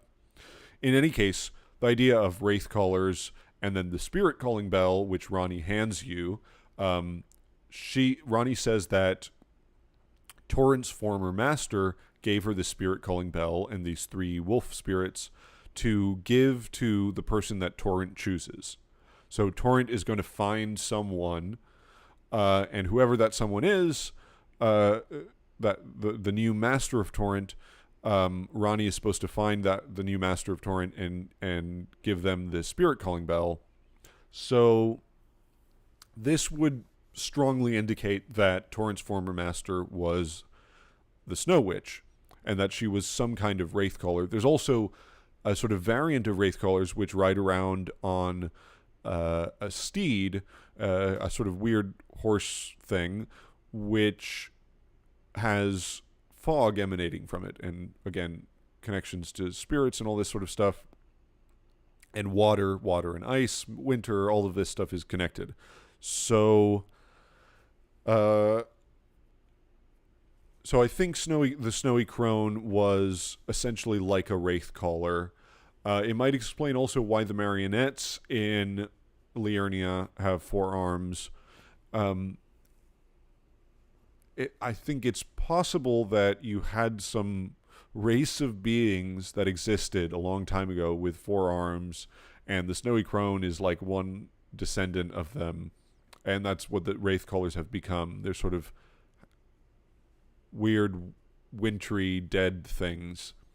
It's also the fact that Torrent has this sort of shaggy coat, and the fact that he prefers frozen Roa to all the other kinds of Roa kind of indicate that he came from a snowy climate. So It's possible this is related to the Zamor warriors. They also have a cold sorcery. They're all about winter. And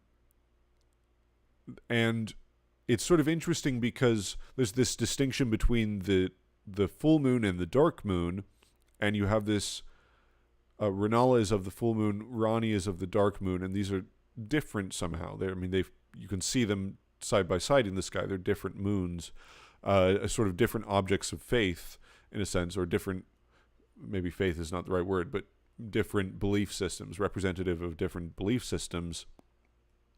And the full moon reflects the light of the sun, or the light of the Erdtree, perhaps, whereas the dark moon doesn't, and the dark moon seems to be connected with the eternal cities. So the only thing about this is that Rennala... So if the astrologers and the fire giants were sort of friendly in days gone past, and the fire giants were opposed to the Zamor people, then it doesn't make a lot of sense why the snowy crone would... She seems to be more connected with the sort of astrologer carrion line. I don't know. There's something to read into there. So,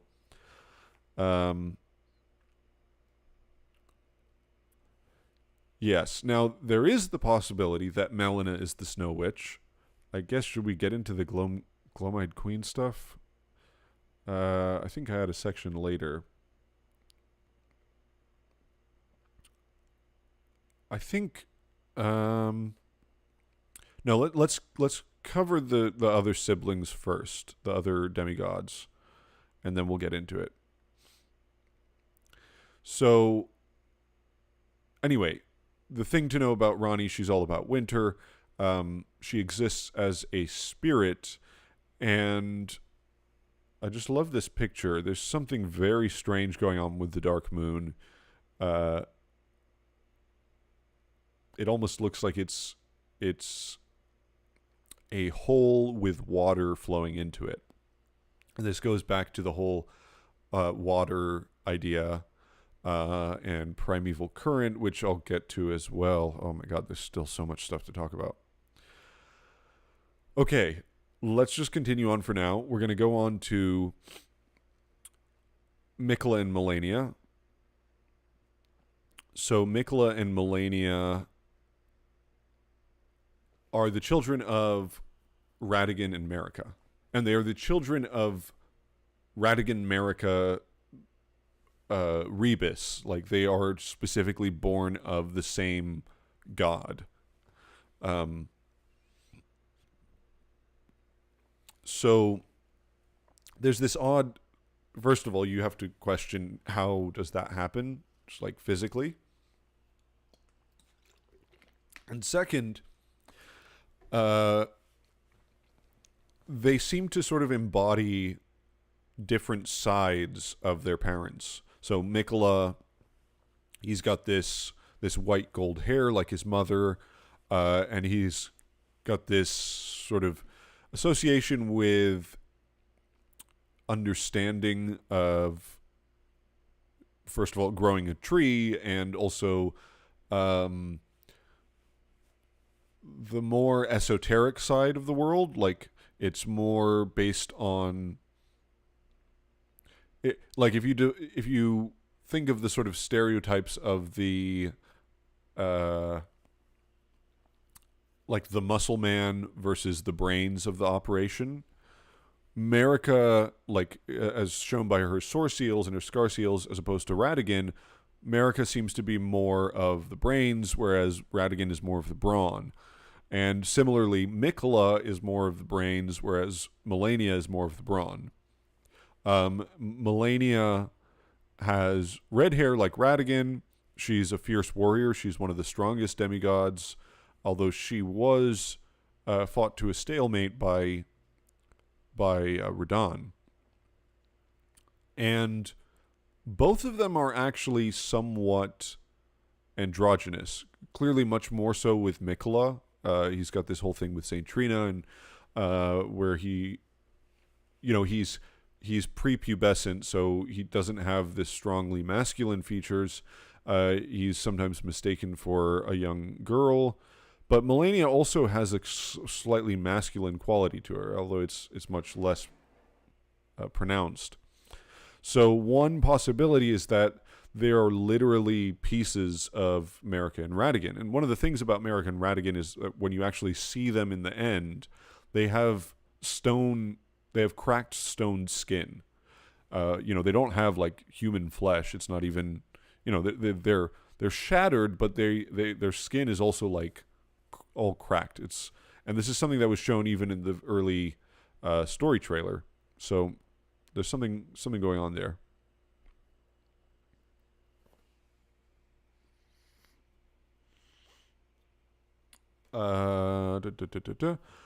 Rot. So the idea of rot. Oh, that's a good point. So Sorel says, on that note, worth pointing out Malenia's primary and secondary sex characteristics have been eaten away by the rot. Yes. Yeah, that's a very good point. So about rot, the natural order of life should be that people are born, they grow, they die, and then when they die, their body is, well, you could say that when they die, their souls move on to another plane of existence, the spirit world, the afterlife. We know there is a spirit world in Elden Ring because of the Helfin Steeple. Their bodies are then rot and decay, and from that decay comes new life. Mushrooms grow in it. Insects eat it. You get new life forms coming from that rot. And this has to do with flowers. Now, the thing is, the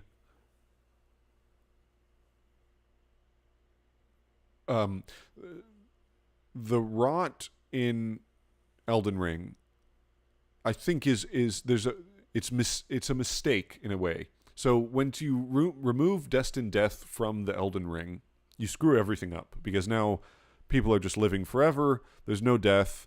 This is one of the reasons that grafting can happen, is because you can just cut off people's arms and they're still alive. The arms are still alive. There are people who are crucified and still, living, and they're just screaming in pain. Everybody's in suffering because there's constant death. And there's still rot. Even though there's no death, there's still rot. So the world is still rotting, even though it has this extended life. It just can't die. It can't actually die. So it's the rot of life rather than the rot of death, and this is why I think it's scarlet rot specifically. It's blood rot. It's living red blood rot. Instead of what you would normally associate rot with is like a black color, like the death root actually. When something rots, when a wood rots, when a body rots, it's more white and black and sort of these gross moldy colors. It's not this bright red. Bright red is associated with blood and fire and vitality. It's not associated with rot. So this rot is rotting life. I think that's a really important part of it, is that it's rotting life. It's not coming from death. Let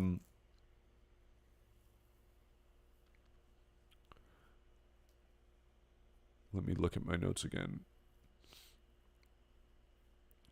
Okay, so that's Malenia's deal. Now, Malenia, she was born into rot, so this is something that she was already, from birth, her blood was already cursed with this. Which again goes with the idea that it's rotting life. It's not just rotting from death. It's rotting from birth, literally, with her. And there's this transformative element to the rot, where she eventually, grows these wings of butterflies and becomes the goddess of rot. Miquella similarly has a problem when he's born, which is that he doesn't grow old. So he is sort of divorced from the concept of age and decay entirely. There's nothing decaying about him. So it's these two sort of opposite forces. Again, it's all about opposite forces of life, decay and purity, let's say, decay and abundance. And one way you could think about it is actually that perhaps Miquella is like the end stage of the rot. He's the rebirth aspect of rot in practice. So one of the ideas here, so here's this cut weapon, which is the twin blade of abundance and decay. And this was before Miquella's stuff was changed, because there was a lot of stuff with Miquella that was removed or changed in the story before it was released. One of them was this weapon, which is called the Twin Blade of Abundance and Decay. There's stuff referring to Miquella's... There's stuff referring to Miquella that has a lot to do with the word abundance. And then that all sort of gets removed. So he's less about abundance. But it seems to be much more clearly this dichotomy between them in previous versions.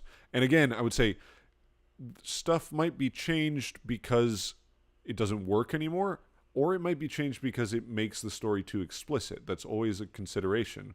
So it could be that they just removed some of the stuff that kind of explains Miquella because they wanted it to be less clear.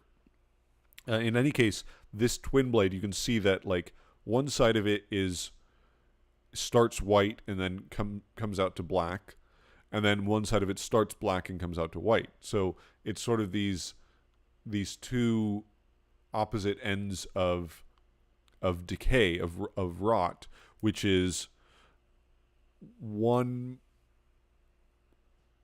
thing comes from death. It comes from it's taking life and decaying it, and then another one takes what has decayed and births new life from it. And the idea of rebirth seems to correlate very strongly with Miquella as well.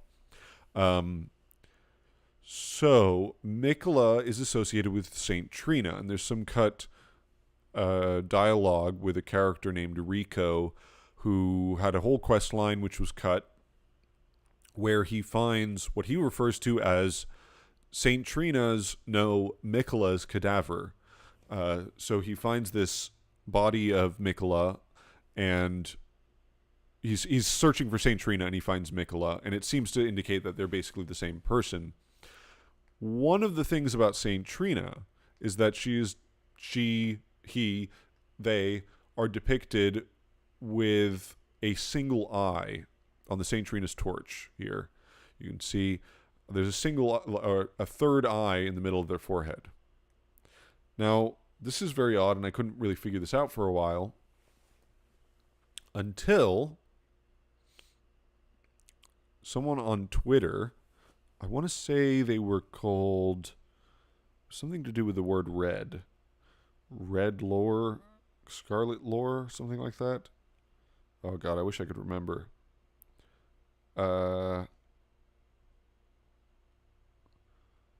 If anybody knows who I'm talking about, you could you post it in the chat and I'll read it out.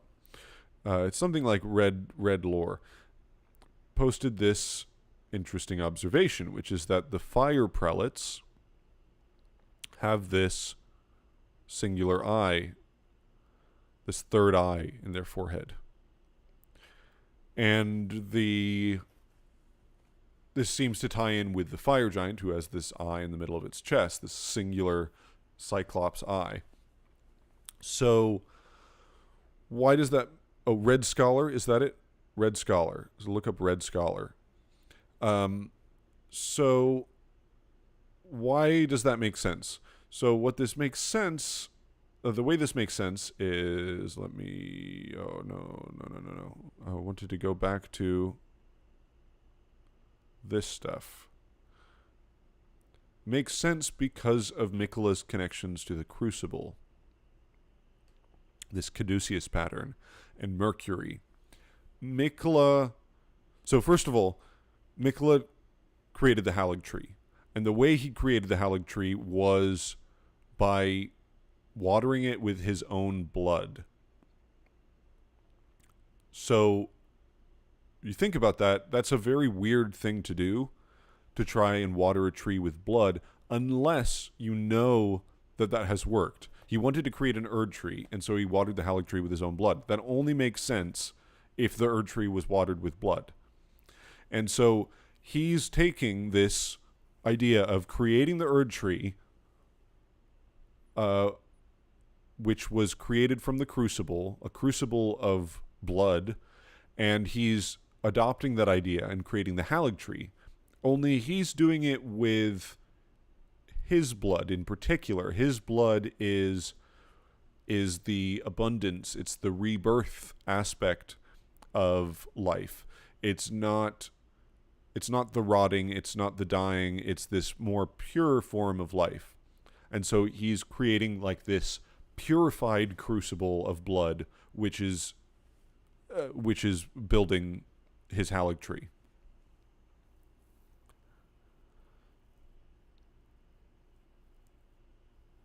So, and this is why his all his symbols have the have this caduceus design. Oh, I should also say, one of the interesting things about the Staff of the Guilty is that it somewhat resembles Miquella's bewitching branch, which you also pierce people with. It's all about blood.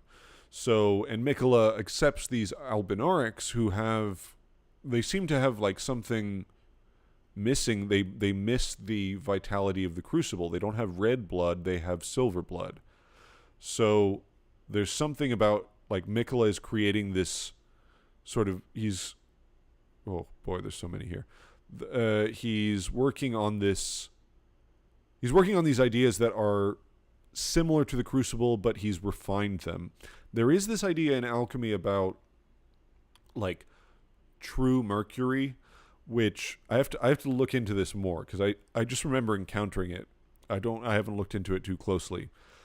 The idea is sort of about like there's this starting material that you create the magnum opus from, which is usually thought to be mercury, but then what you get near the end is like a true mercury. It's a true form of the metal.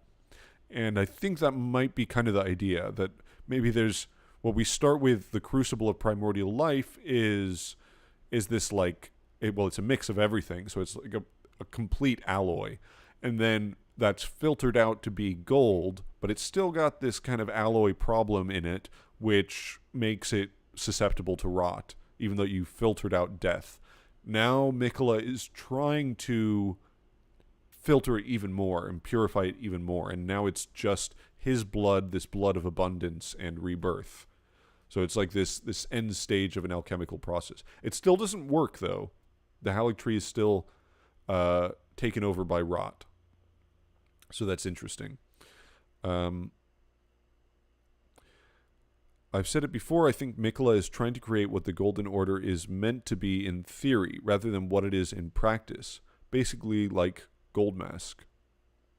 Yeah, Goldmask is a bit different, I think, but I think that's basically right. I think it's what the Golden Order was to the Crucible, Miquella is now kind of doing that to the Golden Order.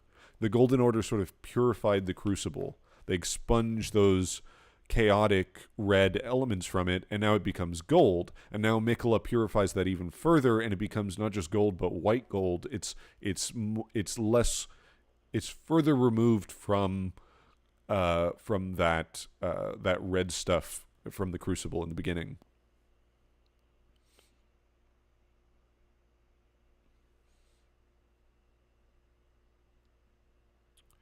Is Miquella rebirthing the Misbegotten? I don't see any connection between Miquella and the Misbegotten.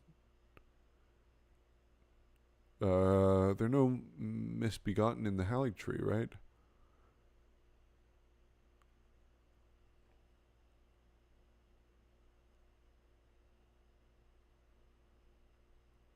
Yes.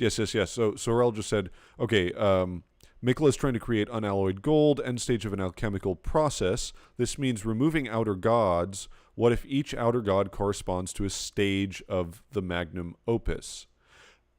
I don't know if it's exactly a stage, but it is sort of they are, I do think they correspond to alchemical concepts. So yeah, Negrito is associated with death and decay, and there's a death outer god. We've got Scarlet Rot for Rubido, which is also, yes, sort of associated with Negrito. So I don't think it's a perfect match, but you have the idea of, like, well, we'll get to death in a minute, because that's a more complicated topic. But yeah, you have the idea of a god of rot, and you have an idea of this god of blood and fire, sort of flaming blood, which is associated with the Crucible, which is this, like, initial thing. And then there's the Fell god, which is just the god of fire. Frenzied Flame is yellow. I wouldn't say it's exactly Citrinitas, because the whole point of Citrinitas is it's expansive.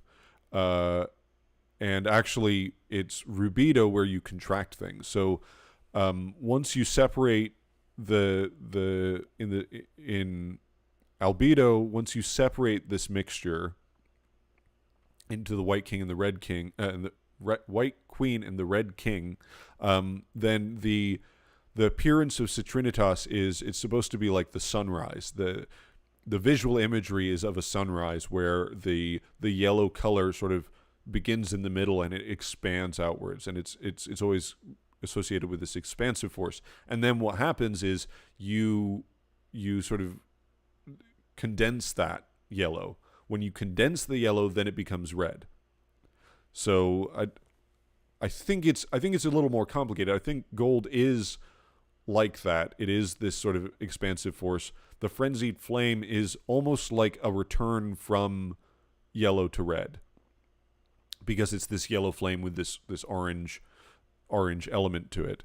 But it's also more chaotic than that. So there's different concepts going on. I don't think it's a perfect match for the magnum opus, but they definitely have very strong corollaries with alchemical processes.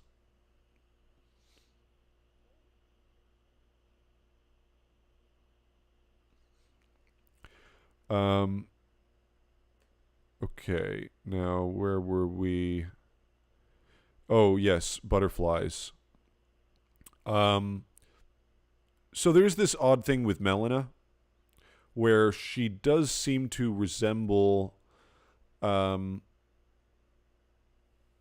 it would make sense, based on her name, based on her hair, based on where she was born. It would make sense if Melina was somehow the sister of Miquella and Malenia. And also because you have these three butterfly items: the nascent butterfly, which is eternally young, it's like Miquella; the Aeonian butterfly, which is rotting like Malenia; and then the smoldering butterfly, which is burning like Melina. She was burned and bodiless, and then she becomes the kindling maiden for the flame. She's got pink hair, which is this sort of mix of gold and red.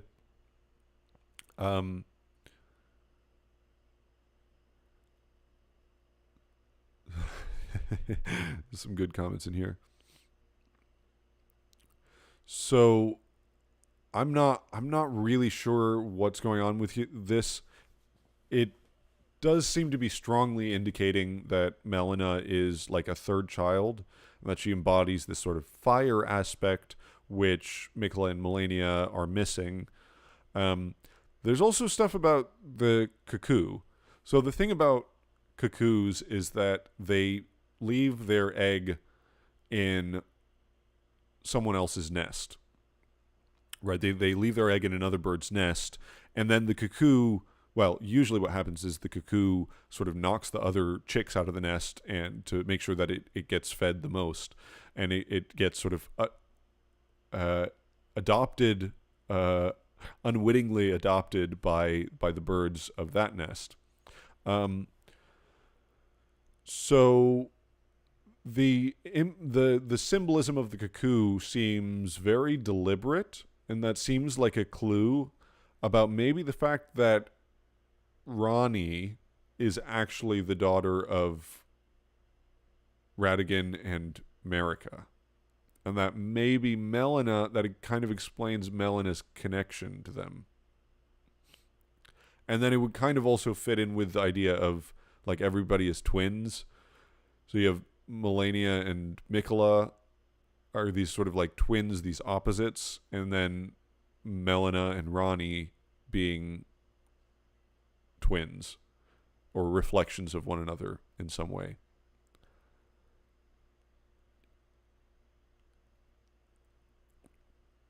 But isn't Ranni born before Miquella? That isn't clear. Well, I mean, what we know is that Ranni was... we can assume that Miquella and Malenia were born after Radagon was summoned and after Radagon became Elden Lord, because it would have to be after they conjoined. We know that the Malenia's remembrance says that they were one god. They were born of one god. However, that doesn't mean that Radagon and Marika couldn't have had an affair before that point where they had just like normal kids. Maybe Ranni and Melina.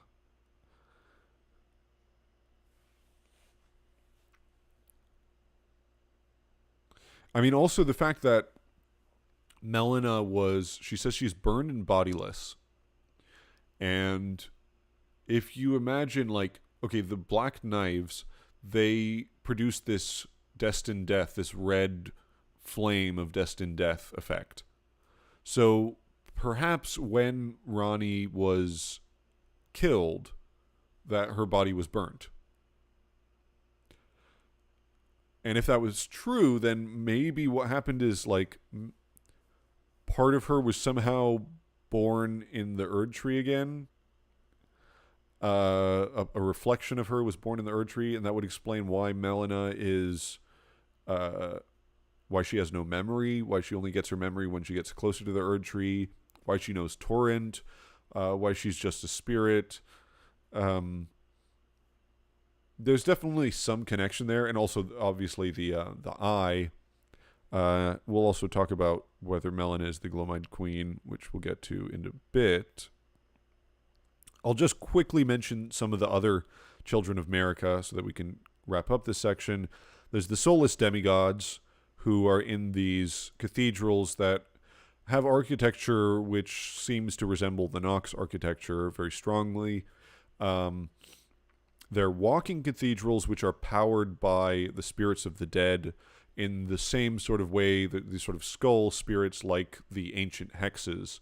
So the manipulation of souls like the ancient hexes, Rancor Call, Rykard's Rancor, not with the fire element, but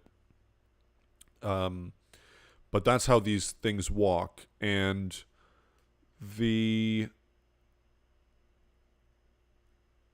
think one of the ideas might be that they're escaping roots.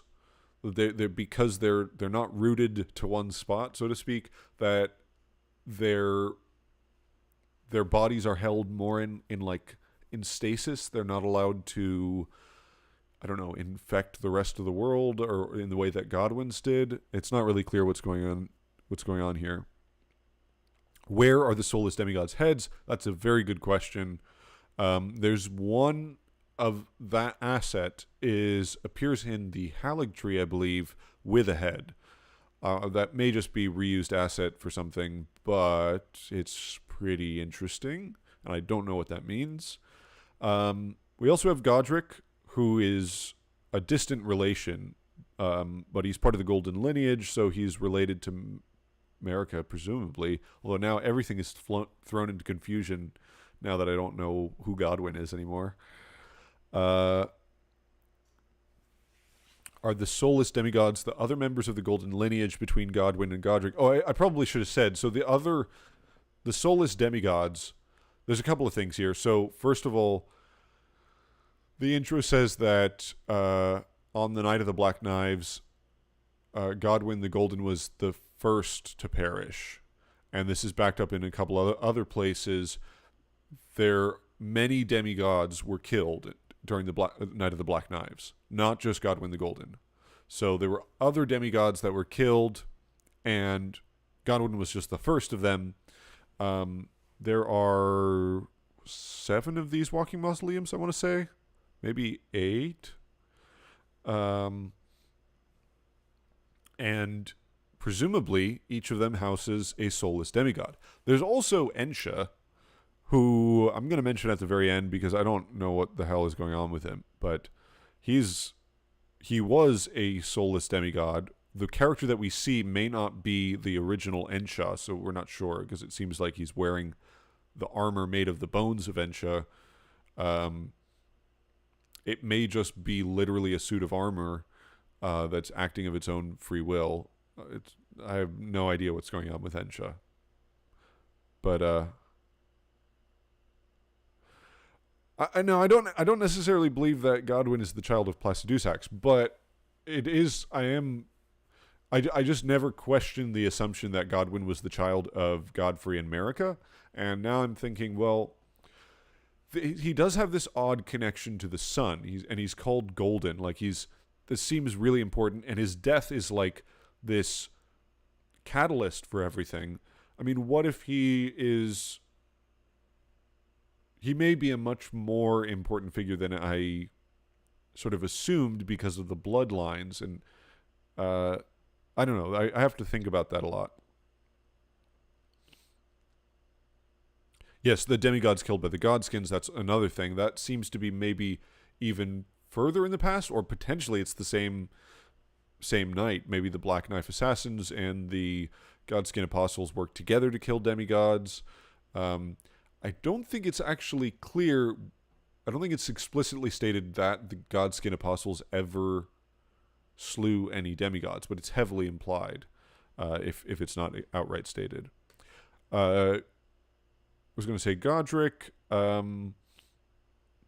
Yeah, I just think it's the idea that now that death is gone, a limb has a life of its own. It's still living because even if you chop it off, it doesn't die. It's still living. That's why you can connect limbs to yourself and graft them.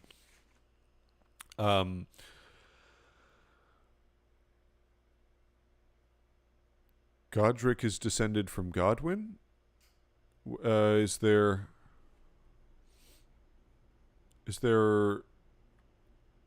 confirmation of that? I don't know what that's from.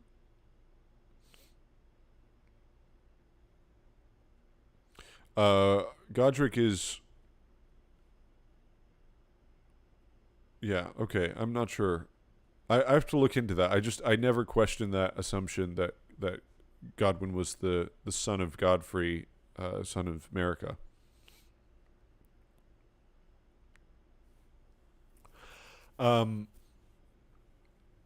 So the other thing with Godwyn, is that in his with Godrick, is that in his boss fight, he attaches a dragon to his hand, and he says these lines: "Forefathers, one and all, bear witness."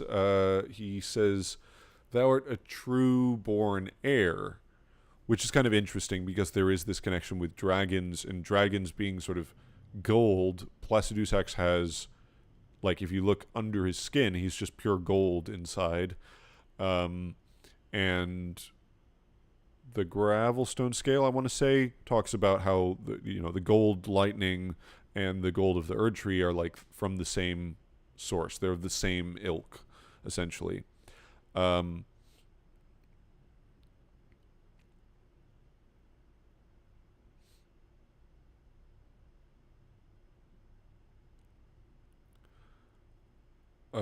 The fact that Godrick, I'm just replying to the chat now, the fact that Godrick idolizes Godfrey does not necessarily mean that he's descended from Godfrey.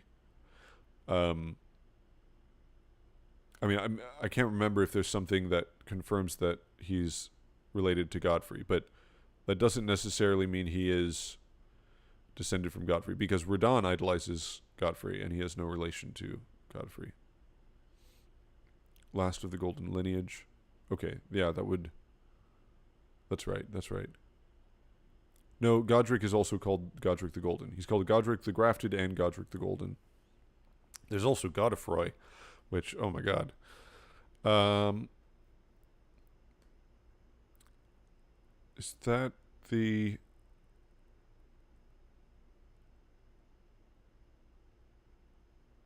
Crucible grafting, yes. Oh, okay, so that's the next section. Okay, I'm going to take another 5-minute break to let my voice heal a little bit. How much do we have left?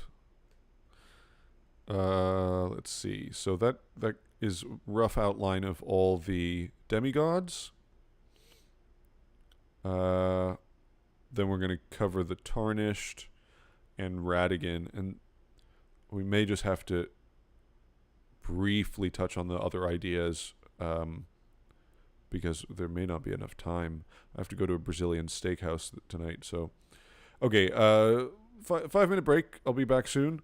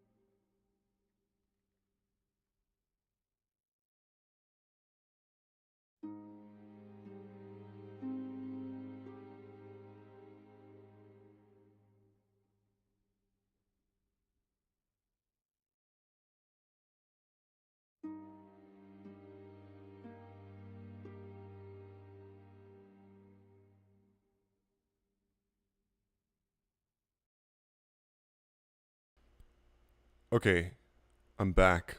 I'm back with a crazy idea. Let me just read some of these comments. Morgott literally calls Godrick the Golden. Yeah, that's right. What's a Godfroy? Godfroy? We don't talk about Godfroy, that's right.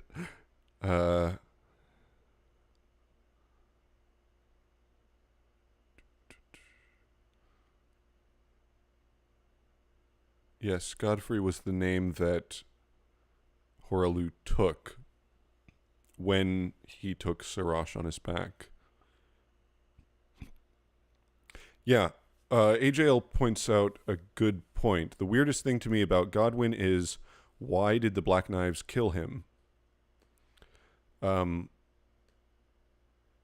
not kill Marika? Was it a mistake?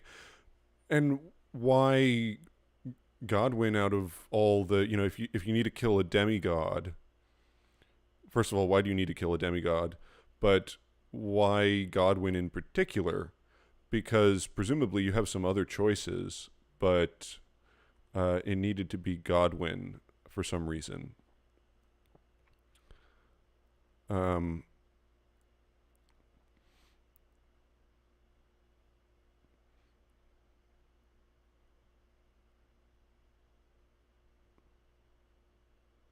Has something to do with the eclipse. The time of day changes to something very eclipsy looking in the Duskborn ending.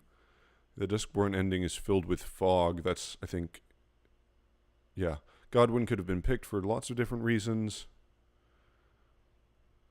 I think the Duskborn ending is essentially, you're putting death into the order of the world. You're putting this, like, living in death into the order of the world. So the problem is, once you remove death, there are all these people that survive without really dying. That's like those who live in death. They're living even though they've died.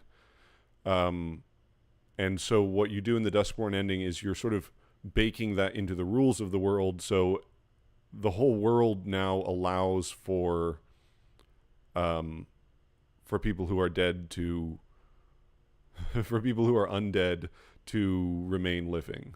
I think Queelag made this point. Most of my best ideas are stolen from Queelag, so you should go watch her.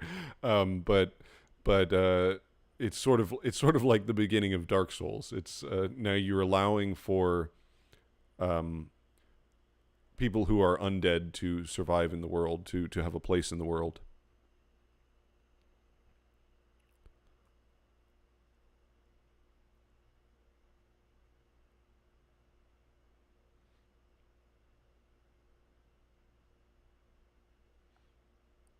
Yes, it is significant that there are black knives guarding the Halig tree.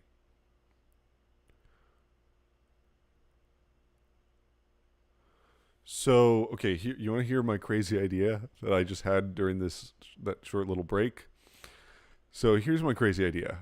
That Godwyn is Marika, and Radagon is the soul of Godwyn. And one of the things I was just thinking about this, I mean, I know this is insane, but one of the things about this is that in that original story trailer where it showed Marika and presumably Radagon hammering at the ring, is that the Radagon in that story trailer has blonde hair rather than the red hair of Radagon. And I think that may be because that was originally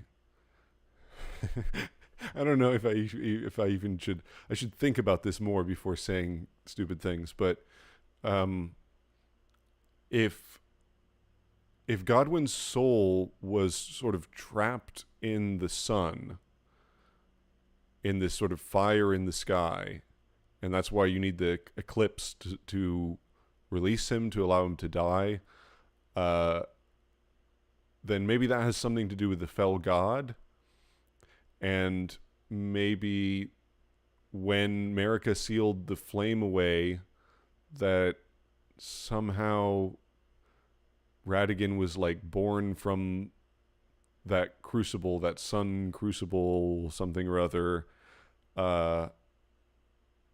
and that became Radagon. Yeah, I got to think about this more, but I'm kind of liking this idea, even though it's absolutely insane. So I'm going to roll with it for now. Radagon is Godwyn. He's Godwyn reborn through the Crucible, who is actually... Godwyn was the combined form of Marika and Radagon, and now they've been split apart.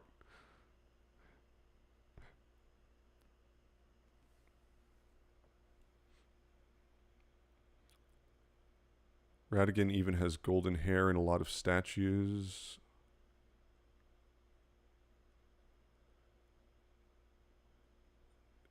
Read the Elden Beast sword description. What does it say? A god that should have lived a life eternal. Let me find it again. Sacred relic sword. Sword wrought from the remains of a god who should have lived a life eternal. Thoughts on what the weapon portends are many and varied. That's like the whole of Elden Ring, basically. Some consider it the mark of a great sin or a sign of great devastation. Some think it as the end of an age, while others, the beginning. Well, that's classic FromSoft ambiguity there. Yeah, the fact that Radagon appears out of nowhere is very strange. Maybe we should skip to the Radagon section so we can just talk about him, because he is still the biggest, like, what is going on there. Lots of stuff going on here. Well, there's stuff that I want to cover first. All right, we're gonna try and power through the next couple of sections before we get to Radagon, because I think it's good to have as much context as possible before getting to Radagon. So, but we'll just try to do it quickly. Can we talk about the Fingerslayer blade possibly being made from Placidusax's consort? Yes, absolutely. Because if the Sacred Relic sword is made from a god, then the Fingerslayer blade would also presumably be made from a god, and the only god that would make sense is a god before Marika / Radagon, which would have to be the god of Placidusax that fled. I don't know what else to add to that necessarily, but that also plays into the Glow-Eyed Queen, I think. But I want to stay on track, because otherwise I'm going to lose my mind, and I already am. So all the last about hour and a half, I think, was on the line Marika's offspring, demigods all. So the next line is, the mad taint of their newfound strength triggered the shattering. So the demigods took these shards of the Elden Ring. They took these pieces of I think of the form of the Elden Ring. They're not changing the rules, but they're taking this power, this golden power, to rule the world. And this triggered the shattering. So they're all competing for dominance. It's a war from which no lord arose, and this is a war leading to abandonment by the greater will. So the idea is that they all have these pieces of the Elden Ring, but it's sort of locked in. It's like a stalemate. None of them can defeat each other. Even Radahn and Malenia, who are like the two strongest demigods, they fight and they can't defeat each other. So they're all locked in the stalemate. They're just kind of in their own different areas of the lands between, with their own pieces of the great runes, and none of them can bring it all together. It's all none of them can use that power of regression to bring it all together. And for some reason, this leads to abandonment by the greater will. So the greater will wants order. It wants the Elden Ring to establish order in the world. It does not want this stalemate where everything is just chaos and conflict. If it is made from his god, Placidusax is currently in the highest point in the game world, but the Nox and his god's corpse are in the lowest point. Yes. I will touch on that in a minute, because we're going to talk about death. But first, what is the greater will? So there's no reference to the Greater Will being an outer god. Smotown did a really good video on the Greater Will and another great video on the outer gods, which where he compares them to kami from Shinto. Basically, a sort of spiritual embodiment of different forces of nature, which I think is basically the right idea. Now, if you were here for my crazed intro where I talked about belief and metaphor and the way that belief interacts with reality, what you can draw from this conclusion is that, okay, if beliefs have this impact on reality, and now you have this giant all-encompassing religion which covers the lands between, there would have to be some effect of that. So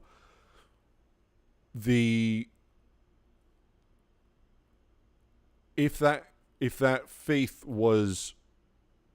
had a physical presence in the world, you might call that a greater will. It's like the Jung idea of the collective unconscious, or in Berserk, there's the idea of evil, which is also called God, is this creation of man. It's like the whole idea in Berserk. I've spoken about this before, and sort of spoilers for Berserk. This isn't explicitly stated in Berserk, but the idea seems to be that like the whole spiritual dimension to reality is kind of a manifestation of the beliefs of the internal world of mankind, that humans have these desires and urges, and they've got dark souls, they've got a darkness inside them which manifests in the world of the dead, in the spirit world, as these demons and demonic forces which control fate, which govern causality, the flow of causality. And the sort of source of this is this giant heart with this caduceus symbol. I forgot to include an image of it. Dang it. You can look up the idea of evil from Berserk, and you can find it. And this is like, it's the point is that it is governing fate and causality, and it's like the root of all the demonic forces in the Berserk storyline, but it is created from mankind, from mankind's thoughts and desires. So, and this is a big theme in Demon Souls, that like all the demons that you fight are basically legends that have come to life. They're beliefs that have transformed into reality. So the Storm King it's just a story, and now it becomes an actual flying thing that comes, physically at you. The Adjudicator, there's this shield which shows the Adjudicator on it, and then that becomes an actual Adjudicator. The Tower Knight, the Phalanx, the Penetrator, these used to be people, but through the power of the soul arts, through the power of consciousness, of belief, these are manifested into real demons that take on a physical presence in the world. So I think the idea with the greater will is it's the same thing. And the greater will is actually a phrase in Berserk when referring to the sort of the thing that's determining fate. The idea of evil, the god of that world, is referred to as it's the plan of a greater will. So I think it's the same idea, that the greater will is not something that existed really before people. I think it is a manifestation of people's beliefs. This is something where I'm feeling the need to refresh my Bloodborne lore knowledge, because there's a lot of, obviously there's like outer gods and the old ones and a lot of similar concepts playing in there, and I need to look at that again to see how Miyazaki dealt with those ideas there. But that's the old one from Demon Souls. How can the greater will have sent the Elden Beast if it's just a collective unconscious manifested by humans? Or for that matter, how could it have created distinction and life? Yeah, I guess maybe it does exist apart from humans, but I think the idea of like, okay, if humans are divided from one great thing, if everything is one in the beginning, and then only then do fractures, births, and souls appear, then basically every soul, every will, every person is a piece of the greater will, if that makes sense. So even though they're separated now, that is what the greater will is. I don't think it's a character in that sense. Like, I think this is more like it's a force of division, of order in the world, and it divides. It first divides everything, and when it divides into different people, it is the thing. It's the collective unconscious. It's the thing which everybody is a part of.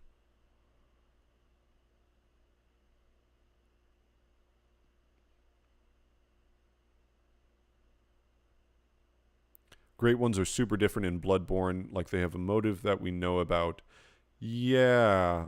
Well, I'm not sure that it's so different. That's why I want to look at it again and kind of look at it through the lens of Elden Ring, because it's been a while since I've looked into the lore. So I wouldn't put too much into the name Greater Will, given that the Japanese name is a bit more distinct from that. Refer to what I said earlier about the Old Testament TLs. I did not catch that about the Old Testament.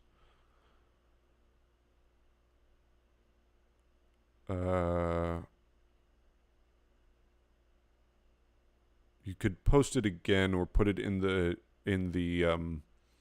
lore notes in the Google Doc. I didn't catch that. I don't think that the Japanese name is actually that different. It's will. The word ishi in Japanese is like, I mean, will is a perfectly acceptable word for it. It's volition. It's like the impetus to action. It's potentially desire. Will, I think, is an appropriate word for it.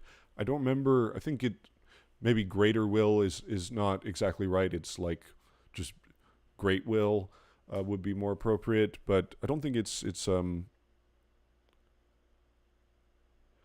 greater will in Japanese is referred to by a name nearly identical to what God is called in Japanese translations of the Old Testament. That's very interesting.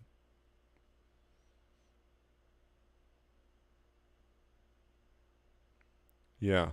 You do get into these issues with translation where literal translation does not always give you the sense that you would get from something. So that's an interesting observation. I did not know that.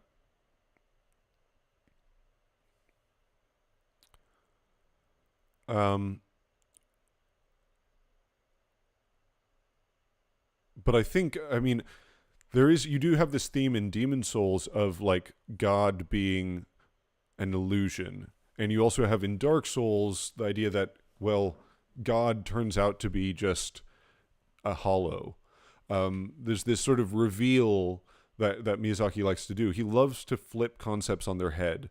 And one of those concepts is this idea of this great religion, which is all about light. You know, in Dark Souls, it was all about fire and light and you know, the evil undead humans are dark. But then it turns out that actually there's a bit more nuance to this, that the religion is deceiving you, and that they're the whole basis for it is questionable at best. So the idea that would be a similar conception in Elden Ring, not just that the greater will has questionable motivations, but that maybe the whole idea of the beliefs about the greater will in the Lands Between are questionable, that maybe this is something, the way it's represented is not really how it is.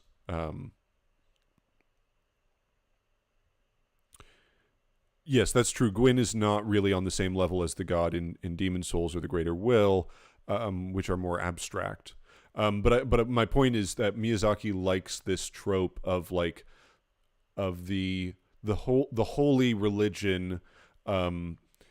There's this secret occult side to it, which which sort of reveals that the true nature of reality is different. The true nature of reality is not what the religion thinks it is.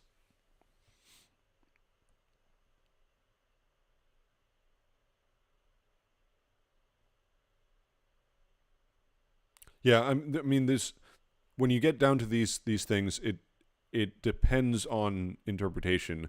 My interpretation of Demon Souls was that this is basically people trying to understand the world. And this is with all of Miyazaki's games, is that the people in the world are trying to understand it. And some of them believe very strongly that they do understand it, and some of them don't. The idea, like, the sort of reveal with the Talisman of Beasts that, and with Sage Freyk and Saint Urbane, that this is all coming from the same source, is framed as like, oh, this is all about the Old One. But even that, I think, is, I think the way you're meant to take that is not that the Old One is God necessarily, but that God is sort of this concept that the church has come up with to explain the appearance of souls and how the world works and the creation of the world and everything. I don't think it's clear that the Old One is responsible for creating souls in the first place, for granting man a soul and clarity. So I think the idea is more like there is this, when you get down to the fundamental basis of reality, nobody really knows what's going on, including the people in the story, even the ones who sort of have this occult knowledge. And the occult knowledge usually takes the form of sort of its disillusionment. It's like the faith that you hold is in something that isn't real, or it's not what you think it is. It's got a different agenda, or it takes a different shape. So I feel like that idea, when compared to the greater will, makes a lot of sense. And it also kind of explains this, the greater will is the shattering leads to abandonment by the greater will. Well, what does that really mean? If you think of that in religious terms, it's like, oh, well, God has abandoned us because we started fighting. But maybe it's just, that means the same thing. Like, we're all fighting, it's all chaos, so the God, the thing which establishes order, is not with us anymore. The order does not exist. And so Enya, when she says, the greater will has not abandoned these lands, it's basically just saying, no, there's still hope for order.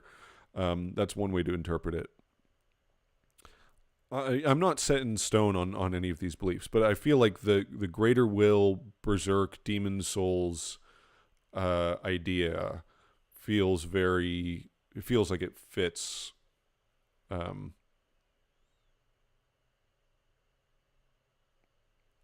Foster says, also for your Godwyn equals Marika / Radagon theory, for being a supposed fire giant descendant, the only damage he's neutral to is fire.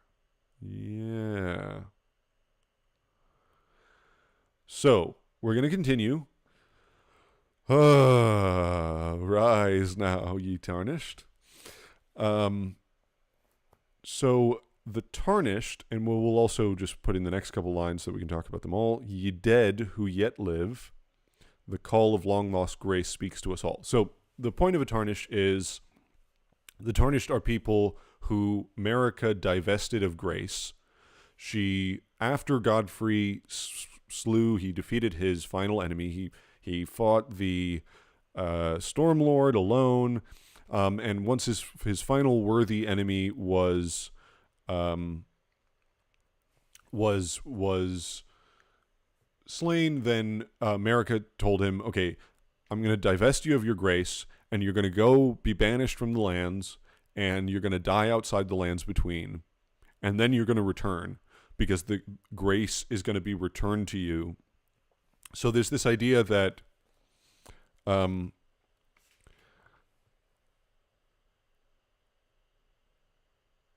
Okay, this is a good question that connects with this. Rudolph Zappelli says, do you think the greater will is a creation of humans or minds in general, like the greater will and outer gods are created by intelligence? I think it's the thing that intelligence and faith are both resting on is it's like in Demon Souls, it's the ability to perceive the world also creates the world.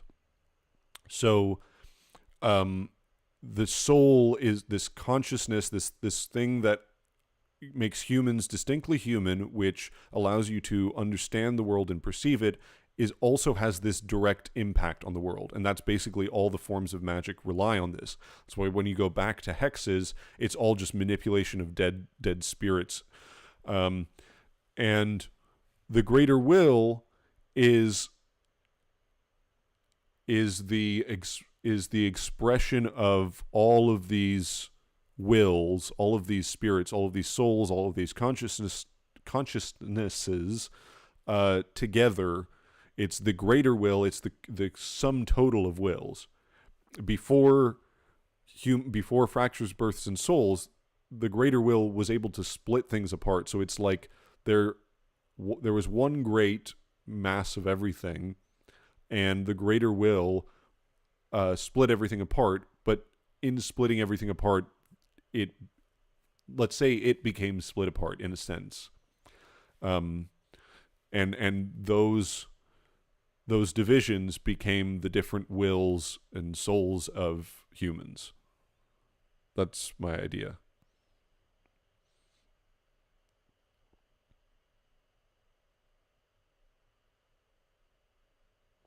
Not to mention, Godwyn had the same weird third eye thing, similar to the fire giant's chest cavity. That's a really good point, actually. He has that weird nub on his forehead that looks like a proto third eye. Oh, I'm liking this Radagon is Godwyn idea.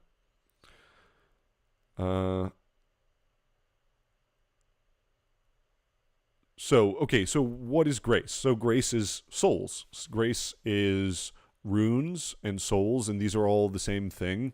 The golden light which guides you is the guidance of grace, which is the guidance of souls, which is also the guidance of the greater will. These are all the connected ideas.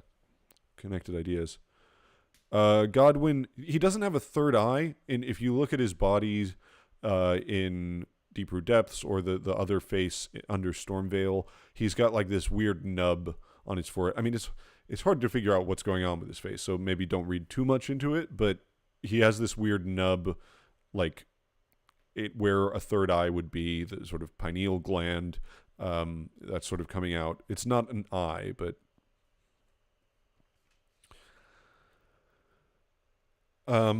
so why would Marika do this? Why would she send away these people? Why would she divest them of their grace? I think the idea is that it has to do with the fact that death is screwed up. And not because of destined death being removed, but because of Godwyn sort of Godwyn's body infecting the lands. And I think the idea is she wants them to die so that they're sort of revived by the golden grace, and somehow that makes them a worthy candidate to become... so she divests them of their grace and sends them outside because they have some sort of crucible-like aspect to them. Godfrey and all the Tarnished have this like crucible blood, let's say, in them. And she wants to, instead of having them die here and be part of the system and become those who live in death, because the thing about those who live in death is that they strive to continue living. They're determined to continue living even when they die, and so they continue to live, and this is like violates the Golden Order. So she sends them outside to die so that they don't become those who live in death, but instead are revived by grace and sort of reborn, baptized again, and come back as like golden people instead of crucible people. That's very loose thinking there, but I feel like it's something like that.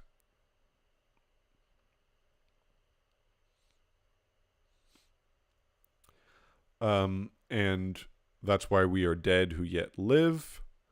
And that's the call of long lost grace. Oh no, stop scrolling down. Why does it keep on doing that? It's so annoying. So we want to talk about...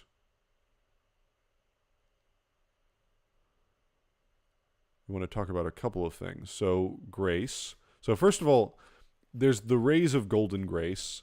Then there's red grace in the Forbidden Lands. It's the exact same effect, except it's red. There's also blue grace in Raya Lucaria, which is weird.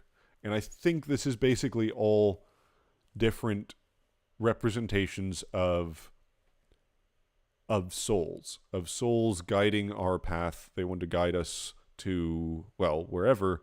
They're a bit confused in Raya Lucaria and Forbidden Lands, whereas the gold, which is all about order, they order us, they lead us on a path, rather than just sort of swirling around randomly. Do you think the grace is directed by Marika or the greater will? I think it basically is the greater will. So if you take this idea of the collective unconscious, that it's like, it's the combination of everybody's will is the greater will, or rather that everybody's will is divided from the greater will, then it's the reason that it's leading us certain places is because, like, it wants order, I think. But I think whatever grace is, whatever the order, the guidance of grace is, we've got a sort of a different version of it in the Forbidden Lands, perhaps a Crucible style version of it, which has to do with the Helfin Steeple. So the Helfin Steeple talks about a spirit world in which those who died in battle can see this guidance of something that looks like grace, the light of the Helfin, and the Helfin Steeple has this red gem in it, so that would sort of tie in with this weird red grace thing that we see in the Forbidden Lands. And this seems to be an idea sort of like Valhalla in Norse myths, where it's like it's a heroic place for people who died in battle, those who, and all of the stuff about the Helfin Steeple, the death birds, this all has to do with fighting to live. It's all about struggle and fighting to live and conflict and battle. And so the idea that this is connected with the Crucible, I think, lines up with that, because the Crucible is it's violent, it's a test, it's about struggle. I think it's the same basic ideas.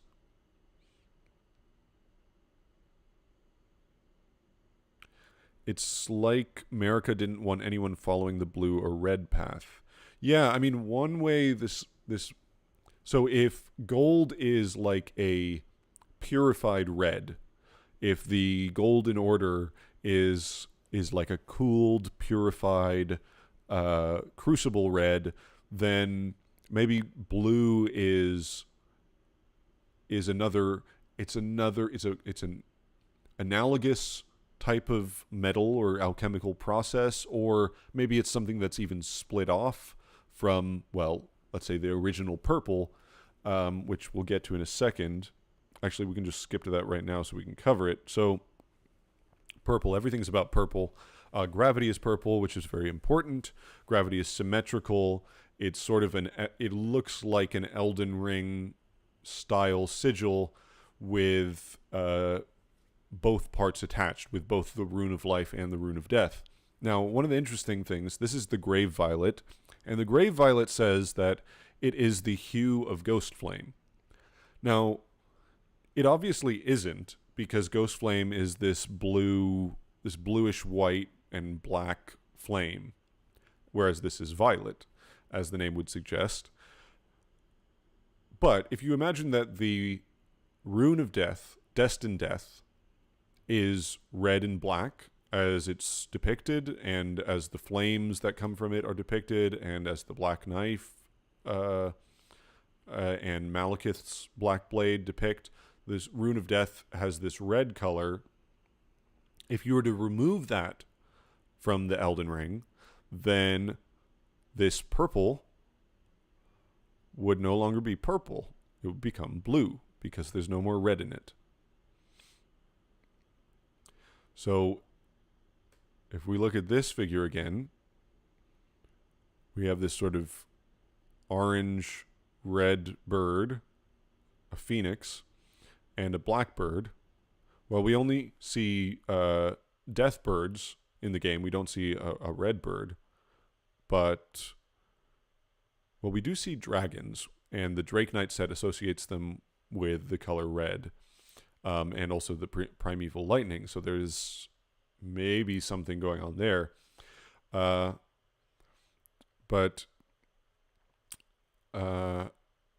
I actually haven't watched the whole color theory video. I watched the first, 20 minutes or something.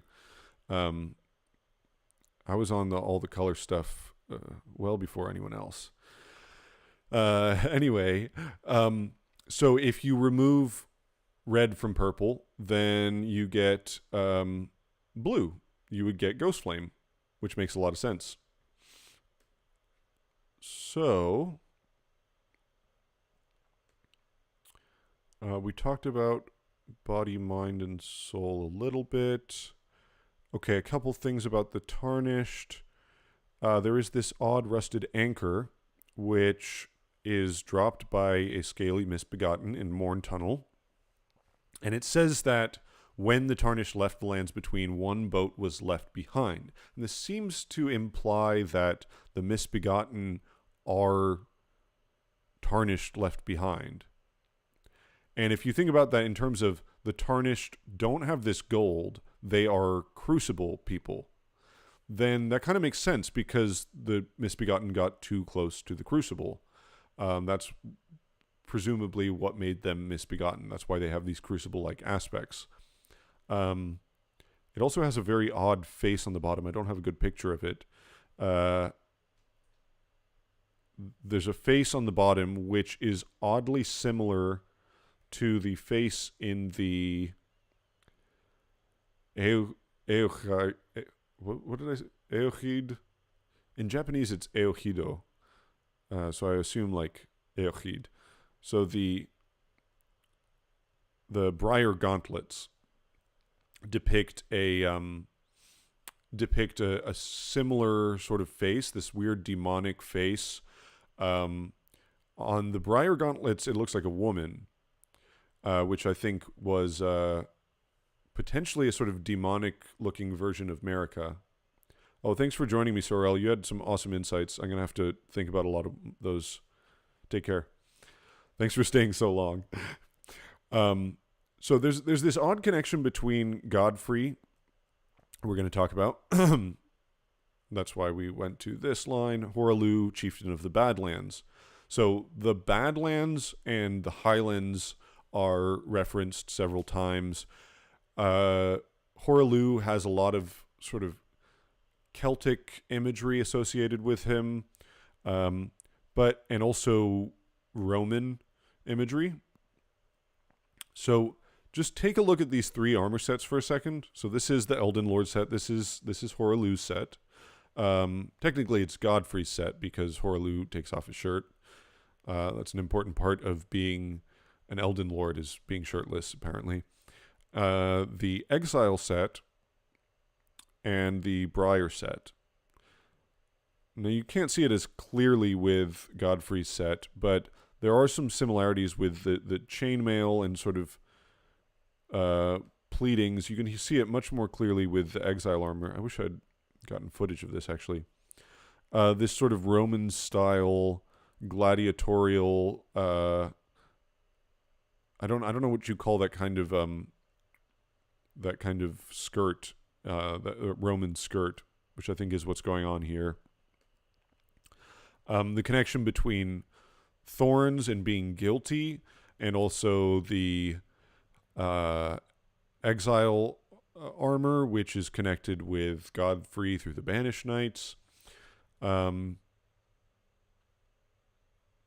guess I don't know what the point of bringing that up was, except I just wanted to bring it up. I'm going to talk about that more in my video coming up.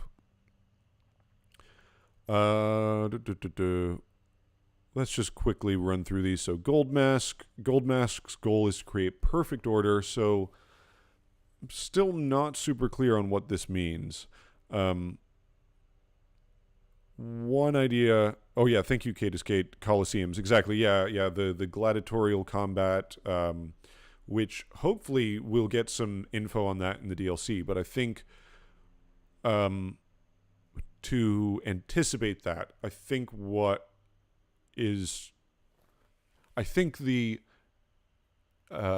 Eochid and the Highlands and the Badlands are all very closely connected.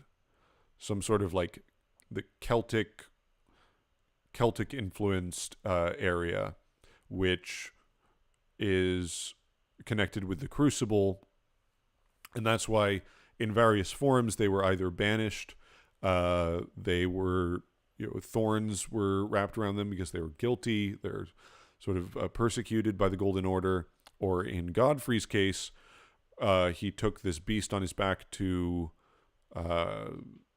prevent the bloodlust, that sort of crucible-like bloodlust, from taking hold of him.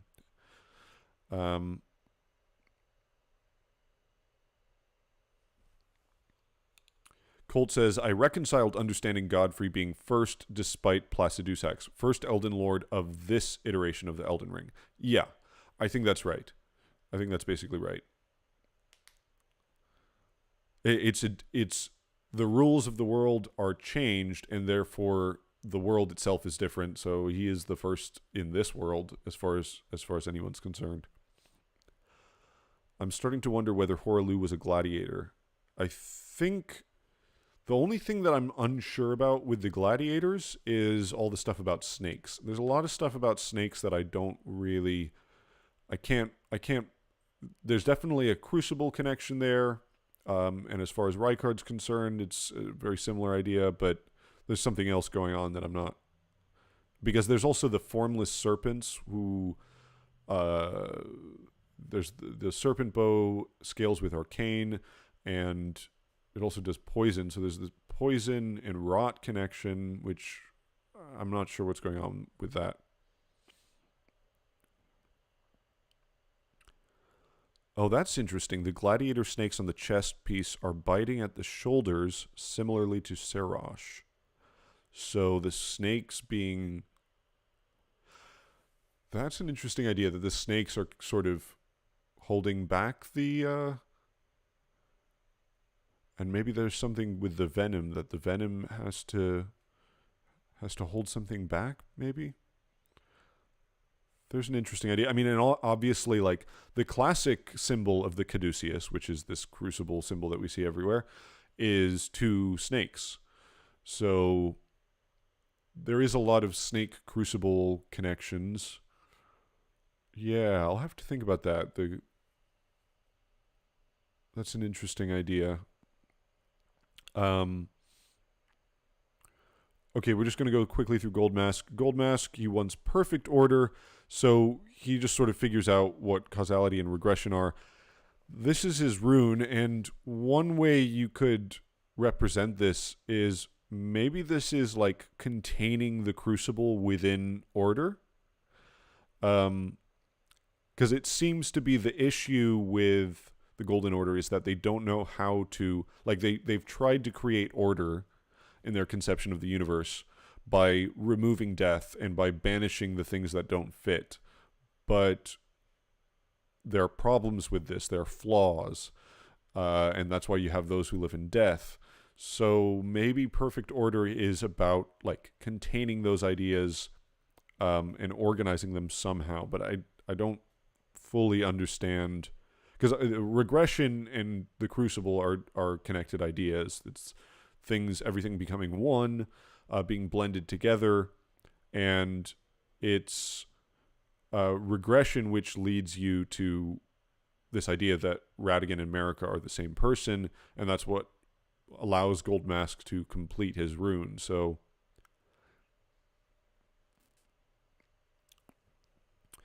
The current imperfection of the Golden Order, or instability of ideology, can be blamed upon the fickleness of the gods no better than men. That is the fly in the ointment. Yeah. Yeah, that's such an interesting line. Last Protagonist did a breakdown of the Japanese of that, I think. Or at least he was talking about it. I don't remember if I saw a video or not. That's something I haven't thought about Goldmask too much.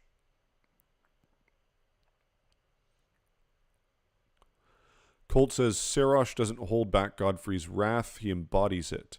When we defeat Godfrey, Sarosh begins to physically manifest. Yes, there's something strange going on with Godfrey. So the thing with Godfrey is like, so he fights this well, okay, there's all the issues about the Stormlord, which I haven't talked about. But he has this bronze axe, which you see in the round table, and he basically, leaves it there, and then takes up this axe, which is Sarosh's axe. Tarnished Archaeologist has gone into this. So he defeats Sarosh and takes his axe up, and I think the implication is that like he was just a vicious animal warrior before then. As Hoarah Loux, he just fights with his fists and his hands. He doesn't fight with a weapon. It's less civilized.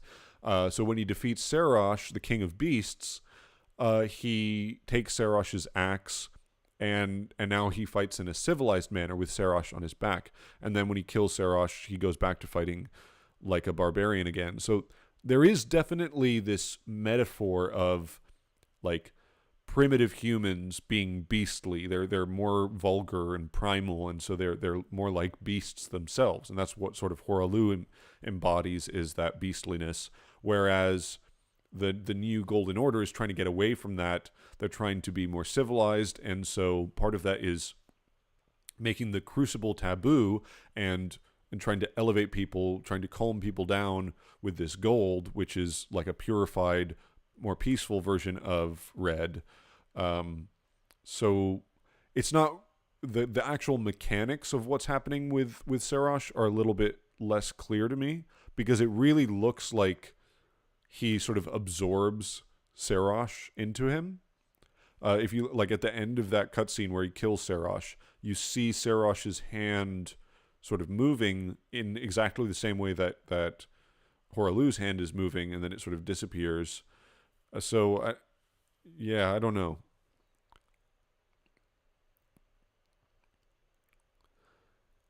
Yes, I doubt golden ending is ultimately good for the world. Exactly. I don't trust Goldmask exactly. I don't trust that this is the right answer. It seems a little bit too gold, a little bit too shiny to be true.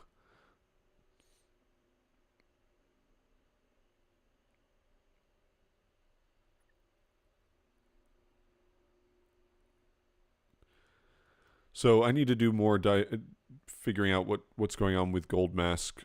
I don't have a clear idea there. I mean, one of the things which makes me a little bit iffy about all of that is that in one of the early cut versions of the intro, Hoarah Loux is called Hoarah Loux the Goldmask. Actually, he's called Hoarah Loux the Goldmask. So I'm like, okay, wait, so Goldmask was created later? And so maybe I'm not really sure what ideas he's supposed to embody. Colt says Goldmask is an Onyx Lord. That's what I used to think. If you actually look at the models, he doesn't really look like an Onyx Lord. He doesn't have the ears. He's got that long neck and the weird sort of weirdly shaped body, but so do most of the commoners in the lands. Also, it doesn't really track because Goldmask is a Tarnished. That doesn't seem like the whole idea of the Tarnished and the Crucible doesn't seem to gel with the Alabaster and Onyx Lords. So I'm not. I mean, not that I really understand the Alabaster and Onyx Lords, but I'm not so convinced by that idea anymore.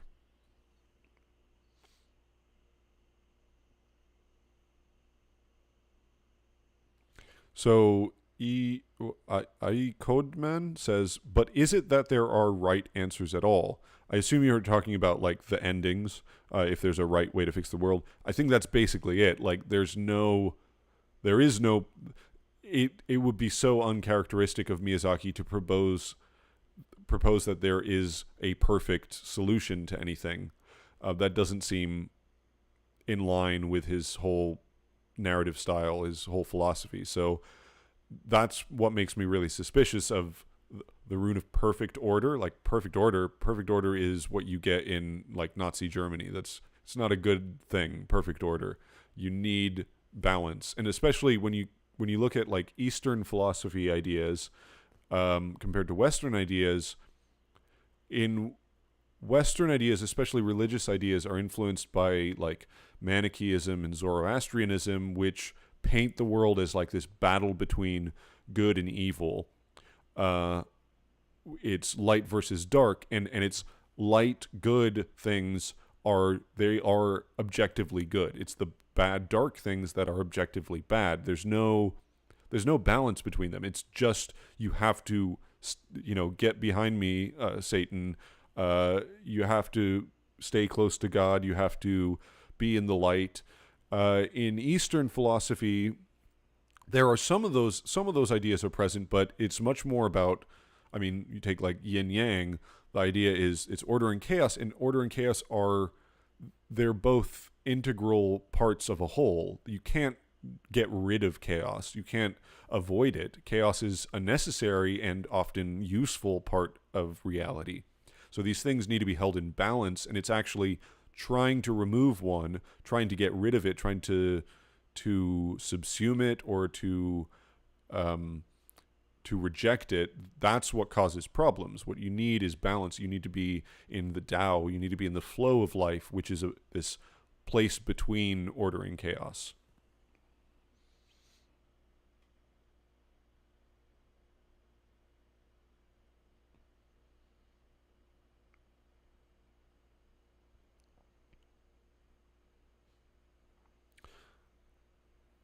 AJL says, like Godfrey is literally Hoarah Loux's gold mask. Yeah.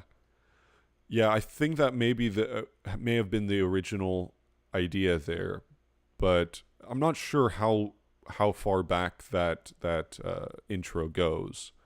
I mean, the thing is that the whole concept of having the intro as introducing the Tarnished feels like it's a more recent thing, because it feels like the story trailer was originally intended to be the intro. So if you had the story trailer originally as the intro, and then you change it like pretty late in development, and you still have this idea that Goldmask is Hoarah Loux, then that's pretty significant. There was a much bigger role for Godfrey as well, and Miyazaki said something in an interview where he said that like the Tarnished are actually the descendants of Godfrey. So I don't want to get into like a bunch of cut content stuff because that's not the game that we have, but it is interesting, and sometimes it can reveal stuff about the plot.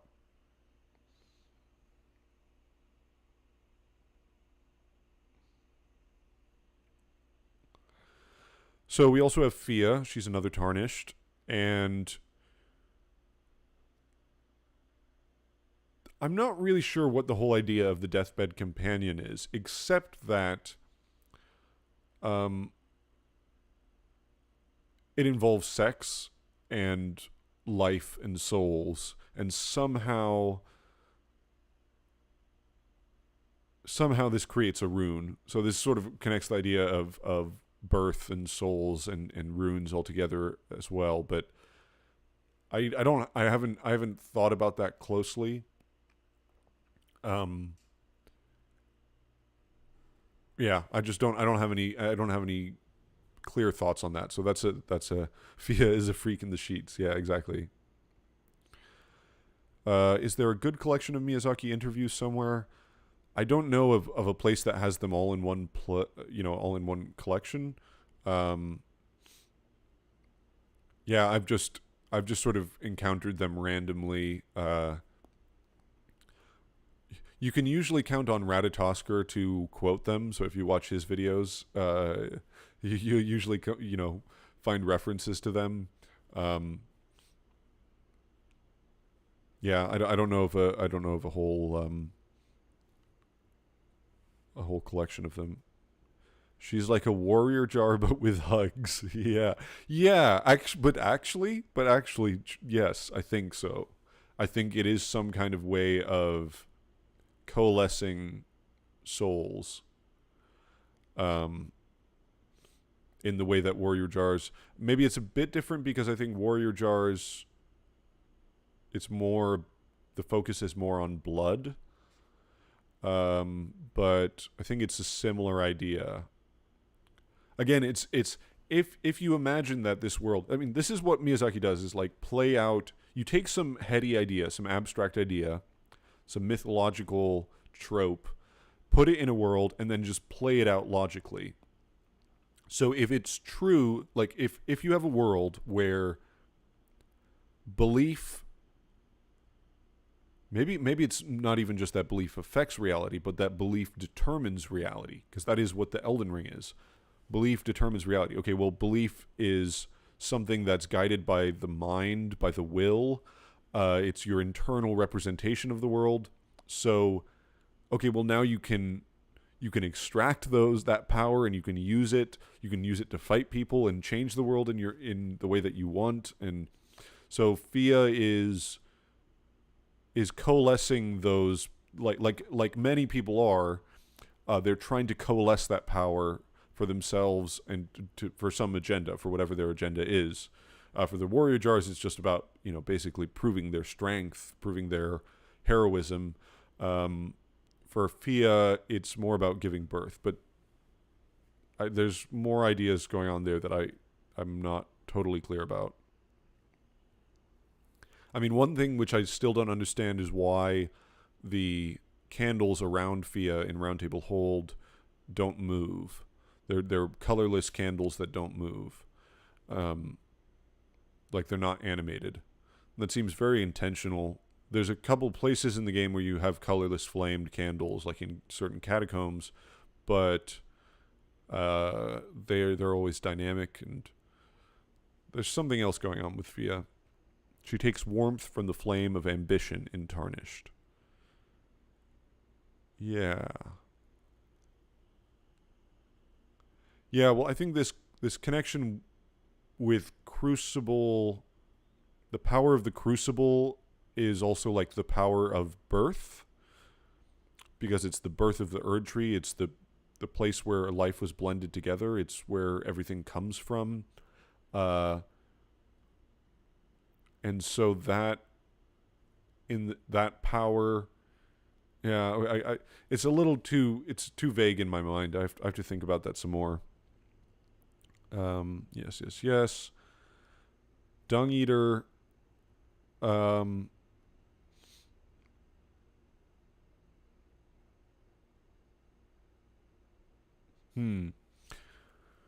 The way Fia describes deathbed companions, it sounds like a common tradition in wherever she's from, and so I always imagined it like a form of service available only to the aristocratic social class.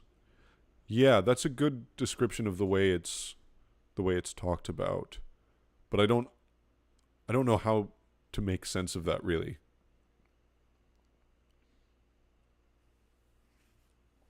Her embrace gives a Baldecan blessing, like the GEQ gives a black flame within.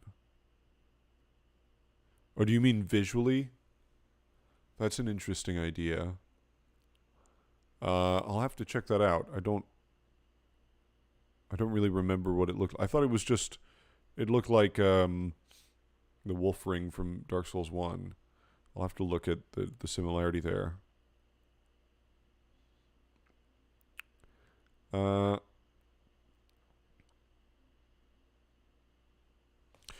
Yeah, I mean the Dung Eater is another part where I don't fully understand what's going on here.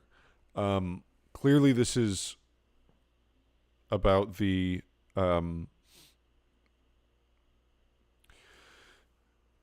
clearly this is about the Crucible as well, because we're talking about the Omen Curse, and it's about in some way escaping the Golden Order, and escaping resurrection through gold. I there's something going on here that I don't understand that has to do with his son Talisman. And I need to think about Dung Eater more, because it would be poetically fitting for Miyazaki if Dung Eater's ending was in certain ways the best ending. That just seems like that there's something right about that in terms of how Miyazaki thinks, like this poop eating horrible guy who's defiling corpses and stuff, that somehow he's onto something that nobody else is. So I don't know how that would make sense, but it just feels like that would be thematically right for Miyazaki.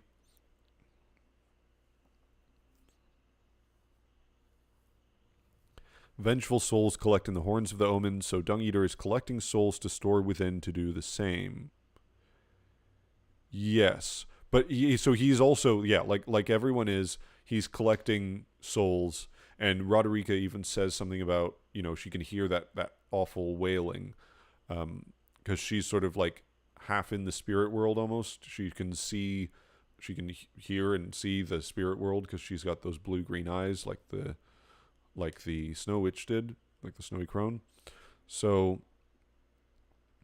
the one thing which is confusing about the Dung Eater ending is that the sky is like the same, and I think it's identical. Maybe I'm wrong, but it at least looks very similar to the sky in Fortisak's boss fight. So I don't know really how to rectify all of that.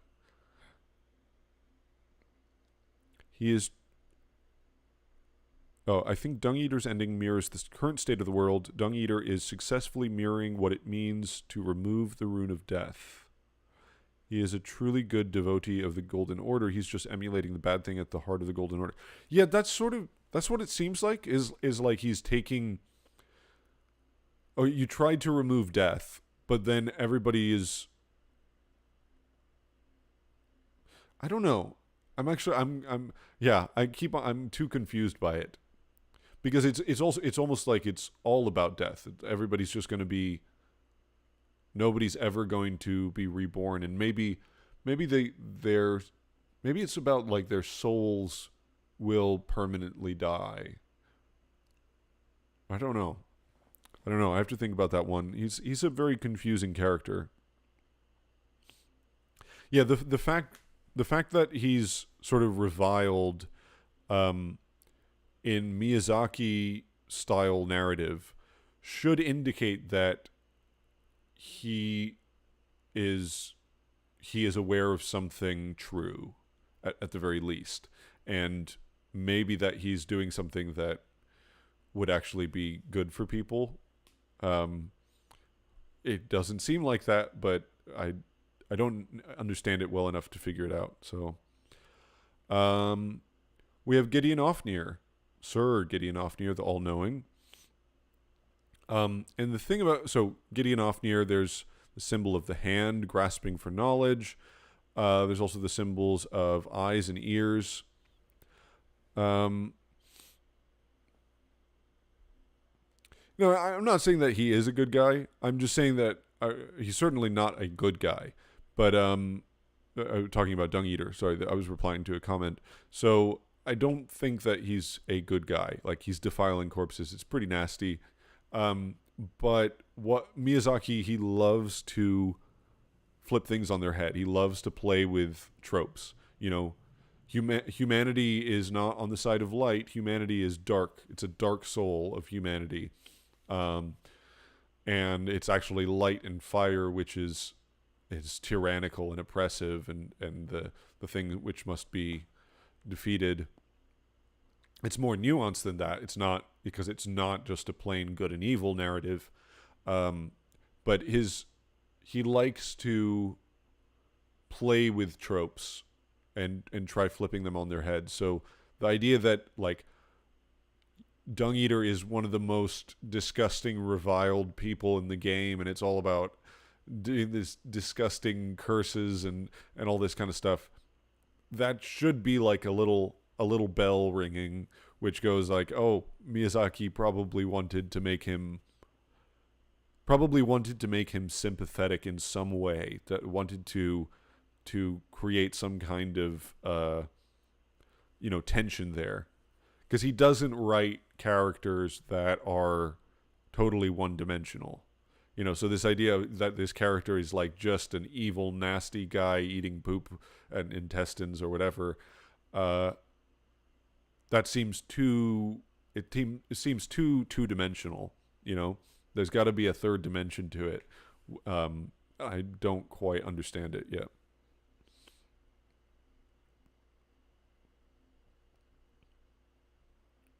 Yeah, right. Like angels from Berserk, demons, all of that stuff. Yeah. Okay, so Gideon Ofnir is just trying to seek knowledge. I put the scarab up here because I like the theory. I can't remember who said it, that the scarabs are Gideon's spies because they've got this sort of eye insignia.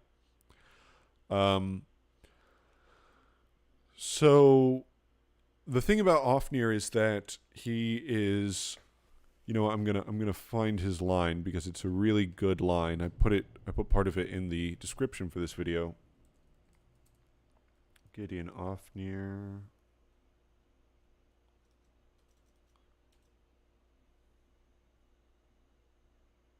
So I'm known as Gideon Ofnir. Okay, where's the line?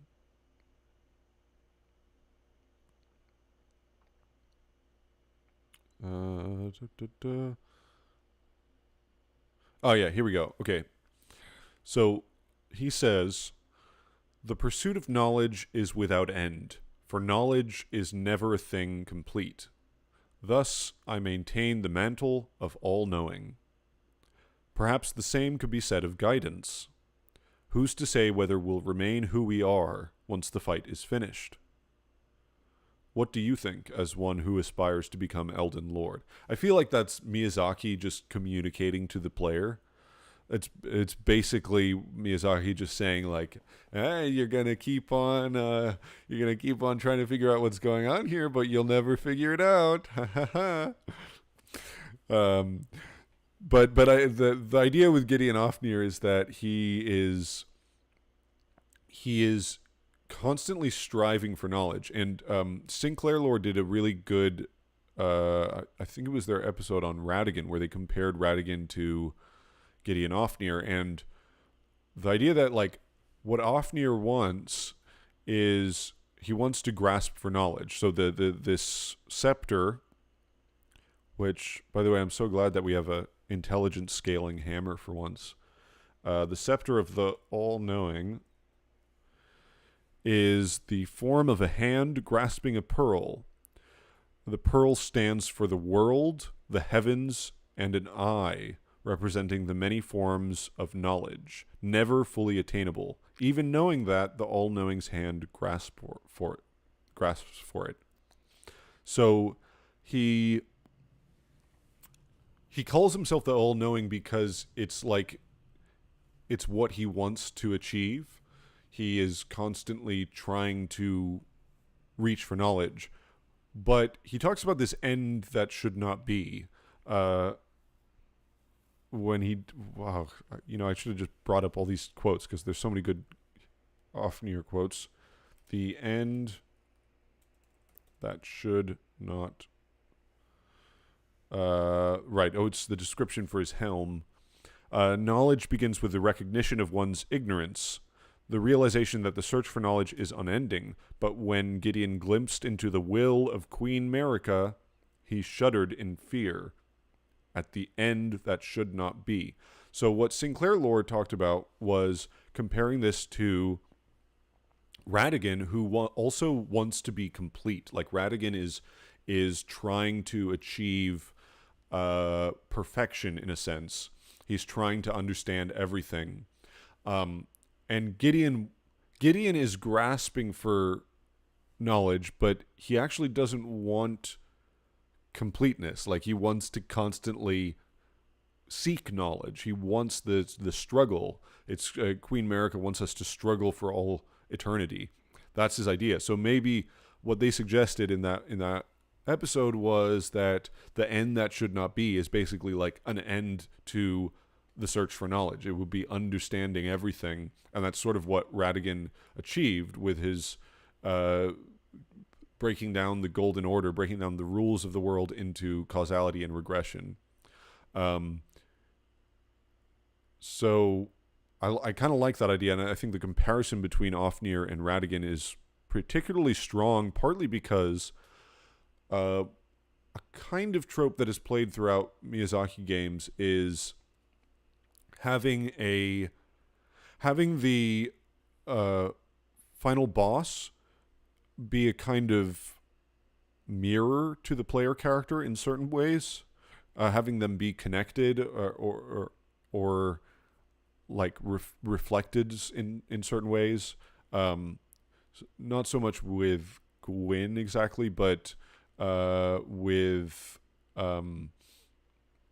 Gale, and also kind of in Bloodborne, and depending on which ending in Sekiro. So there's that idea, and then there's also the idea of like the person who's going along the same journey as you. So there was like Ostrava in Demon Souls. There was Oscar, who was eventually that was cut, but they wanted to make Oscar sort of progress through the game with you, and then you'd eventually have to fight him. It sort of got turned into Soulless doing that. They were going to do the same thing in Dark Souls 3 with like Henri. Well, I guess they kind of did it with Henri. And so I think that's sort of the case with Gideon in Elden Ring, where he's the other main Tarnished, who's also trying to stand before the Elden Ring, and that's why you fight him right before fighting, right near the end of the game. And he's searching for knowledge in the same way that Radagon was searching for knowledge, except like Radagon is sort of embodying it. He's sort of becoming familiar with, I don't know, he's achieving the completeness in a way that Gideon doesn't want, actually. Gideon doesn't want to be successful. He wants to continue to struggle. So, how did Gideon glimpse Marika's will? That's a good question. Well, he does have the law of causality, which is interesting. It's, I think, significant that he has that. I mean, he has a lot of different things, but the fact that this guy who's like, he's trying to understand the world and organize it, let's say, and yeah, I think it's significant that he has the law of causality, although what the implications are is less clear.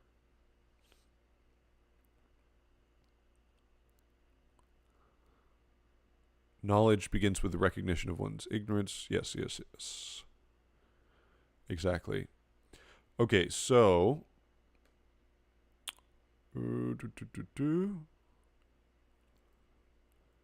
okay, so Radagon. Yeah, he's got mad ears. He's got lots and lots of ears. The Ofnir, that is. Let's talk about Radagon. So there's lots of stuff about Radagon. In some ways, I feel like I haven't made any progress figuring out who Radagon is. But I will say some things that I think make sense to me. So, first,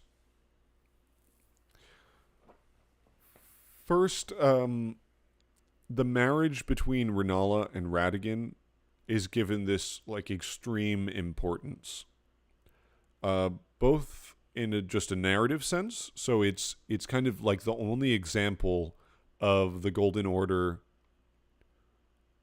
making peace with another civilization, with another ideology, not just civilization, but with another belief system. They sort of integrated it. And Rogier talks about this, how this is this, like, we need this flexibility. We need this ideological flexibility. The Golden Order used to allow for these differences in belief. They this one example of Radagon and Rennala is like this beautiful marriage where the fate of the fate of the moon and the order of the Erdtree were conjoined. And Muriel is, you know, talking all over the place with about this, where he's saying that this is a miracle. It blesses this church. It's going to one day again bless this world. He continually calls it a miracle. So there's this incredible importance given to that marriage, and also to the idea that this is a vow. Radagon repented his territorial aggression. He cleansed himself with celestial dew, which recalls a time when the stars guided fate. And he made this vow, and then he broke the vow. And Muriel says that this is... what does he say exactly? Let's find out exactly what he says. It's something that should not happen, basically.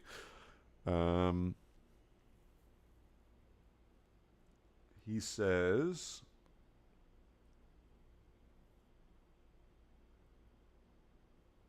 Severing a vow, strongest of bonds, has consequences ever more dire.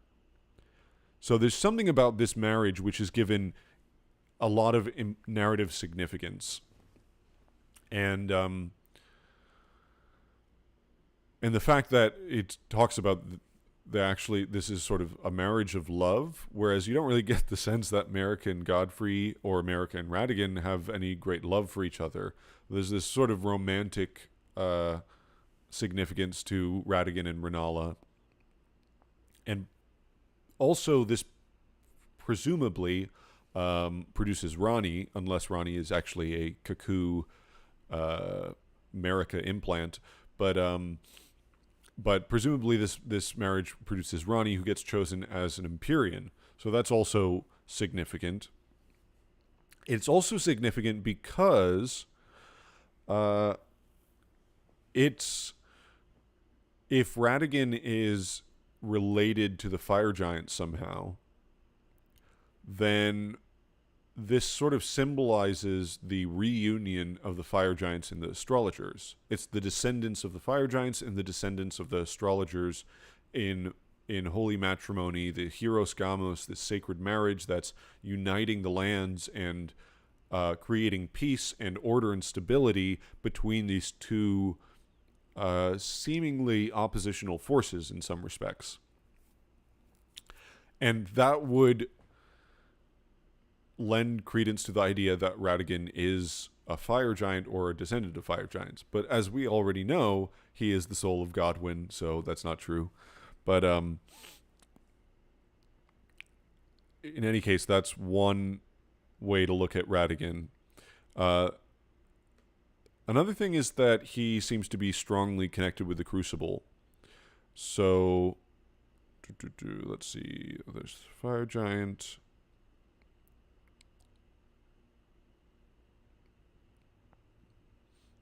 Oh, I mean, other things connecting him to the fire giants are the fact that he wields a hammer, and the fire giants invented smithing, so maybe there's a connection there. The fact that he uses thorns, his thorns, he's got this seal, this crosshatch seal, which is blocking entrance to the Erdtree in the form of thorns, and the thorn fire sorcerers are, associated with the fire monks, so this is associated with the fell god and the fire giants, so there's something going on there. There's that internal file name, which calls the Leonine Misbegotten the children of Radagon, and the old 1.0 Misbegotten Ashes, which call them Radagon Chimeras. this would all suggest a serious connection to the Crucible.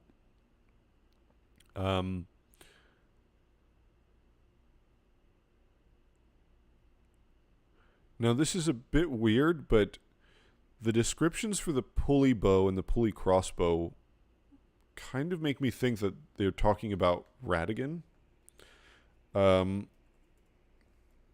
Pulley bow, let me read it. So the pulley bow reads, longbow, which utilizes a series of pulleys and springs. The complex mechanism, which required advanced mathematical and mechanical understanding to craft, was likely made by a certain genius who learned Golden Order fundamentalism. And just the fact that this is a very loose connection, but the fact that Radagon is portrayed as like he's this guy who learned all this sorcery from Runala and learned these incantations from with Marika, and then he sort of figured out the Golden Order essentially. And all of his incantations are intelligence based. This kind of makes me think of him being perhaps a genius, and also the fact that his crosshatch pattern it's like an ordered mathematical version perhaps of the Crucible root pattern from the Farum Azula Elden Ring.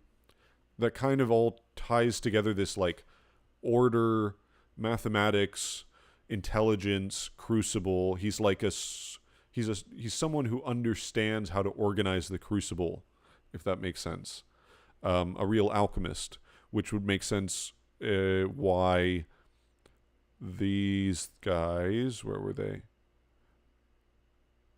Why these guys are called Radagon Chimeras then in the game files.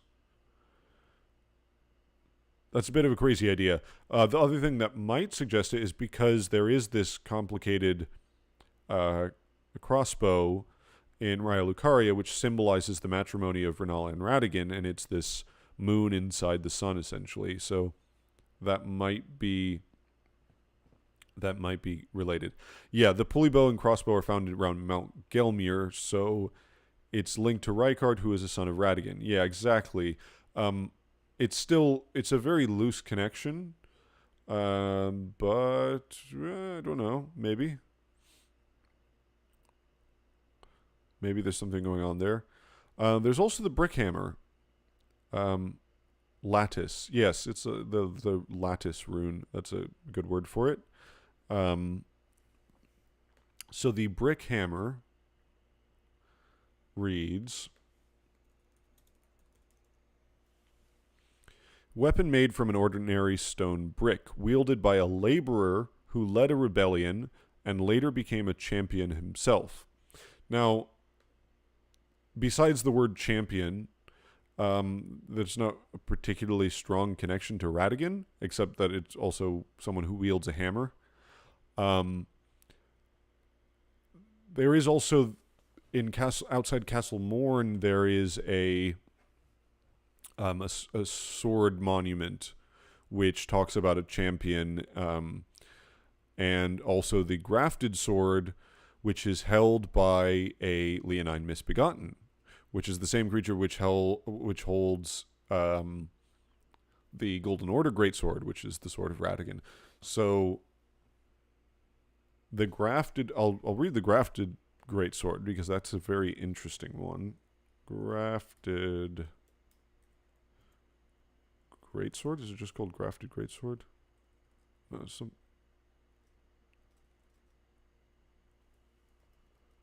is it called?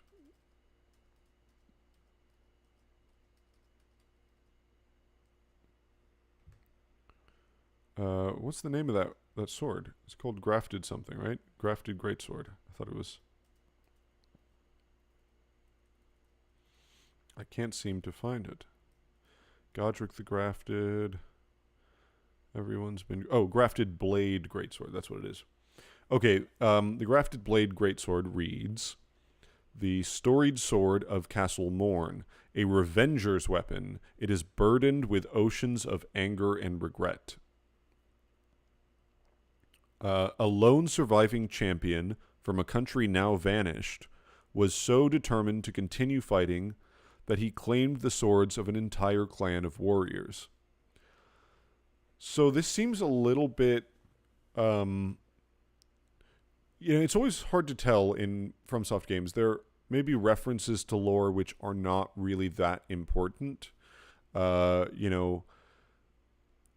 are references to some of the lands outside the lands between, like the Beast of Astora is not a critical part of the story of Dark Souls. It's just sort of little side story that helps flesh out Astora. At least as far as I'm aware, I don't think it has a lot of lore going on with it, but it is kind of interesting that this sword is held by a child of Radagon, according to the game data, and another child of Radagon holds the Golden Order Greatsword, and that they're misbegotten with red hair, and that it's grafted, which is like a sort of Crucible alchemical idea. And then it talks about this land which has disappeared in a champion, and I kind of wonder if this is all related to Radagon.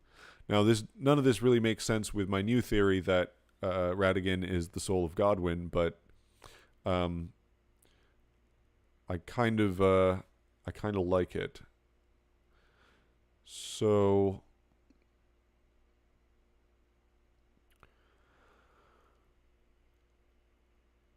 yes, Radagon is associated with stitching, laborer work. Yeah, that's a good point.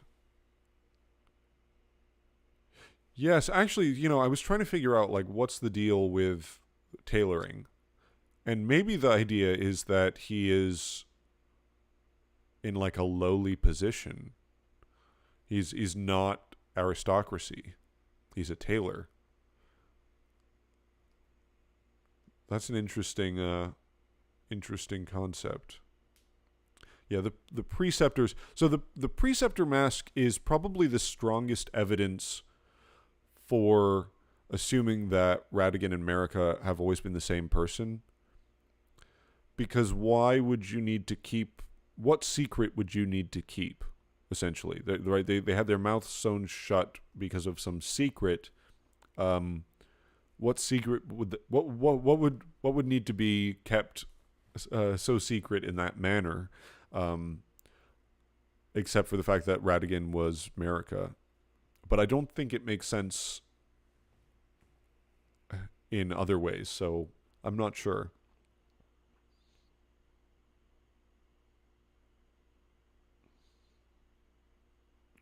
Blacksmith hammer and sewing are repairing. Longs to be complete themed. That's a really good observation. I did not think of it that way. Yeah, it's all about repairing stuff. Repairing the Elden Ring, repairing weapons, repairing clothing, becoming complete. It's the quality of regression, of putting things back together again. That's a really good observation. Yeah, that's a really good way of putting it. If Marika is related to the GEQ, she's familiar with stitching. Oh, because the Glow-Eyed Queen is Box Mom? Clearly because the Glow-Eyed Queen is Box Mom, that's got to be it.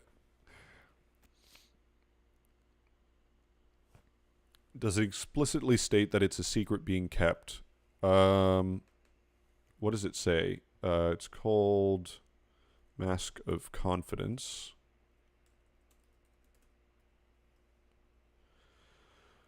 Mask with the mouth sewn shut with gold thread.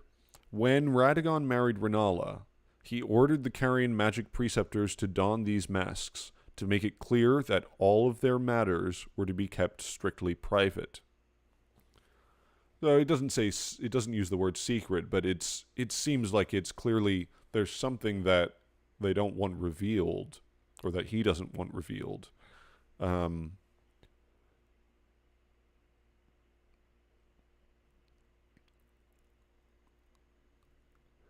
Yeah. I'm just saying the rune of the unborn had heavy connections to Miquella. The gold threads on the precept masks could be unalloyed. Yes. Yeah, I mean, definitely Miquella. The rune of the unborn is a big. So, I'm starting to get tired, and I'm gonna have to go and like eat something soon because I haven't really done anything except just talk incessantly for the whole day. So, I do feel like we're getting to the close. I didn't get to nearly everything that I wanted to get to, but one thing I want to just mention is at the end of this, there are things that I'm confused about. Ensha, the fingers, the oracles, the bell bearings, and also I'm going to add to that the rune of the unborn, because that's a very confusing part of it. The rune of the unborn doesn't seem to... It's weird because it doesn't make sense that Radagon would have a great rune. Like, this is before the ring is shattered, right? So this isn't like the shards that the rune bearers picked up, except it, and it doesn't act that way either. Like, we don't get to use it really.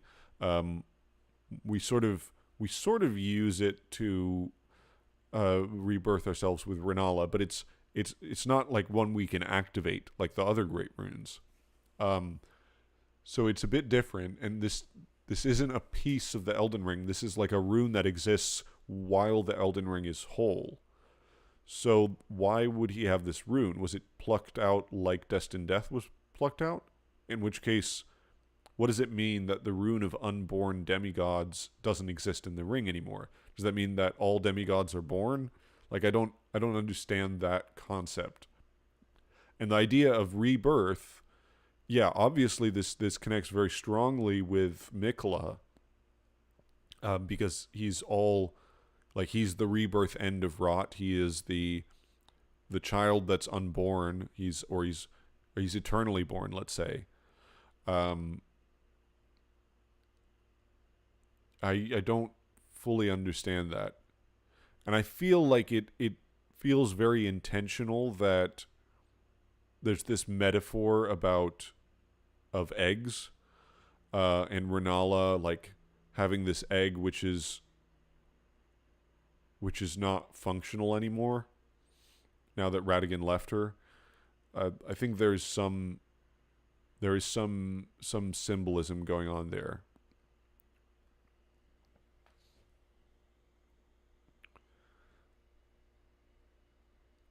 Maybe the sovereign alliance that was betrayed was between the Carians and the twins. So, one interesting thing is, I'm going to go find it real quick. Where was it? If you look at the original map, the leaked map, where is it? This is all stuff about the Crucible, Alchemy, Miranda. Where'd it go? No. Oh, God, this thing just keeps on glitching out. I can't stand it. Faramazula, Rancor. Okay, there we go. So, if you look at this map, you can see on like the bottom left, that seems to be the Erdtree. And it seems to be connected to Raya Lucaria, like in the opposite direction of the Erdtree. And that's really weird. And also, Erdtree Knights perform sorceries. There is the 1.0 version of Loretta's armor, which talks about how she's a Arbor Sentinel gifted by Radagon to Miquella, recipient of the vision. So there seems to have been like some connection between Miquella and sorcery in the past. And it kind of makes sense that like if he's experimenting with the Crucible, then he is going back to like this time where this proto magic manipulation of souls and life, where sorcery and faith are similar or connected. So yeah, in regarding your suggestion about the Sovereign Alliance, there might be something there. The Miquella's straight sword is fashioned for carrion style. Yeah, exactly. That's another one.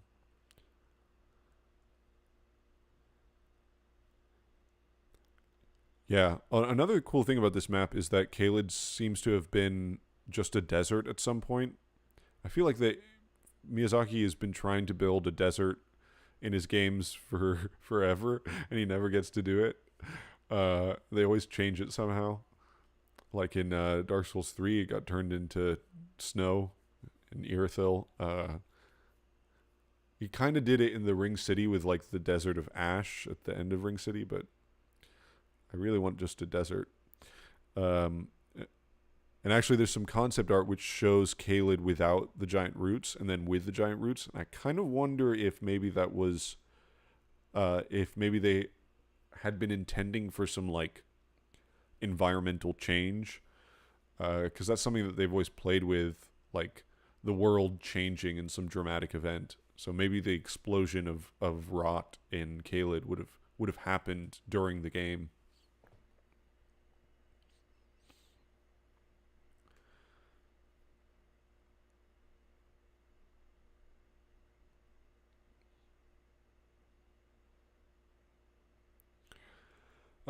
We didn't talk about the Glomide Queen.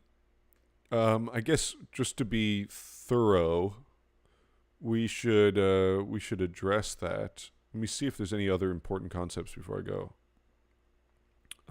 Death, water. I kind of mentioned stuff about water and gravity. There's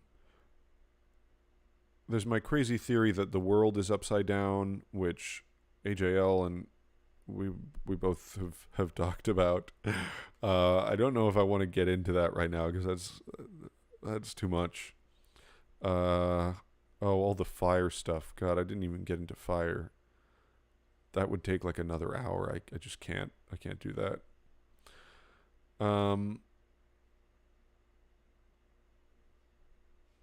The Glomide Queen. Yeah, I'm not sure what I think about the Glomide Queen. I'll be honest. Quelaag has sort of suggested that she's like a mirror image to Marika.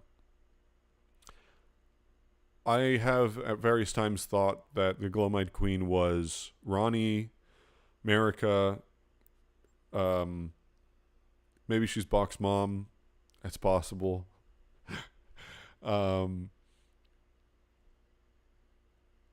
Melina does make a certain amount of sense.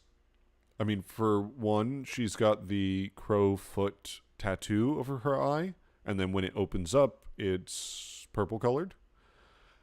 And if Melina is the snowy crone sort of reborn, that would also sort of connect. There is also the fact that the Godskin apostles have purple gems, which I think someone pointed out to me that Rennala also does. And there's that weird, what seems like a inconsistency. So if you read Ranni's Dark Moon sorcery, it says this moon. So this is Ranni's Dark Moon. This moon was encountered by a young Ranni, led by the hand of her mother, Rennala. What she beheld was cold, dark, and veiled in occult mystery. So that's kind of weird because we know that the snowy crone was the one who introduced Ranni to the Dark Moon, but that one says that the moon was encountered by Ranni, Rennala led Ranni to the Dark Moon. So that's, maybe that's just a mistake. It's possible that that's a mistake. It's also possible that Rennala is the snowy crone. I mean, the thing about, like, when you start messing around with the concepts of rebirth, reincarnation, what Muriel calls it the grim rite of reincarnation, and this is what Rennala is fixated on now. If she was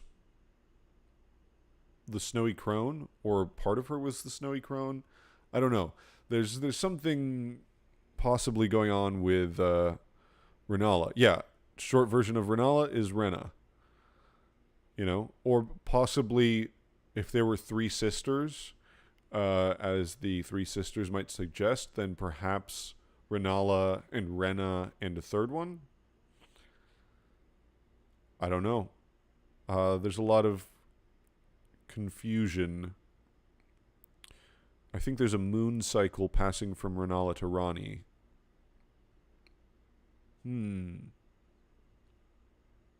Yeah, that's a good point. It's sort of an analogy for the line being the carrion line continuing. So it's the phases of the moon. I mean, I think the really relevant thing about the difference between the full moon and the dark moon is that the full moon reflects light. It reflects the light of the sun, or in this case, I think it's more about the light of the Erdtree that it's reflecting. This is why Rennala, her, the fate of the moon and the order of the Erdtree were conjoined. That is what the full moon is, essentially. It's the combination of those two elements, the light of the Erdtree reflecting off the moon. So, and then the difference with the dark moon is that the full moon is not cold. It's not removed from warmth. So there's something more mysterious, something deeper about the dark moon. Yeah, Ranni's is also referred to as a full moon. They are both full moons. It's just that Rennala's is this reflective full moon, whereas Ranni's is just a dark one. And then Ranni's also turns into like this weird whirlpool. And that ties in with the ideas of like water being this boundary between different dimensions, different planes of existence.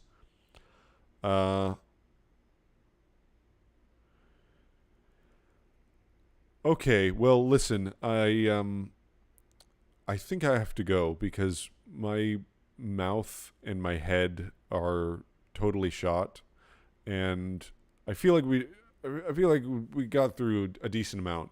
I'm gonna be thinking about Godwyn a lot, so I appreciate. Wait, actually, who brought that up? Was that Puzzle-Headed? I have to think about Godwyn more. And I appreciate all you guys. Your comments have been excellent. Please, if you want to... So in the description for this video, I said this at the beginning of the stream, but I should have said it more. If you want to, the outline, the Google Doc in the description for this video has a section for community comments. You can write in there. Just write in a different color font so that you're sort of distinguishable. Or if you want, you can like... Put your name in there if you want. Just if you want to put things in there, and I'll check it out every once in a while. I also, there's some resources in the description. There's some text dump, English text dump, Japanese text dump, 1.0 text comparison. You can check those out. And